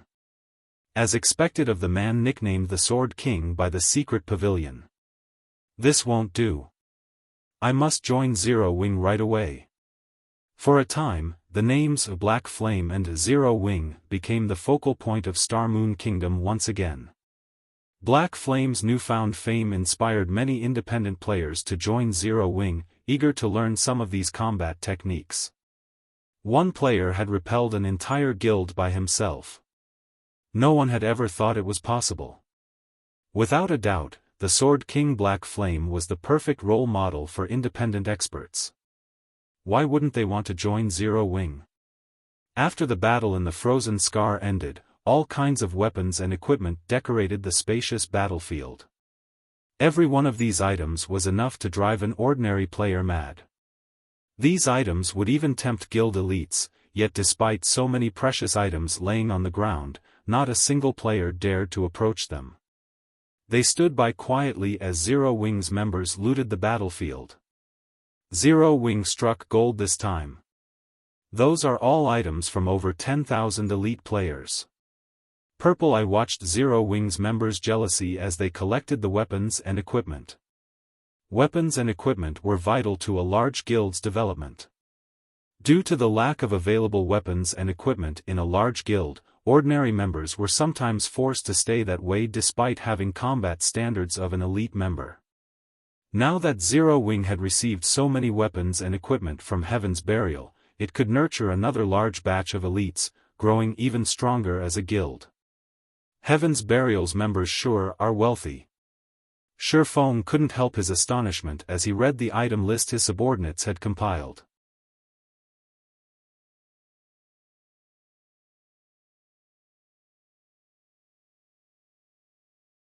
Chapter 1396, Frost King. Guild Leader, we've struck gold. Why are Heaven's Burial's weapons and equipment such high quality? The several core members tasked with compiling the list of the harvested weapons and equipment could not help but gasp when they saw the final numbers, excitement flashing in their eyes. In this battle, Heaven's Burial had suffered over 10,000 casualties, and Zero Wing had lost over 300 experts. Fortunately, they had won the battle, so they could retrieve the majority of the weapons and equipment their companions had dropped. The lost levels were the only real loss. Of course, after considering the 10,000 plus weapons and equipment Heaven's Burial had dropped, Zero Wing had come out making a profit. But they hadn't expected so much profit. Even Xiaofan was surprised by how wealthy Heaven's Burial's members were as he read the item list. Overall, the quality of Heaven's Burial's equipment nearly rivaled Zero Wing's. Some of Heaven's Burial's core experts had even better equipment than Zero Wing's main force members. The 4 epic weapons and equipment pieces Heaven's Burial's experts had dropped was the proof of this. They had also dropped over 400 level 40 dark gold weapons and equipment. Normally, players only dropped 1 item upon death. Hence, the likelihood of a player dropping their best weapon or piece of equipment was very low, likely less than 10%. I really underestimated Heaven's Burial's foundations. Xiaofan was inwardly astonished as he gazed at the 4 epic weapons and equipment. The various large guilds had been enthusiastically collecting epic weapons and equipment, but they weren't easy to obtain. Even Grand Lord ranked field bosses had very low chances of dropping them. Normally, players could only obtain an epic item from high-rank quests or opening dark gold treasure chests. Hence, most large guilds had very few epic items at this stage of the game. Even first-rate guilds were lucky if they had 5 or 6, yet Heaven's Burial had dropped 4 such items. One could just imagine how many epic items the guild actually had. What Xiaofan didn't know was that the majority of Heaven's Burial's epic items had come from Beast Emperor, who had gone to great lengths to obtain these items for the guild. He wanted to help Heaven's Burial's main force grow stronger. Unfortunately, he had only benefited Xiaofan. Among the 4 epic items were a single weapon and 3 pieces of equipment. The weapon was a greatsword meant for berserkers called Thunder Blade. The greatsword's attributes were superior to Fire Dance's epic ranked Petrified Thorn. The other epic items included 2 cloth armor pieces and a piece of plate armor. One of the cloth pieces was a headpiece called the Eye of Arnos, while the other was a set of robes named the Fluctuation Robe. Both pieces of equipment focused on increasing the user's basic attributes. As for the plate piece, it was a breastplate for shield warriors and berserkers called the Indestructible Breastplate. With these 4 epic items, his top-tier experts would have an easier time with their Tier 2 promotion quests. Quick, look! The Frost King is coming. While Zero Wing had rested after the battle, a commotion shook the forest some distance away from the snowy plain. Agonizing cries filled the chilly air, startling the guild and independent players as they shuddered. A moment later, a 5-meter-tall figure burst through the trees. The figure was a frost giant in crystalline armor and wielding 2 frost sabers. This monster was none other than the king of the frozen scar, the Frost King. Frost King, elemental creature, mutant grand lord. Level 54. HP 260,000,000/260,000,000. Everyone's eyes nearly fell from their sockets when they saw the Frost King's stats. How is this possible? The Frost King has leveled? Crap. He has 260 million HP. How can a Grand Lord have so much? He's even tankier than a mythic monster of the same level. Why does it feel like the temperature has dropped? Can a team of 1,000 players really defeat a monster like that? Once they saw the Frost King's stats, fear tore through the crowd. Even the various large guilds that had come to raid this monster panicked as the Frost King's stats were far beyond their expectations. As the Frost King approached the massive crowd of players, some guild experts felt an invisible pressure weigh down their bodies. Some guilds began to hesitate, reconsidering the raid. Based on their reports, they could only raid the Frost King using 1,000-man teams. If more than 1,000 players were within 1,500 yards of the Frost King, the boss's stats would increase substantially. The more players there were nearby, the greater the Frost King's self-buff would be. He would very quickly grow beyond players' capabilities. Staring at the Frost King's current information, however, many of these players didn't know if it was even possible to take the monster down with only a 1,000-man team. The pressure radiating from the Frost King was just too strong. This boss might even be able to suppress mythic monsters. This pressure would significantly hinder players' combat power in a fight. What a powerful pressure. No wonder why Heaven's Burial planned to use Zerg tactics against him. Purple Eye also felt the Frost King's pressure bear down on her as it approached. However, rather than worry, excitement and anticipation made her eyes sparkle. Based on the prior reports, they knew that the Frost King was very powerful. As a preventive measure, the Star Alliance had dispatched over 20,000 members and intended to use the most common strategy to deal with field bosses, Zerg tactic. Only, the Star Alliance intended to use a tactic that was slightly different from those in other virtual reality games. Since God's Domain's field bosses grew stronger when a certain number of players was within range, it wouldn't be wise to dispatch all of one's forces during the raid. Instead, they would send in a limited number of players, keeping the remaining forces on standby. When someone died, they'd send in another player to the fallen player's place. This way, a team could continue the raid with the optimum number of players, slowly whittling the boss down. As one of the most common strategies the various large guilds used to raid field bosses, it was the reason that these guilds preferred to kill field bosses over dungeon bosses. If they lacked quality, they could make up for it with quantity. Furthermore, the more powerful a monster was, the better loot it would drop. For a horrifically powerful monster like the Frost King, needless to say, his loot would be awe-inspiring. The Frost King's first kill would also grant access to Evernight City. It seems that the Frost King belongs to us this time. When Galaxy Past saw how powerful the Frost King was, he began to laugh. He had worried that Zero Wing would be a powerful opponent for the Star Alliance, but the guild didn't seem capable of raiding the Frost King at this point. Zero Wing had only sent a little over 1,000 members to the Frozen Scar. The guild's few reinforcements weren't enough to take down the Frost King. Even if Zero Wing called for more reinforcements now, the Star Alliance would have long since defeated the Frost King by the time those players arrived. Suddenly, the Frost King, who was 2,000 yards away from the nearest group of players, released a low, wordless shout, and a human-like sneer appeared on his face as he stared at the players from the various guilds. Then, he vanished. By the time he reappeared, he was less than 500 yards away from the guilds. Since well over 1,500 players were now within range, the Frost King's basic attributes instantly skyrocketed. The Frost King raised his sabers and swept them at the players before him. 2 energy beams shot forth from the sabers, devouring the army of players. Everything in the beam's path froze instantly.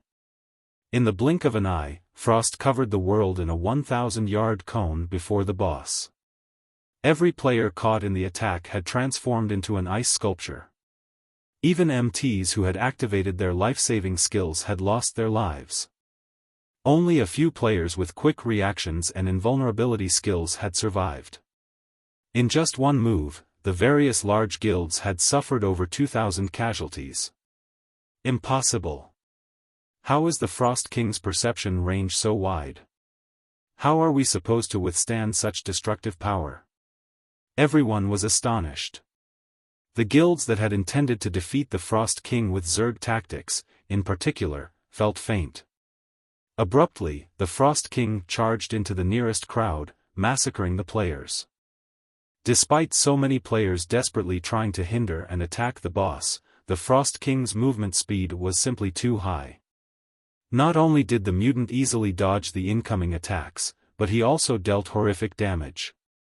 With a single stroke of his saber, the Frost King could create a groove in the ground that extended for over 50 yards, killing dozens of players instantly. Even when the occasional player's attack struck the Frost King, they couldn't deal more than -500 damage. The Frost King's defense was almost more powerful than mythic monsters of the same level. In contrast, the Frost King's HP had increased to 500 million. Now, its battle recovery alone could heal 5 million HP every 5 seconds. After a short moment, the various large guilds had been wiped out, suffering extreme losses. Only a small number of lucky players had escaped the Frost King's wrath. "Guild leader, are we still going to raid it?" Purple Eye asked, her expression darkening as she watched the various large guilds fall. "Damn it! Why did things end up like this?" Galaxy Past frowned as he watched the Frost King's unstoppable rampage. The boss had actually taken advantage of the guild's plans to use Zerg tactics to strengthen itself. That was simply unheard of. "Retreat. Pull away from the boss." Immediately, the Star Alliance's members fled from the battlefield, not daring to linger. After a few more moments, only a small number of players occupied the previously crowded plains as most had fled to the Frozen Scars entrance. "Everyone's gone," Xiaofan muttered as he glanced at the crowd by the dungeon's entrance. He then swept his glance towards the Frost King, who had calmed. Smiling, he then said in the team chat, "All right, let's move out." He had guessed that this would happen. After all, even he had only dared to come this far after thorough preparation. It was only natural that the various large guilds, which had very little understanding of mutants, would end up like this. Hearing Xiaofan's words, his guildmates' excitement grew. They followed after Xiaofan and slowly approached the Frost King. The guilds and independent players at the entrance noticed the movement. What's Zero Wing trying to do? They're insane. They're going to fight that thing?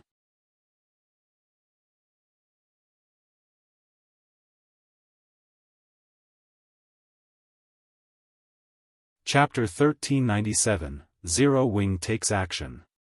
The players near the Frozen Scars entrance were confused as they watched Zero Wing's members approach the Frost King. Every one of these players had seen for themselves how powerful the Frost King was. Not only did the boss have a domain that could suppress his enemies' attributes, but he also possessed frightening, destructive power. Current players had no hope against this monster. Not even the most common Zerg tactics had any effect on the Frost King, much less a measly army of 1,000 players. Even level 44 shield warriors with over 40,000 HP had died instantly after activating Shield Wall. If none of their MTs could tank the Frost King, how were they supposed to raid this boss? Although Zero Wing's 1,000-man team was incredibly powerful, that strength was nothing more than a joke before the Frost King. Guild leader, they're not really trying to raid that thing, are they? Curiosity overtook Purple Eye as she watched Zero Wing's army inch closer to the Frost King. I don't know, but Black Flame should be fully aware of the Frost King's might. He shouldn't be foolish enough to challenge that boss. Perhaps he's trying to gather some intel to prepare for a future raid attempt, Galaxy Pass said, shaking his head. He didn't understand Zero Wing's actions either. In his opinion, they'd likely need a 1,000-man team of Tier 2 players to kill the Frost King. Trying to raid the boss with anything less would be futile. Players simply couldn't fill the gap in strength with numbers. As everyone's attention shifted toward Zero Wing, Xiaofan waved his hand. Suddenly, miniature ballistas began to appear within the guild's army. In the blink of an eye, 50 miniature ballistas were organized into 5 rows. Following which, Zero Wing's members began to assemble the war weapons. Crap! Zero Wing's using siege weapons to deal with the Frost King? That's way too extravagant. Madness! This is madness. Are they not afraid that the Frost King will destroy the miniature ballistas? The spectating players could not help but gasp as they saw the rows of miniature ballistas, unable to believe their eyes. The various large guilds' upper echelons were particularly dumbfounded. Zero Wing was using siege weapons to raid a field boss. Not even super guilds would dare to be so wasteful. It was just too much of a risk. Even if they killed the boss with the siege weapons, the losses would far exceed their gains. Every siege weapon was extremely valuable. Moreover, since these weapons posed a greater threat, monsters almost always targeted them first. Yet, not only had Zero Wing brung siege weapons to a field boss raid, but they had brought 50 miniature ballistas in total. Just what does Zero Wing intend to do? They're mobilizing their guild's foundations to raid a boss. Aren't they worried that other powers will take advantage of the fight and try to rob them? Purple Eye gaped when she saw the miniature ballistas.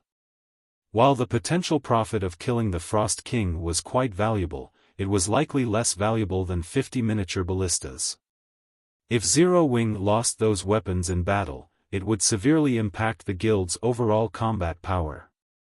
Do you think that any power remaining in Starmoon Kingdom would dare steal or destroy those weapons?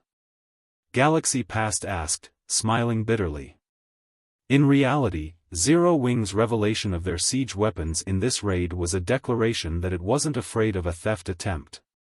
It was proof of the guild's strength. They had already witnessed Zero Wing's power, particularly Black Flame's strength. Black Flame had killed Heaven's Burial's guild leader amidst an army of thousands of elites. The other members from Heaven's Burial had only been able to watch helplessly as he took their guild leader's life. With such strength, who would possibly dare pick a fight with Zero Wing? To put it bluntly, doing so was suicidal. It was much different from the attitude Zero Wing had adopted when the weapons and equipment Heaven's Burial had dropped littered the battlefield. Despite so much precious loot before them, none of the various large guilds or independent players had dared to claim them. Along with the miniature ballistas, Xiaofan had used demon summoning and called forth a level 72, Tier 3 Inferno Demon. Due to Demon Ruler's effect, the Inferno Demon's attributes received a 30% buff, becoming significantly stronger than a normal Tier 3 demon. Inferno Demon, Dark Creature, Demon. Level 72. HP 33-800-000/33-800-000. Xiaofan also summoned Anna. As a Grand Lord ranked mutant, the Frost King was even stronger than a mythic monster of the same level. As a mutant, its intellect was also quite high.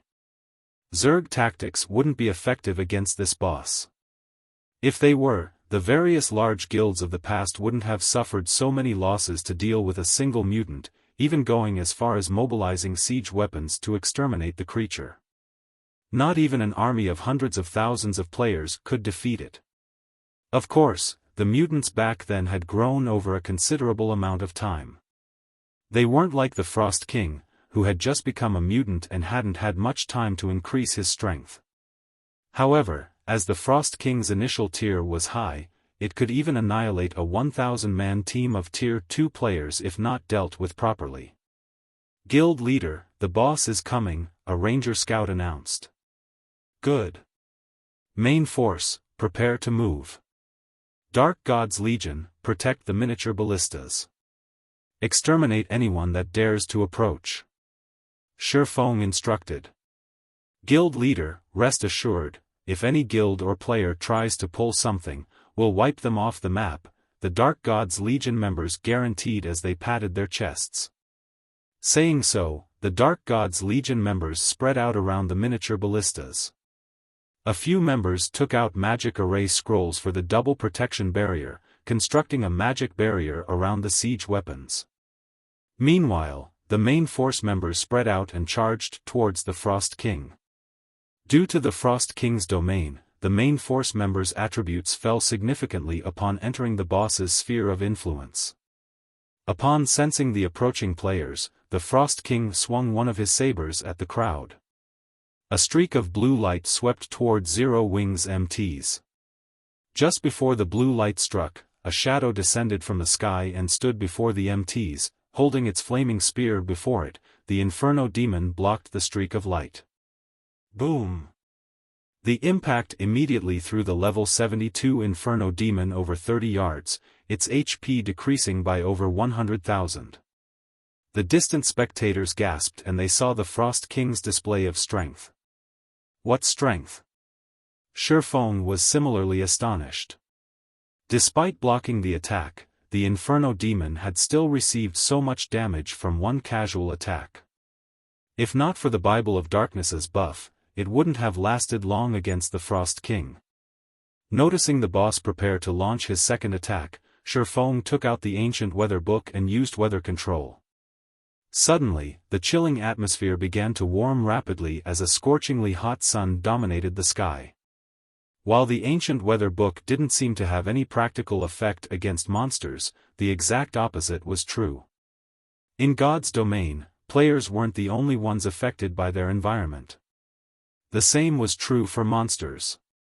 If a monster fought in an environment that ran counter to its nature, the monster's combat power at least would decrease by half.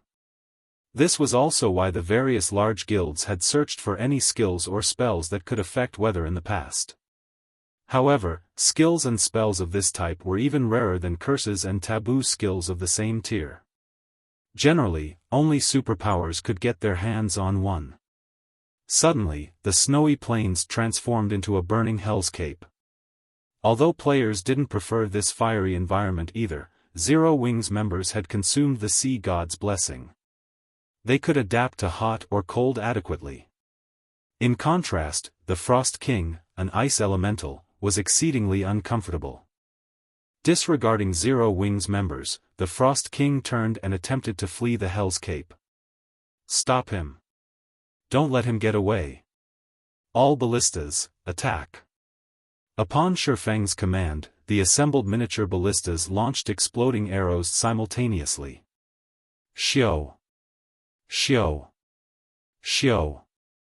A rain of fire descended upon the Frost King, the scene far more spectacular than normal boss raids.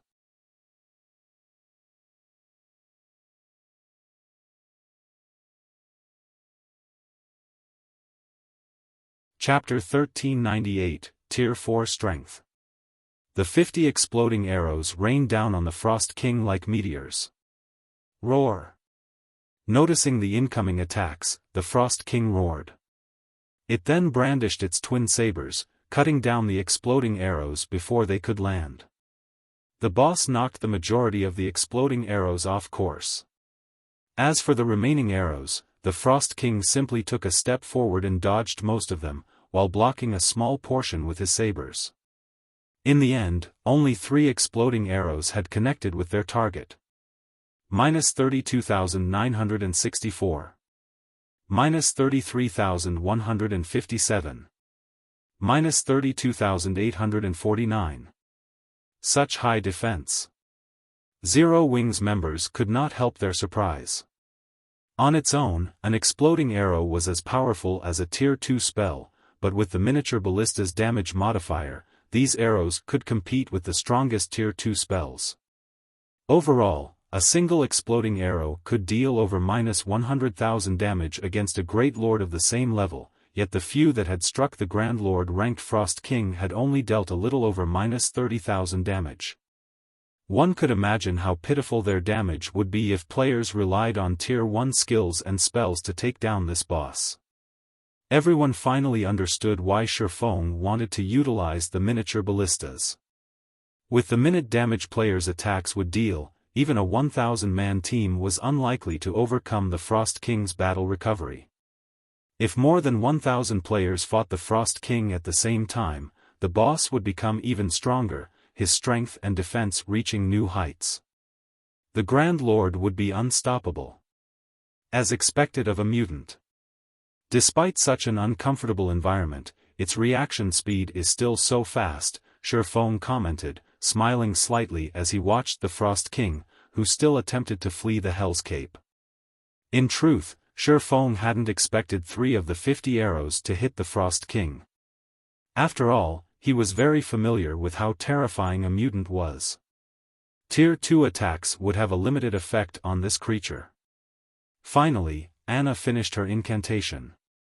With a wave of her staff, a level 75, Tier 3 Golden Giant and 10 level 75, Tier 2 Rock Guardians appeared before her. The Rock Guardians immediately formed a magic barrier to trap the Frost King. However, the Frost King was simply too powerful. Despite the barrier, his basic attributes remained unaffected. Fortunately, the Rock Guardian's barrier created an opportunity for the 50 miniature ballistas to bombard the boss. Following which, the miniature ballistas launched another volley at the Frost King. This time, due to the limited space the Frost King had to maneuver, he dodged and blocked significantly fewer arrows. In the end, over a dozen exploding arrows found their mark, damages over -30,000 appearing above the boss's head, one after another. Suddenly, the Inferno Demon descended from the sky and activated the Tier 3 skill, Macropyre. Ice elementals like the Frost King feared fire-type attacks over all else. With a single attack, the Frost King lost over 1 million HP instantly. Upon receiving such a significant amount of damage, the Frost King retaliated, swinging one of his sabers at the Inferno Demon with lightning speed. Although the Inferno Demon had used its flame spear to block the attack, it still lost over 100,000 HP. Fortunately, Zero Wings healers supported the summoned demon from a safe distance, granting the creature the ability to fight the Frost King for a long time. With the Inferno Demon and Golden Giant tanking the Frost King, Zero Wings members could freely attack the boss from the sides. Although their damage was insignificant at best, they could, more or less, hinder the Frost King's movements by attacking his joints. For a time, the Frost King engaged in a fierce battle against the Inferno Demon and the Golden Giant, the sounds of weapons clashing echoing throughout the plains. At the same time, the miniature ballistas continued to fire one exploding arrow volley after another, whittling down the Frost King's HP. Meanwhile, Xiaofan switched to the aura of fire and circled to the Frost King's back before activating Flame Burst. The Frost King released an agonizing cry as he received Xiaofan's 15 consecutive strikes. -61,574. -123,487. -61,746. In total, Xiaofang's 15 attacks dealt over -1 million damage. Is he a monster? The watching upper echelons from the various large guilds were stupefied.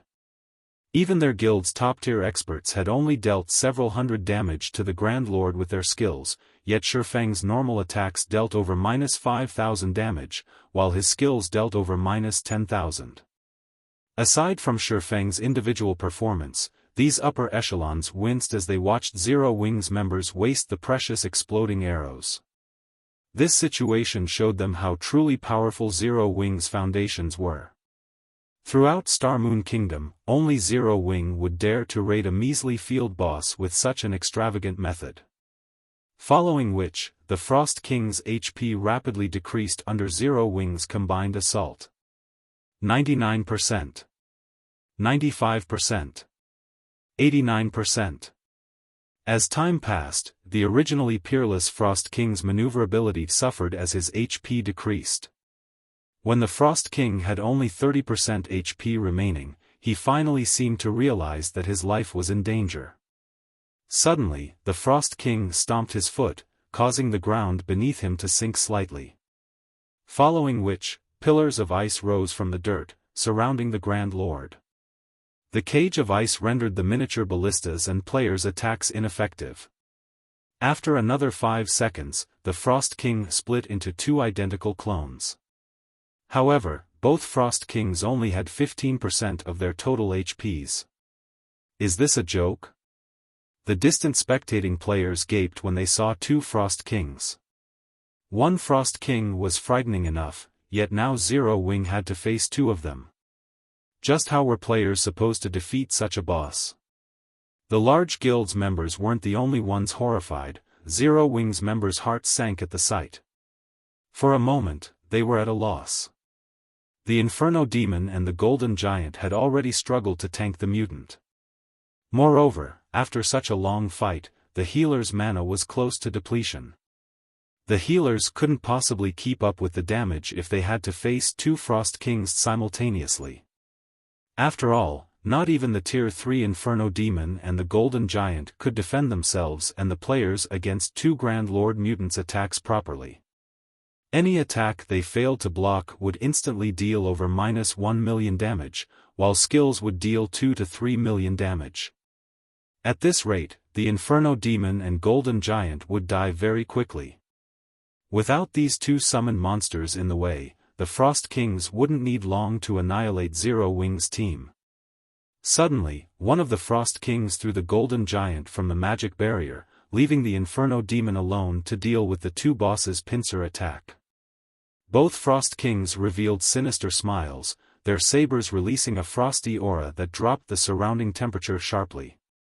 They then swung their sabers down at the Inferno Demon. All living creatures must die, the 2 Frost Kings bellowed as one as they sent 4 arcs of blue light at the Inferno Demon. When struck, the Inferno Demon's HP, which had been at 50%, plummeted to 0, its body transforming into particles of light and disappearing. How is that possible? Everyone was stunned. The 2 Frost Kings had killed a Tier 3 Inferno Demon instantly. It's over. Zero Wing's loss is inevitable. Galaxy Past was indescribably shocked as he watched the Inferno Demon vanish from the battlefield. He hadn't dreamed that the Frost King was this powerful. However, after using this powerful skill to execute the Inferno Demon, each of the Frost Kings had lost 5% of their HPs. Now, they only had 10% HP remaining. After dealing with the Inferno Demon, one of the Frost Kings moved to deal with the Golden Giant, while the other attacked the Rock Guardians. Before they could, however, a figure appeared before the Frost King that targeted the Rock Guardians. This figure was none other than Xiaofan. Despite noticing the swordsman, the Frost King didn't even spare him a glance. Instead, he swatted at Xiaofan as if he were a fly. Despite such a casual attack, a black spatial tear ripped along the saber's trajectory. Guild Leader. Zero Wing's members panicked. The attack could even send a Tier 3 Great Lord flying, no player could possibly avoid it. But as they watched, the spectating players were astonished yet again. Activating Heavenly Dragon's power, a golden glow swallowed Xiaofan.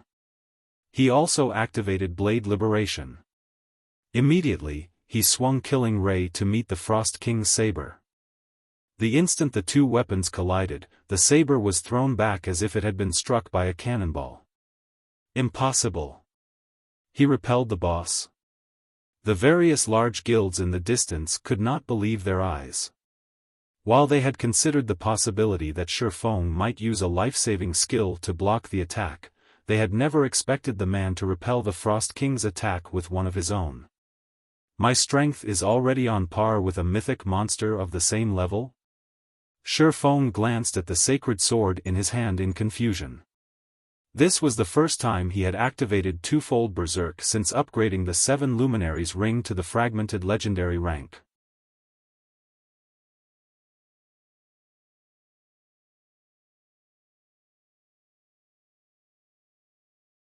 Chapter 1399, Horrific Outbreak. He blocked the attack by himself? An indescribable shock filled the watching players when they saw Xiaofan emerge from the clash unharmed. They had experienced the Frost King's strength personally. The Grand Lord had killed players with activated Berserk skills as if they were a joke. Yet, Xiaofan had repulsed the Frost King with a single blow.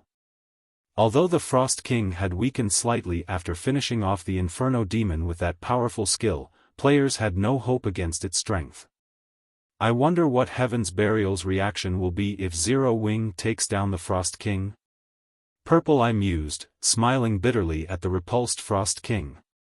She had hoped that the Star Alliance could use the Frost King to elevate its status in Star Moon Kingdom. Unfortunately, that plan was no longer feasible. However, the setbacks the Star Alliance suffered were nothing compared to those of Heaven's Burial. After overcoming so many challenges to gain an advantage over Zero Wing, not only had Heaven's Burial failed to hurt the guild, but it would also lose the advantage of its link between Red Iron Town and Evernight City. We can't underestimate Heaven's Burial. Although they've suffered a miserable defeat here, based on the Secret Pavilion's report, the guild has Beast Emperor's backing.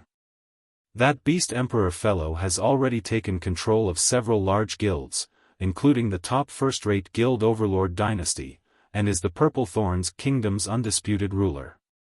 It won't be so easy for Zero Wing to defeat Heaven's Burial, Galaxy Past said, shaking his head. Before the Secret Pavilion had secured ownership of the Star Alliance, his ambitions had been great. He had dreamed of becoming an overlord in God's domain one day. However, after joining the Secret Pavilion, he had come to understand one thing: God's domain was unlike any other virtual reality game that had ever existed. Without the foundations of a super first-rate guild or super guild, ruling over a kingdom was easier said than done. The opponents on the surface were far from the only ones vying for dominance. Many powers lurked in the darkness, developing in secret. If these powers decided to take action, even a first-rate guild might not withstand their might. However, the fact that Zero Wing managed to become the ostensible overlord of Star Moon Kingdom was already plenty amazing. The guild leader is so awesome. He even blocked that kind of attack. Xiaofang's performance had rekindled hope in Zero Wing's guild members whose confidence had begun to waver. They immediately resumed their bombardment, using the miniature ballistas to attack the Frost Kings madly.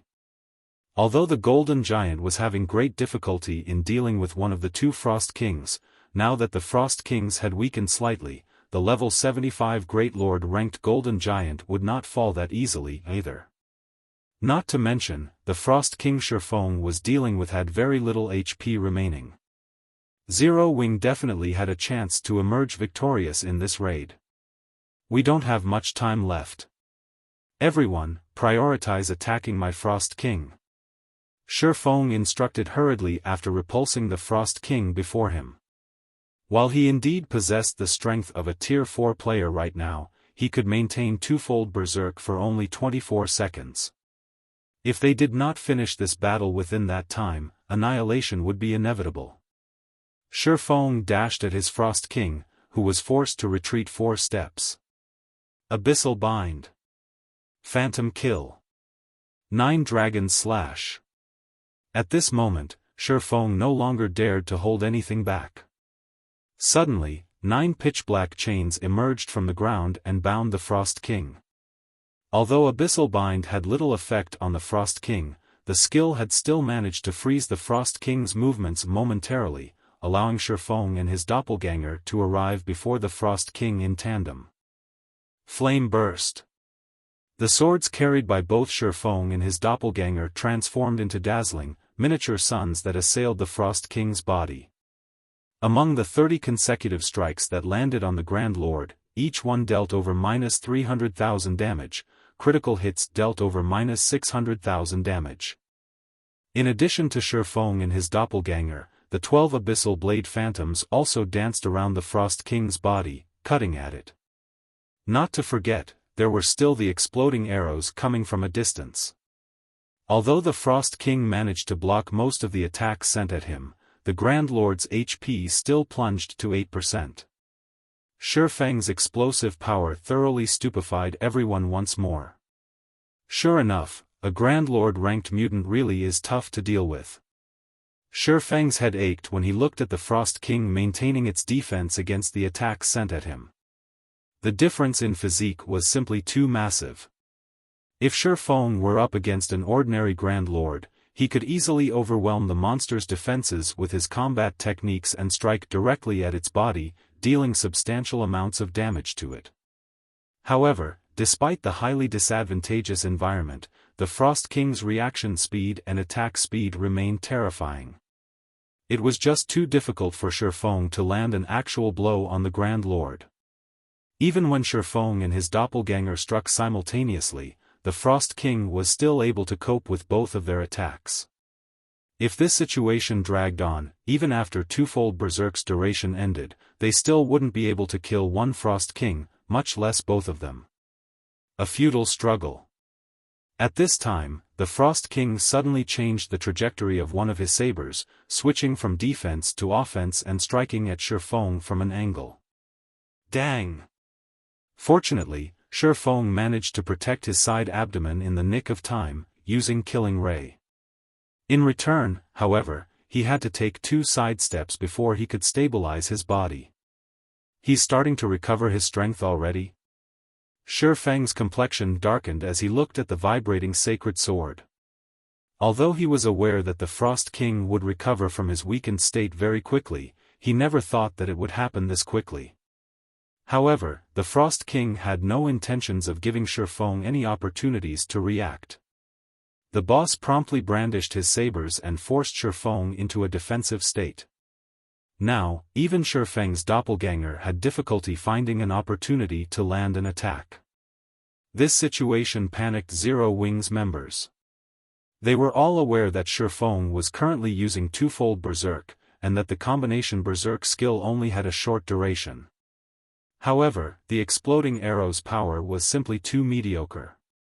Each arrow dealt only a little over -30,000 damage. Even if they landed 20 arrows per volley, they would deal just over -600,000 damage to the Frost King. With that kind of damage, it was simply impossible to defeat the Grand Lord within a short period. As Xiaofan was starting to get pushed back, he abruptly stabbed Killing Ray into the ground. Suddenly, a blue pulse of energy spread out into his surroundings. Chilling field. In the next moment, 9 frost spears appeared around Xiaofan and stabbed madly at the Frost King. Although each frost spear carried only 90% of the skill user's strength, Xiaofan was able to superimpose the strength of 3 spears, the current limit of his capabilities. His technique might not be as refined as Sirius's, but by combining 3 spears into one, he could still roughly double the strength of each attack. Meanwhile, 180% of his current strength was more than enough to suppress the Frost King. Following which, each time the frost spears clashed with the Frost King's sabers, the resulting impact would create an opening for Xiaofang's doppelganger to land a few attacks. This situation chopped chunk after chunk from the Frost King's HP. When the Frost King only had 3% of his HP remaining, he became thoroughly enraged. Suddenly, his snowy white body turned pitch black, and the aura he gave off was replete with an indescribable sense of evil. Despicable living beings. You all have truly angered me now. The enraged Frost King's HP abruptly fell by a sizable portion. Following which, the Frost King suddenly abandoned the sabers he held. He then raised one hand into the air and began chanting an incantation that was absolutely foreign to the players on the battlefield. A moment later, a massive, threefold magic array covering a 500-yard radius appeared in the sky. This is Heaven Splitter? Xiaofang's complexion darkened as he looked at the dense and violent mana gathering overhead. From time to time, he could also see blue arcs of lightning flashing across. Heaven Splitter was a Tier 4 super large-scale destruction spell. Its result was complete and utter destruction. At this moment, Xiaofan went into a frenzy as he controlled Chilling Field to execute Sword's Orbit, launching a relentless stream of attacks at the Frost King. As the mana in the skies grew increasingly violent, the Frost King's HP likewise declined. 2%. 1%. Die. Xiaofan bellowed as he activated Divine Providence and Dragon Breath. Immediately, a white beam of light devoured the Frost King, reaping the final strand of his HP.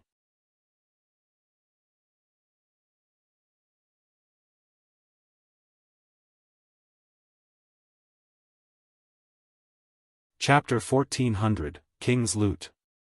When the HP of one of the Frost Kings reached 0, both Frost Kings suddenly turned into ice and shattered. At the same time, the heavy pressure on Zero Wing's members lifted, and they collapsed wearily to sit down on the ground. That was so close. Everyone from Zero Wing breathed out a sigh of relief when they noticed the magic array in the sky disappearing gradually. Had the magic array been allowed to gather mana for even a moment longer, this battle would definitely have ended in their annihilation. After the Frost King's death, everyone received a generous amount of EXP. Although not everybody managed to level up, their experience bars still increased by a sizable portion, equivalent to 1 day's worth of grinding. However, compared to the EXP they received, everyone paid much more attention to the loot of the Frost King. The reason for this was the loot's abundance. The Frost King actually dropped over 100 items when it died. Even the final bosses of leveling maps would not drop such a large number of items. Usually, one would be fortunate to get 1 or 2 dozen items. Yet, now, there were actually over 100 items dropped. Just looking at the loot made everyone's heart race. What? So many items actually dropped? Envy suddenly filled the eyes of the distant spectating large guilds and independent players, many of them wishing they could charge forward and steal some of the items for themselves right now. However, the onlookers simply left their fantasies as fantasies. Setting aside how much time they would need to cross the long distance separating themselves and the loot, just getting through Zero Wing's experts to reach the loot would already be a near impossible feat. Crap. I bet there are going to be plenty of dark gold weapons and equipment among the loot. Dark gold rank? Aren't you underestimating the mutated Frost King a little too much? I recall that the last mutant that appeared in White River City had dropped epic items after it died. Since the Frost King was much more powerful than that previous mutant, most likely, there are going to be many epic items among the loot. Even until now, our guild has only managed to obtain 1 epic item. Moreover, it was even taken by the guild leader. If I could have one as well, I'd definitely be willing to leave my guild and join Zero Wing. Everyone speculated on the Frost King's loot. What frightening loot! With merely a glance at the items dropped, Xiaofan already spotted more than 10 weapons and equipment. Meanwhile, the majority of the loot consisted of various attribute gemstones and magic crystal treasure chests. Attribute gemstones were one of the hard currencies in God's domain. No matter what level players reached, attribute gemstones would not become obsolete. Meanwhile, the magic crystal treasure chest was something only Grand Lord ranked bosses and above had a chance of dropping, starting from level 50. Depending on the magic crystal treasure chest's quality, the number of magic crystals it rewarded would also vary. This could be considered a relatively good way for expert teams to obtain magic crystals. Common magic crystal treasure chests gave between 5 to 20 magic crystals, and on the market, they sold for roughly 3 gold each.